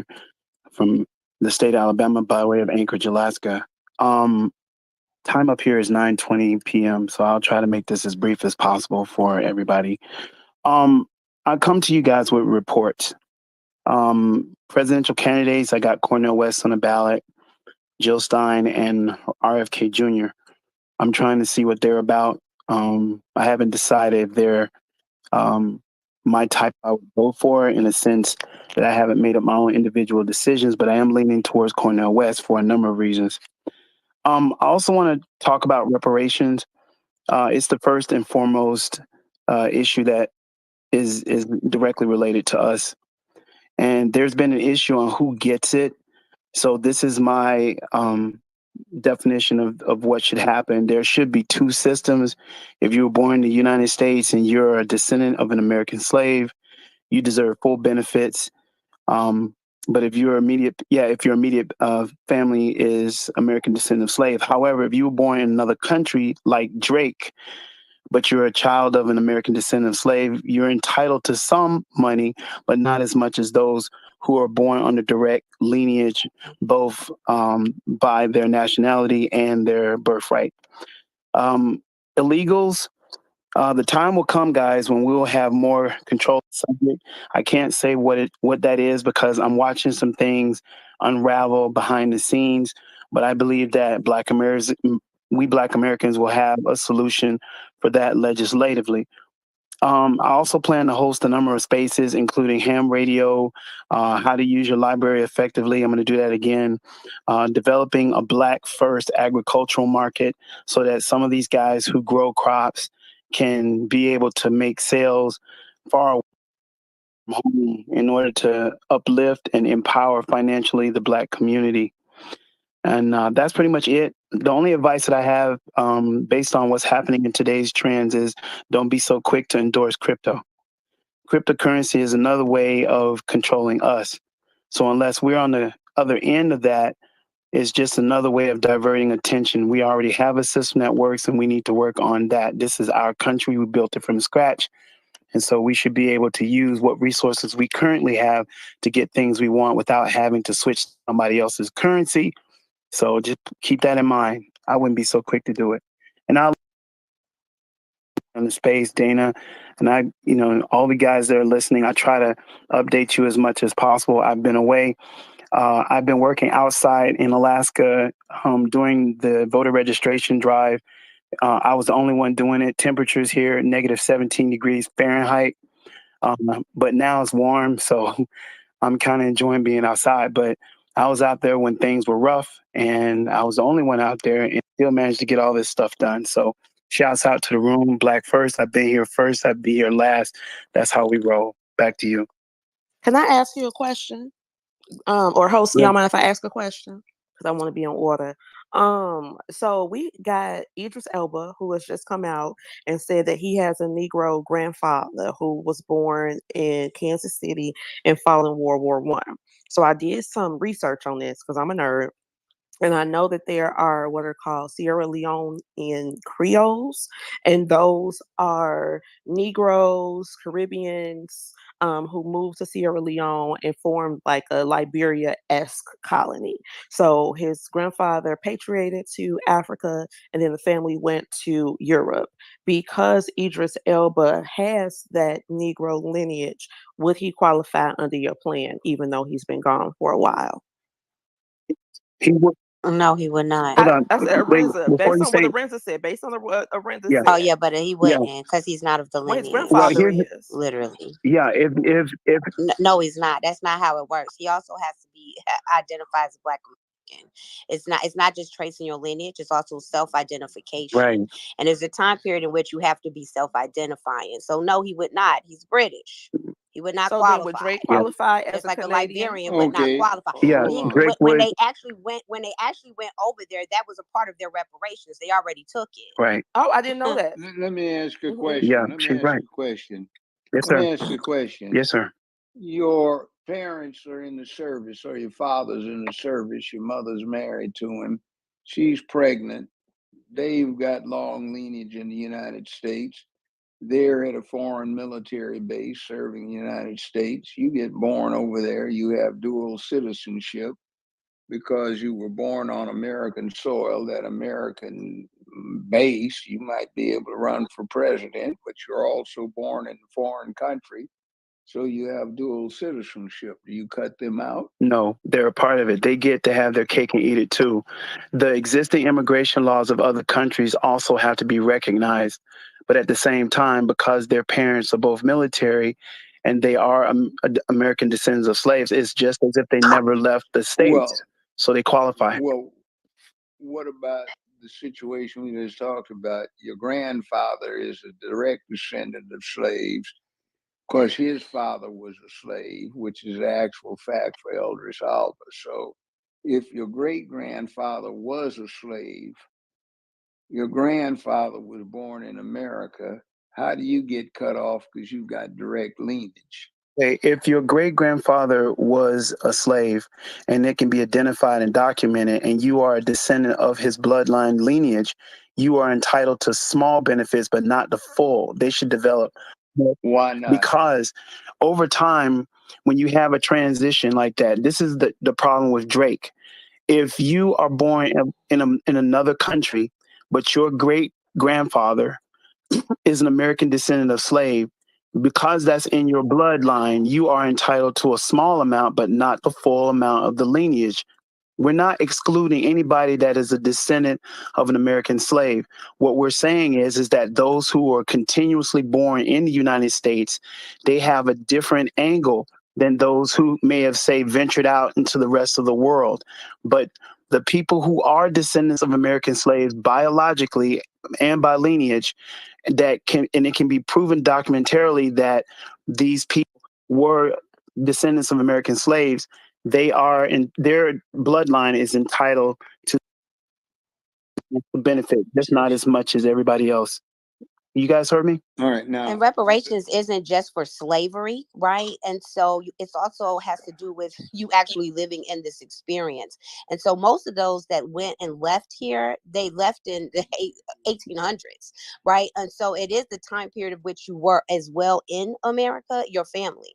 And so Idris, absolutely, Well, it's he a was here no. during World War One. And I'll do a report Wait a on it, minute, right? wait a Because minute. we've traced his Grandfather, lineage. We've traced his lineage, but his right? He does grandfather not fought in World War qualify One, based doesn't on that? our standards as it is. Well, Yes. his grandfather fought in World War One, doesn't that, for America? Doesn't that qualify? Oh, that's been debunked as well, right? And so I'm gonna He was post the lying. information in the chat. Yeah, I'll post. Yes. Okay. I'll post the information. I'll post it in the jumbotron. Now, But that's He's why I let not me said I ask you want a to entitled. do an question. actual. I have I actually want another to write. question. Yes, sir. I actually want to write on it. I actually want to actually make a report on it as Okay. well with the facts. Now, But yes, it is Okay. debunked. a He question. does not qualify. A Not que- Idris. A question. So there will be a mandatory DNA test to determine your actual physical legacy. No. Why not? Because we could trace our lineage. How? You need paperwork. It's about your paperwork. What that doesn't exist back to the Civil War. Sir, the 1870 census Black Americans have their paperwork. And one thing America has is paperwork. There's a lot of people that don't. And I'm just saying that as a genealogist, right? Now you could use DNA. DNA and genealogy go hand in hand. I'm not saying that they don't. It's not necessary, and it won't be used for reparations. It's not a necessary requirement. You may need it to find people and trace people, because sometimes people need to go and get their microfilms, right? But DNA is not going to be a part of reparations. And Why again, not? reparations is not just for slavery, because it's not necessary. It's genealogy. Genealogy is the standard. Genealogy is the standard. That's the standard that was won in AB 3121. We're not using DNA. That's just what it is. Okay, well, hold on.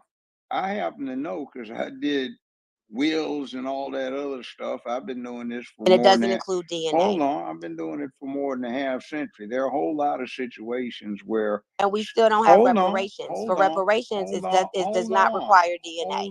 The DNA is not going to be a requirement. It's not up to you. It's up to a congressional crew who passes an enablement and appropriations Correct. act. And that passed in California with AB 3121. A standard and precedent has already been set. California is That's why they opened the Office of Genealogy in California. Excuse me. I can post all the information. I have to fight California every year about returning. A spit kit is not going to help us. A spit kit Damn, is her not character required for funky, bro. reparations. Yeah, shorty character funky as shit, man. Listen, California is bullshitting because they're too fucking broke to pay anything, let alone reparations. That's just political gloss. That's flossing. This thing is when I dealt with this in a law office and we had to deal with these kind of things, there were a whole lot of people that were assumed by one generation of the family to be relatives who really weren't. They got adopted, but they have no trace back to the original founders of the family line. So what are you going to do about that? See, that is your paperwork. And when I'm talking about, you're talking about something different. Like, let's say my grandfather, maternal grandfather, was born in Louisiana in 1850. That was 11 years before the Civil War started. There were no such records then.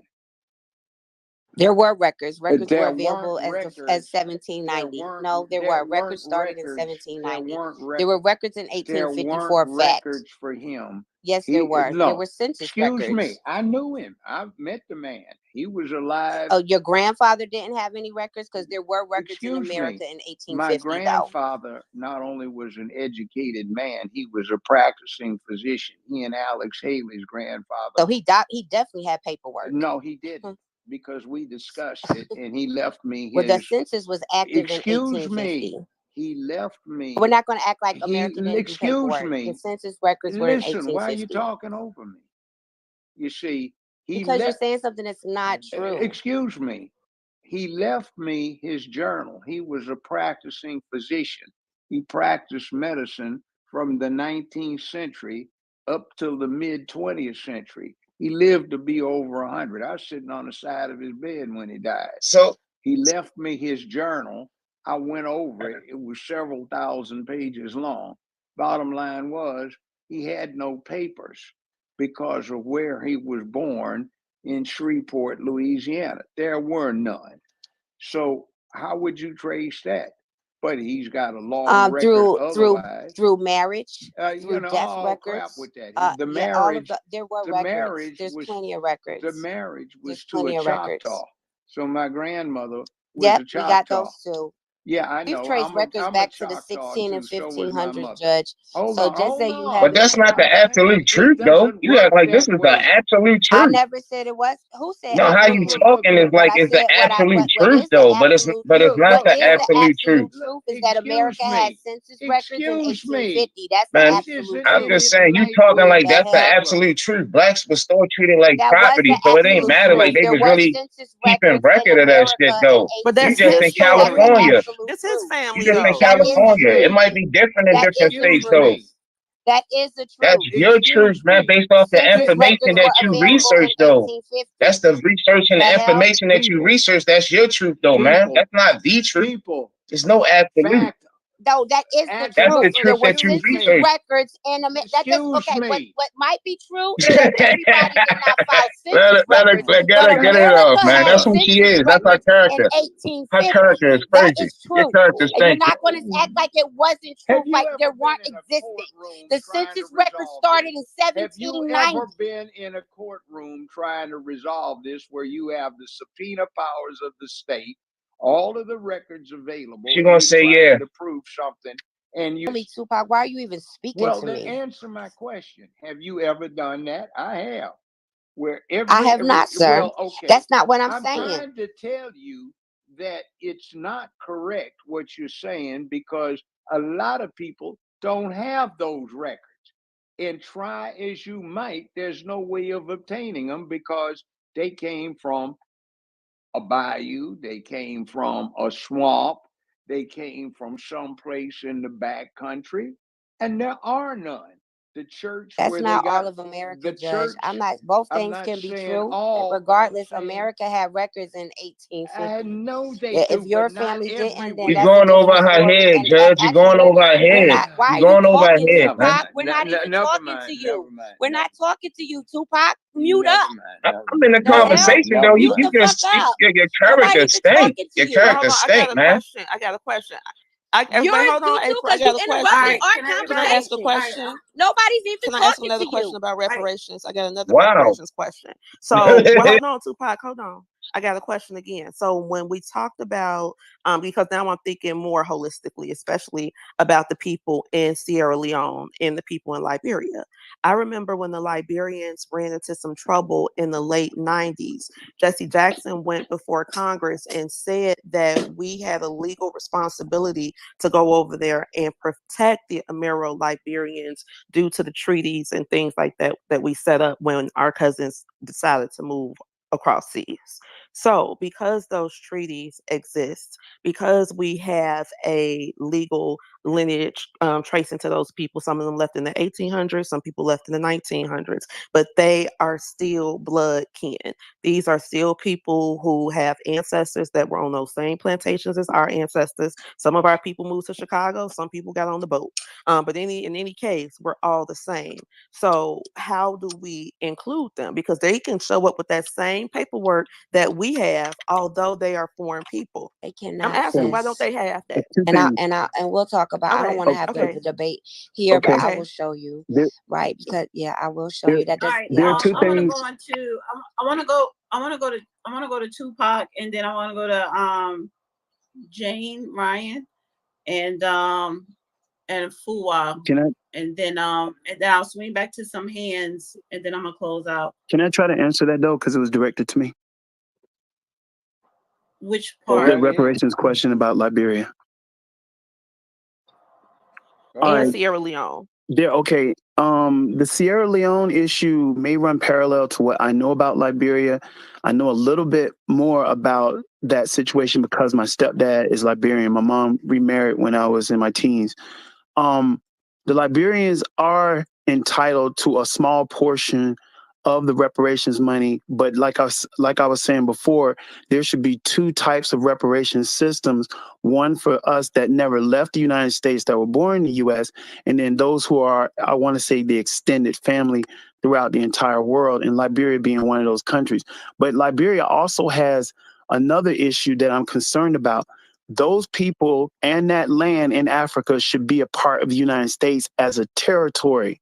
And that's one of the things I'm going to propose next year. And the reason why is because of the historical dialogue that happened with the Liberians during that time when they left to colonize that part of Africa. And the United States was supposed to give them a substantial amount of money to make that place grow. And they didn't do it. They basically dropped, quote unquote, the end. I ain't going to say it because I don't want Twitter to ban me. They dropped those people off. and basically said, okay, you on your own, build up Liberia from the bootstraps like your southern counterparts did in Alabama and Georgia and all this other stuff. So they never really took care of Liberia. So we need to have that territory as a part of the United States, and the money that is derived from anything that comes from Liberia should go into a reparations fund for the Black Americans that have been here, as well as the United States debt, because they owe us money back to the family.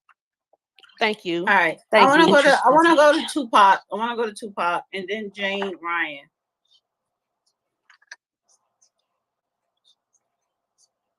You can unmute Tupac. Oh, peace and love, Miss Dana. What's up, Judge Joe Brown? All right, sir.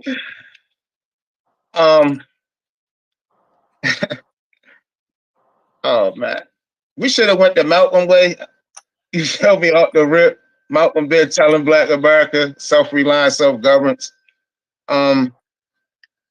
It's a lot of Black kids out here, Black inventors on TikTok that's building a lot of free energy technology. Like, we're not thinking self-governance like magnetic generators powering your house, the size of a milk crate, HHO generators. I mean, they got a Volkswagen XL1 to get 300 miles to the gallon. They banned in 2015. Like, it don't matter who the fuck you vote for. Donald Trump is controlled by the same Jewish bankers that own Joe Biden.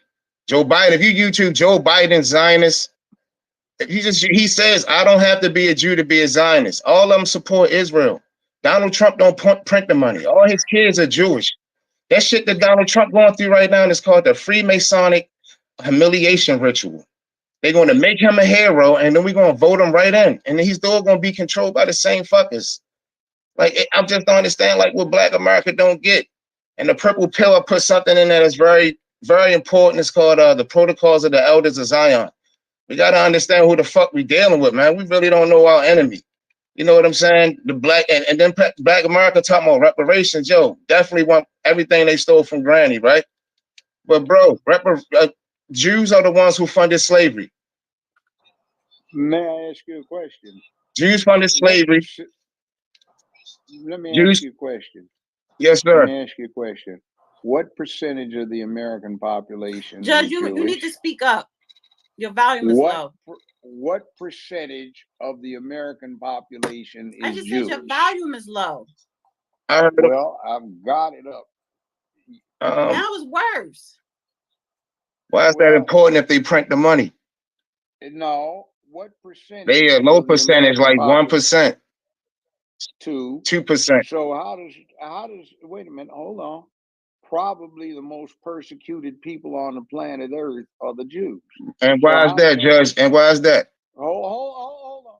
Listen. Yes, sir. How does the most persecuted people on the planet, with just 2% of the population, get so powerful? How they get so powerful? Oh, can I explain? I can tell you why I learned this in Finance 403. Well, I thought he was talking. Go. I'm sorry. No, I'm sorry.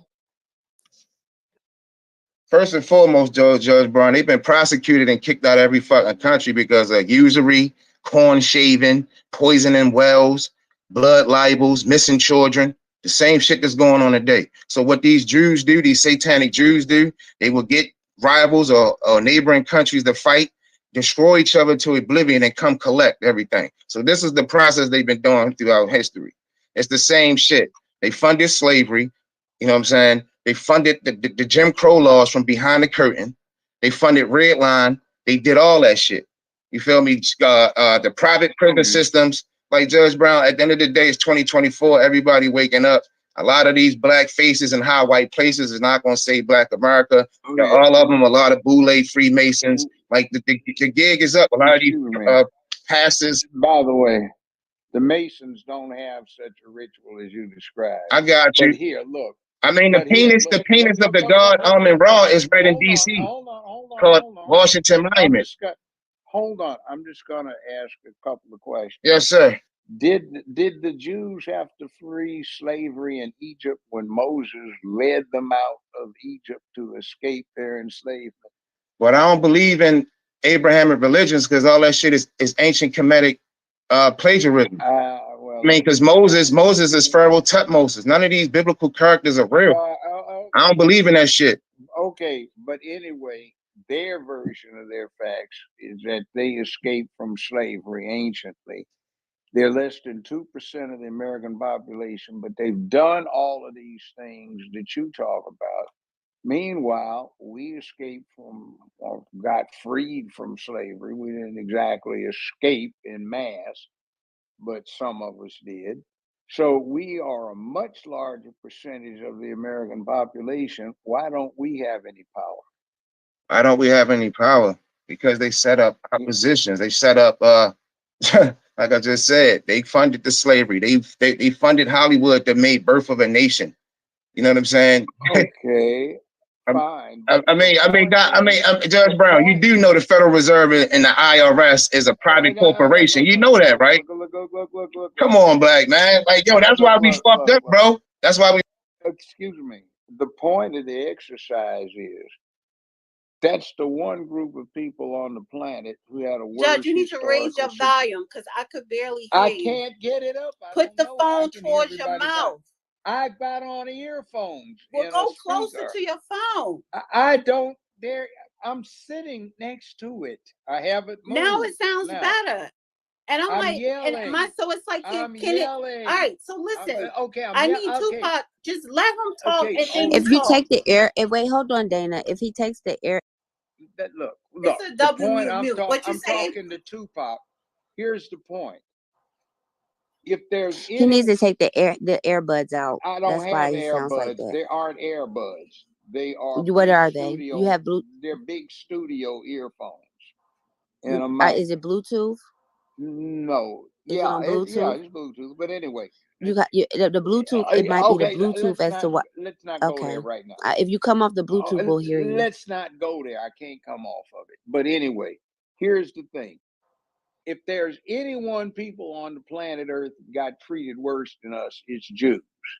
But they persevered. Now, how did they persevere and set up a nation of warriors again? And then you have Masada back anciently that the Romans had to deal with. How did they manage to do this stuff? And I'm finna tell you how. This actually called started. usury. No, it's not. So I want to explain Why this. can't we I'm do finna tell you usury? why. Why So can't we in do that? Europe, what dueling clans would do is they had the mentality of the enemy of my enemy is my friend. So the dueling clans would leave their money with the Jewish population because neither group dealt with them. And this is how they built the reputation of being bankers in Europe. And they just built upon that. Now, I think it's very disingenuous for you, sir, to be a very educated Negro man in this country and try to ask I'm why. not a Negro. Well, I'm black. black. Well, black. Okay, if you black, that's fine. A freedman, a child of a freedman. That's what I'll call you. I think it's very disingenuous for you. Nobody in my family had to get. None. Got themselves Oh, really? free. So, Right, but they were ever slaves? Were they ever slaves in your family? Or y'all just came over here and popped out? No, my great grandfather was a Yoruba district sub chieftain. He got kidnapped by the Dahomians. Those are those bitches they I'm had. talking about in the United States, sir. Were your people ever I know, slaves? he got over here. Wait a minute. He got brought over here after the slave trade was over on the boat. They had to set him free. My grandfather was born to a free black man who was 100% Nigerian, Yoruba, in 1850. How was he over here living? I mean, so he came over here. He immigrated. Oh, he was eating in white establishment. That's what I'm saying. Right, so he immigrated as an African. No, this is interesting. I'm gonna dig into this just now. Let me finish. He was brought over on a slave ship that was a contraband ship because the slave trade was officially ended in the United States, 1808, Correct. by the Yes, Constitution. sir. I took American 101. Okay. Now, he got himself free. So then when he got himself free, that made him a freedman. That's my point. And we don't even have to get into that. My point. Okay, fine. You are a foundational black American. You a black, sir. That is so inconsequential to what I'm saying. Because it's inconsequential to what I'm saying. Hey, let me interject just real quick. Just real quick. Don't that FBA shit, when other people make up these terms, don't equate that to the judge. Thank you. That's why I said freedmen. You know, I don't know the words that people use. Even freedmen. I mean, that's a new term that Black people started using now. So what should we consider? I'm trying to say, like, we're not. Black. Yeah, Black. That's not a new term. A Black man. He's a Black American. Yes, ma'am. Freedman is not a new term. Because I want to make sure that. Okay. First of all, let me mute everybody for a second. Wait a minute. One second. Let me just getting anywhere talking. I know. Let me just. Can I reset the room? Because you're not controlling it right now. What I'm trying to get at people is he calls himself a Black American. Don't throw labels on someone when they already have labeled themselves. He's a Black man in America. He's American. He's Black American. If you don't use freedmen, damn sure ain't going to use FBA or ADOS. Black American. That's it. Okay, and he can. That's what I'm saying. If he Black, I'm talking about Black. I'm talking about us. Let's say that. Okay, yeah, I got lots of credentials with that. I was born in Freedmen's Hospital, Howard University, 1940. Yeah, so Freedman is not okay, new. what I'm saying is this. Listen, what my point is, it's not fair for you to compare us to the Jews and say, why aren't we doing what they're doing? When you know what we've gone through, that diminishes our experience, and that's not fair. Excuse me. But you're talking over me. I was talking. And I said that's not fair for you to do that. But you're talking over me. Now listen. The point of this is, I said my grandfather was a practicing physician, but he and an uncle murdered 2 deputy sheriffs because those 2 deputy sheriffs had something to do with the lynching of another uncle. They weren't passive. My grandmother, on my mother's side, who was a Choctaw, she used to grin at the rest of the colored folk in the family and say, "You colored folk always mad." We used to go take a scalp and nail it to the lodge pole and smile. You don't understand that. My other side of the family, one of my great grandfathers decapitated his master and went off to Canada 7 years before the Civil War started. He came back and he wouldn't marry anybody that had to be freed by Master Lincoln or the Emancipation Proclamation. So it's interesting. Now, bottom line is that's why I'm asking the question. What is this 160 years after the Civil War? We don't have we have the unique distinction of being the only ethnic group in the United States that has never had a people who fought a war against the United States. That's interesting. The Japanese did, the Chinese sure as hell did in Korea. The Koreans certainly did. Everybody did. The Germans did, the French at least were on the all same wars side. are Jewish bankers' wars, though. Judge, all wars. Excuse me.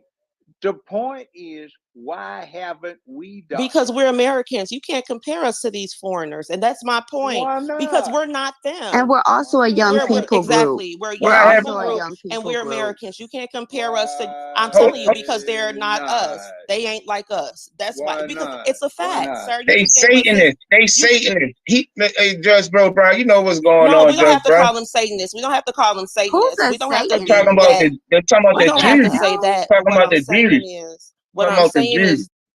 All right, so we would not be calling anybody Satanists. We would not be calling any particular group or religion any derogatory term. No, sir, we're not doing that. My point is this. We, unlike every other occupant of this continent, do not understand what it is to wage war for our own interests. What did your Choctaw people get with that? What did y'all win by doing that? Why aren't y'all thriving on this continent, proud Choctaw man? I think we're thriving. I'm a Choctaw. I got registered with I think the tribe. I'm thriving. I'm a Black woman. But I'm saying if we're looking at ourselves. But I'm just saying, if you check Wikipedia, they said I was the highest paid man. You know what? I'm so sorry. Wait. Stop. because So Jane Ryan isn't that has been thriving? sitting here waiting for a very long time. Okay, well, And I good. wanna, I But wanna, I wanna come up. I wanna Her be in the eyes are 21st crossed. century. Can we? I'm in the 21st century. okay. I wanna come to 2024. So go ahead, Jane Ryan. I really don't give a shit what happened in the 1800s. I really don't. I really don't care because I'm free and I was born free. So go ahead, Jane.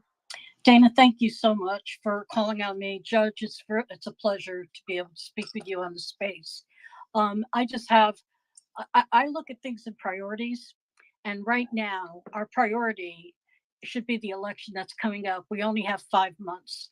And if you've been paying attention, you know Cheap, man. that the communists have infiltrated our government significantly, They print and the money.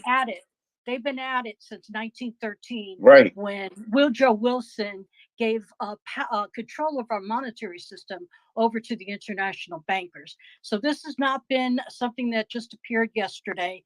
This has been a 100 what year plan, but now we're at the wire.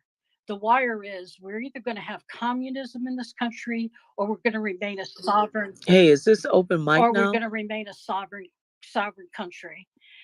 Well, I'm responding to somebody that had discussed communism earlier. I wrote a list, but it's been a long wait, so it's been a Communism while. is Judaism. It's been a while that somebody spoke on it.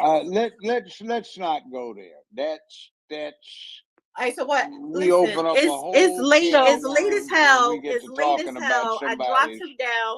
Jane, please finish, because I'm tired of people just Yeah. hopping off their mic. So Go ahead. my point is, um, anything that you're hoping from America is irrelevant if we don't have America.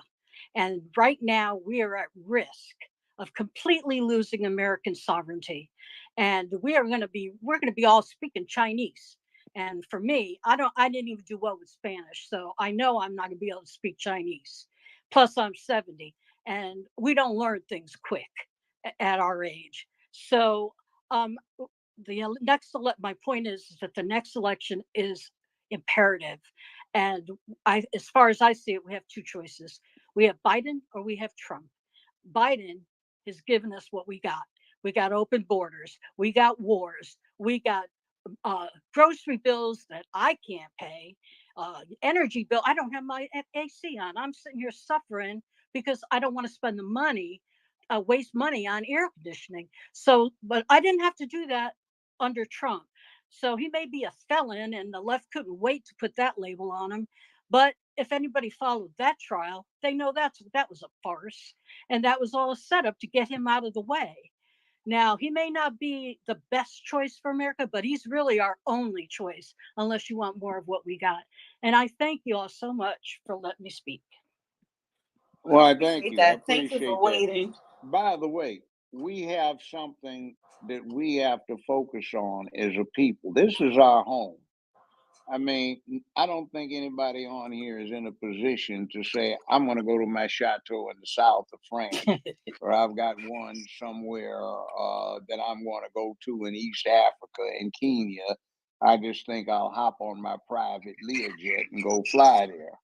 So since we live here, the problem is if we study history, we find that 100 years ago, Great Britain was where we are right now. They'd become a Fed. They were no longer focusing. Everybody was talking about their socialistic entitlements. And where the hell are they are now? But for the fact that they got some old ragged nukes hanging around in their underground storage facilities, they are a third world country. Their colonies, India, Pakistan, Australia, New Zealand, Canada, hell, even Jamaica have more going. Pretoria, South Africa, Nigeria, and Kenya are more powerful and more populous. So do we want to fall there? So like you said, ma'am, we speak Mandarin Chinese instead of speaking English, and everybody starts kicking our ass and comes over here and runs the economy into the ground or up the mountainside for their own purposes because we give it away. That doesn't sound like that makes good sense. And the other point is in 12 to 15 years, there's not going to be a majority. That asshole Biden was right. But I've been saying that for decades. There will be no majority race in this country. And if anybody's going to run anything, when you got a situation like that, you have to have coalitions. That's what the message was with LGBTQIA. These people are diametrically opposed to each other, some of them, but they had a coalition, and now they act like they're 60% of the population instead of just 6.5 to 7. You see, I want to you go to have to Fuwa. get power. Right, I want to Go go to ahead. Fuwa, and I think I'm gonna swing to a couple of hands, but I'm gonna say something. I'll swing to the hands, and then we're gonna close because it's too goddamn late. Hello, good evening, everyone. Thank you for letting me get the chance to speak, Dana and Judge. I just wanted to, my point is going to be super short, super sweet, super simple. So I just wanted to circle back to the question Marcus had earlier in reference to what we can, as a group, actively do to move forward. So while I love this open mic, but I think regardless of the election, regardless of the legals, who wants to lay with who, DEI, at the end of the day, us as Black Americans are going to have to help Black Americans. At the end of the day, nobody's going to give us anything. We need to take what we need, what we want, in order to help us progress and move forward together. So there are a lot of beautiful minds in here and a lot of excellent points being made. My goal is to connect with other like-minded individuals who are activists for our community to help us push in a positive direction, to help us continue to push in a positive direction. One young man earlier mentioned he was helping work the polls. I want to connect with other like-minded individuals who wants to move our community forward. So if you are that kind of individual, regardless of your background, regardless of what you do, how you think, whatever, please reach out to me, shoot me a DM, drop your name, drop organizations, something that we can actively look up. I'm out here in the Bay Area right now. I've been out here for 4 years. I've been looking up a lot of Black organizations out here. However, a number of them have disappeared due to COVID. I want to get back into the mix to help us move forward as a community. That's it. That's all. Thank you. Thank you, Fuwa. Let me say this. I'm gonna swing to Madison again and Real Queen, but let me say this. Listen, I don't go back in the past. I really don't. Going in the past is not going to serve you, because if we really want to dissect it, if we so focus on slavery and what happened to us, you should feel embarrassed that in 2024 people are still saying that we are oppressed because of white supremacy. So I don't live in the past. We need to focus on what is going on today and how to make it better. And when I said freeman being used as a new term, freeman, yes, I know when it was created, but now Black people, when I say new term, Black people want to call themselves freemen in 2024. And I'm like, okay, before that's FBA, before that's ADOS. My thing is, what's in the name if you don't got no fucking power behind it? We have no policies. We have nothing. Focus on policies. And I would never, when going forward, having these open mics, we will not be talking about no motherfucking LGBTQ ever again. That's just a little notation. But go ahead. And that's for many reasons, because I don't mind party. I don't mind that type of dialogue, but I don't got time for fucking trolls. And I damn sure don't got time when people come up here disrespecting women. And it had to be women to correct that shit. But I'll say that for another day, because that was some bullshit earlier. And I think it fucked up this whole space. But anyway, because you want to entertain bullshit. But go ahead, who I say, Madison, then Real Queen. And Chicago got a hand up, and then I'm going to close out. Go ahead, Madison. Madison, can you hear Dana? I don't think. I cannot. Did she say something to me? Yeah, she Yeah, said you were tell up. Madison to drop down Oh, and I come back just up. wanted She to said say go that. down and come back up. Okay. I can hear you. She said you're up. No, tell her to drop down and come back up. Okay. April, can you tell Madison her to drop drop down. down If and come back you up? drop down and come back up, you will be All right, go immediately ahead, real recognized. queen. Go ahead, real queen. Yeah, I just want to say this reparations conversation is a farce. I never hear the Gullah Geechee be mentioned in these conversations. They are the Black American tribe who never left the slave territories in America. So if anyone's entitled to these reparations, it'll be them. Now, I also want to say I'm so ecstatic, elated, and proud of the Black men and women on this panel who said they're going to vote for Trump, because I will be voting for Trump. Okay, we got to get our foot out of this communistic bullshit bag. We got to stop voting Democrat. It's time is up for this bullshit, okay? We got to get our shit together as a fucking people. And excuse my French, but we got to do it. It's the year 2024. Stop talking about the past. Let's move on. And like the judge said, the future is going to be about coalitions, not race. So get your shit together and man up. And I'll land there. Yeah, the Gullah Geechees are absolutely included in the reparations claim, just in case you didn't know. I never hear them be mentioned, though. Yeah, actually, we actually had someone run for Congress, like literally a whole campaign for years. I don't know where you've been, maybe not connected to the Black community. I know the reality is it's a Imagine farce and a that. trauma bonding Yeah, circle. right. It Let's doesn't keep it matter. They're real. included. They have never been excluded. They're actually a part of the grassroots fight. You don't But know we what you're couldn't do talking the about. Mute up. paperwork Wait a You trail don't minute. know Wait a what anyway. you're minute. Wait a talking minute. about. Wait a Don't minute. speak Wait a about minute. something you know nothing about. Stop that. Both of you. Hold on. I want to go to Ladies. Madison. Madison is Ladies. back up. Go We ahead, have an Madison. objective. Yeah, I just wanted to say that one thing I do appreciate about April Showers is that when you talked about Trump, you talked about accountability and you talked about reparations.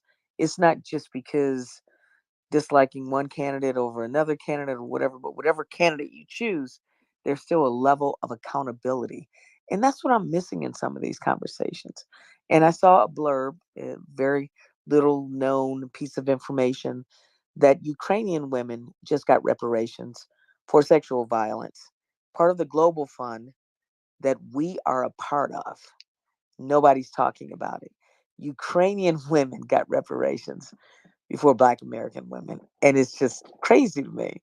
But I do like the fact that you at least bring about the accountability because, you know, if we're voting for the best of the worst, if you will, which is really interesting to me too, about the criminal justice system. Most white folks never had an issue with the criminal justice system until it affected them and until it affected Trump. And now all of a sudden, the criminal justice system is the most horrible thing on the planet when we've been dealing with it for as long as it existed. It's like, give me a break.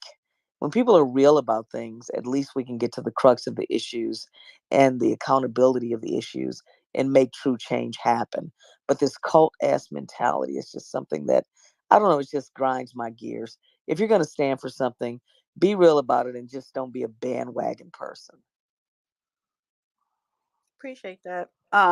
Chicago. Let me say Oh, one thing really on that. Let me say something on that. In the 50 years I've been doing this, let me say this. I had white clients, Chinese clients, black clients, Mexican clients, Italian clients, Irish clients, and human nature is human nature. Crime and criminality touches on everybody. So it's not any one group that monopolizes the proceedings. It's just certain groups tend to have a proclivity for making it easy for the system to come down on them by what they do as a lifestyle. Now, I have Go ahead, sentenced Chicago. white people. I've sentenced white people to death in the electric chair. I've sentenced black folk to death in the electric chair. I've sentenced Latinos All right, Judge, to I gotta go death to in the sleep. Can you electric have chair. Chicago talk so we can hurry up and close out this space? I'm No, tired. let's get to reality. All right, go ahead. Go ahead, Chicago. It's 5 Oh, I hours didn't we've been up know. I here. was watching the Go ahead, movie and saw Chicago. y'all were in here, so I'm gonna wrap it up. I just want to say this. The reason that I delineate from the word black is because black is flat. I moved to Africa, as I shared with y'all. I got a whole life over there, speak French, speak Wolof, business, all that good stuff. One thing that I picked up from Senegal is tribalism. And this happened to me when I got called a Tubab in Wolof, which is a Wolof for a white person. So black people call me this. I'm like, why y'all call me a Tubab? What kind of word is that? I'm not white. They said, obviously, you're not European. But Tubab also means foreigner. You're not us. You don't sit like us. You don't eat like us. You don't walk like us. You don't do anything like us. You are American, American girl. And I'm like, okay, cool. So now when I came back to America, when I'm talking about us, I'm talking about the non-immigrant class. Now, everybody not like Judge Joe, who, people hopped off the boat free. I'm not talking about those people. I'm talking about the people who had to go through what we had to go through in order to get what we had to get.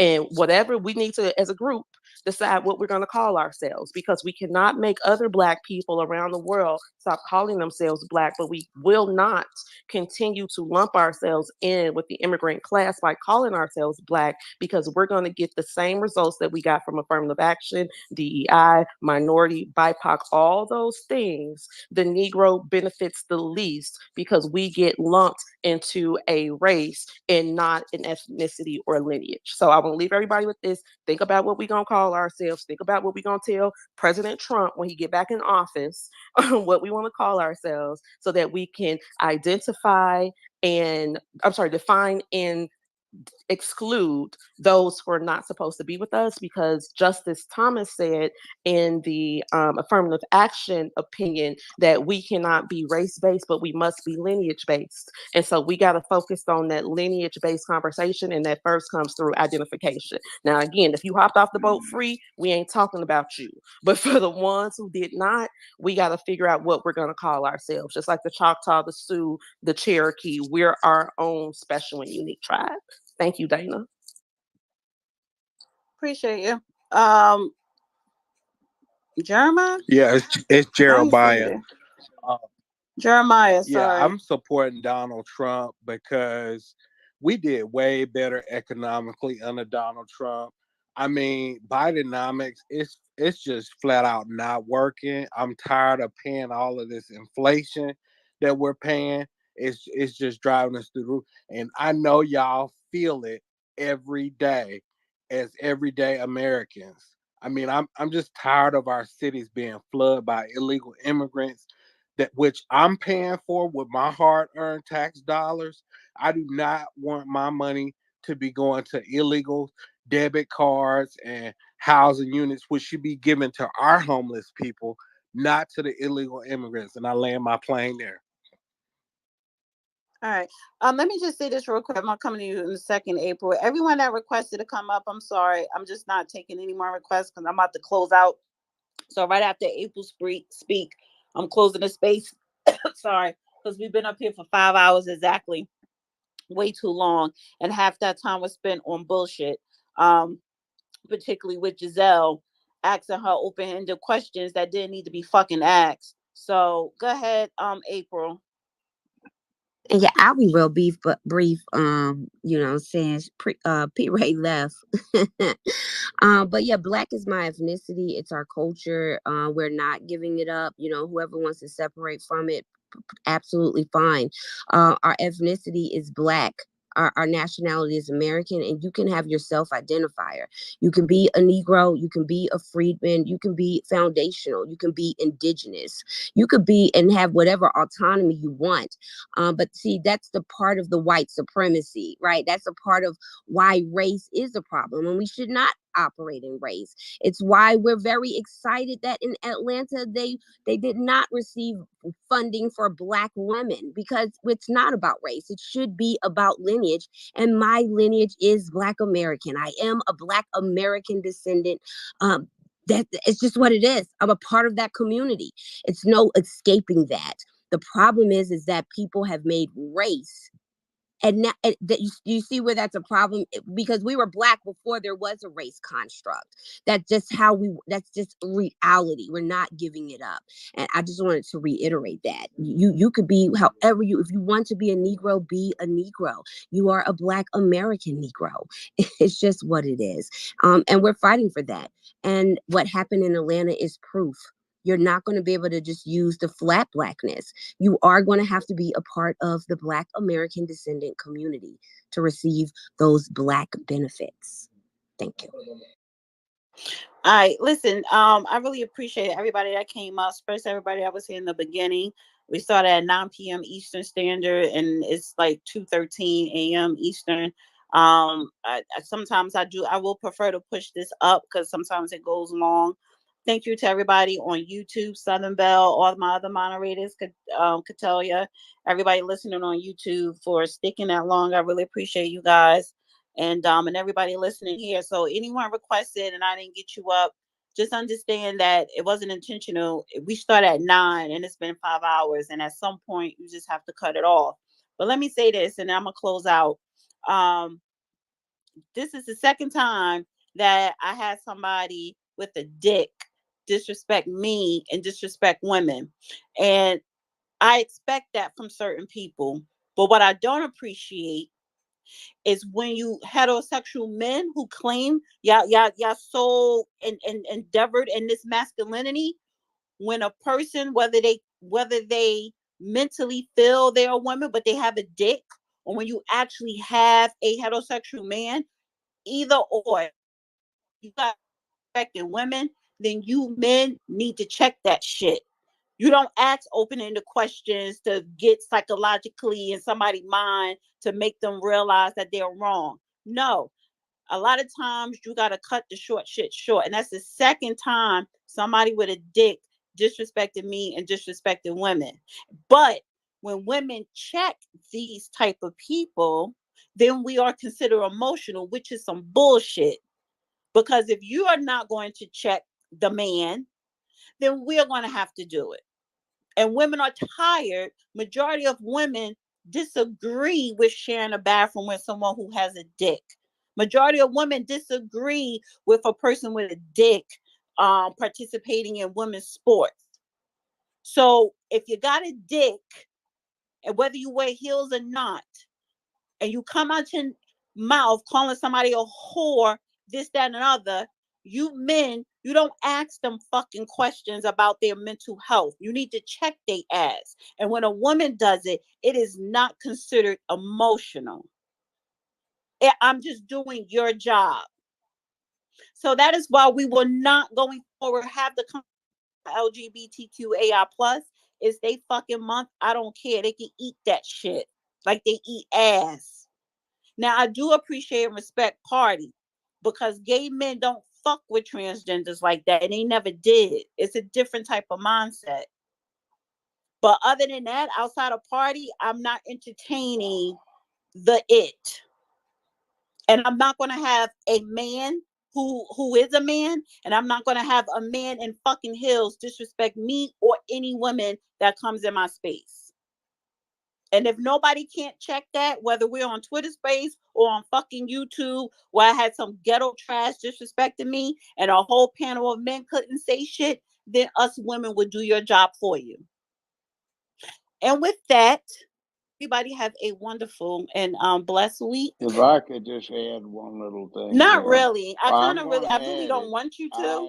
I I really don't want you to right now, gonna because I add really it. was addressing that to you I and know to it all was. the men in the So room that if came you- up here If that you did not say listen, anything to listen, Giselle for the listen, derogatory words that listen, she said listen about to women. me. Absolutely not. Listen to And I'm me. going to end this You space. got No. in the way. Call me on the phone You and then got I will in the listen to you. way with your I didn't get in emotions the of way me of doing shit. something I about checked it. her before you Yeah, even but asked you her those didn't check dumbass her. questions. The dumbass No, yes, I did. questions had But a with point, that said, and you I'm never going to tell found out what everybody they. good night.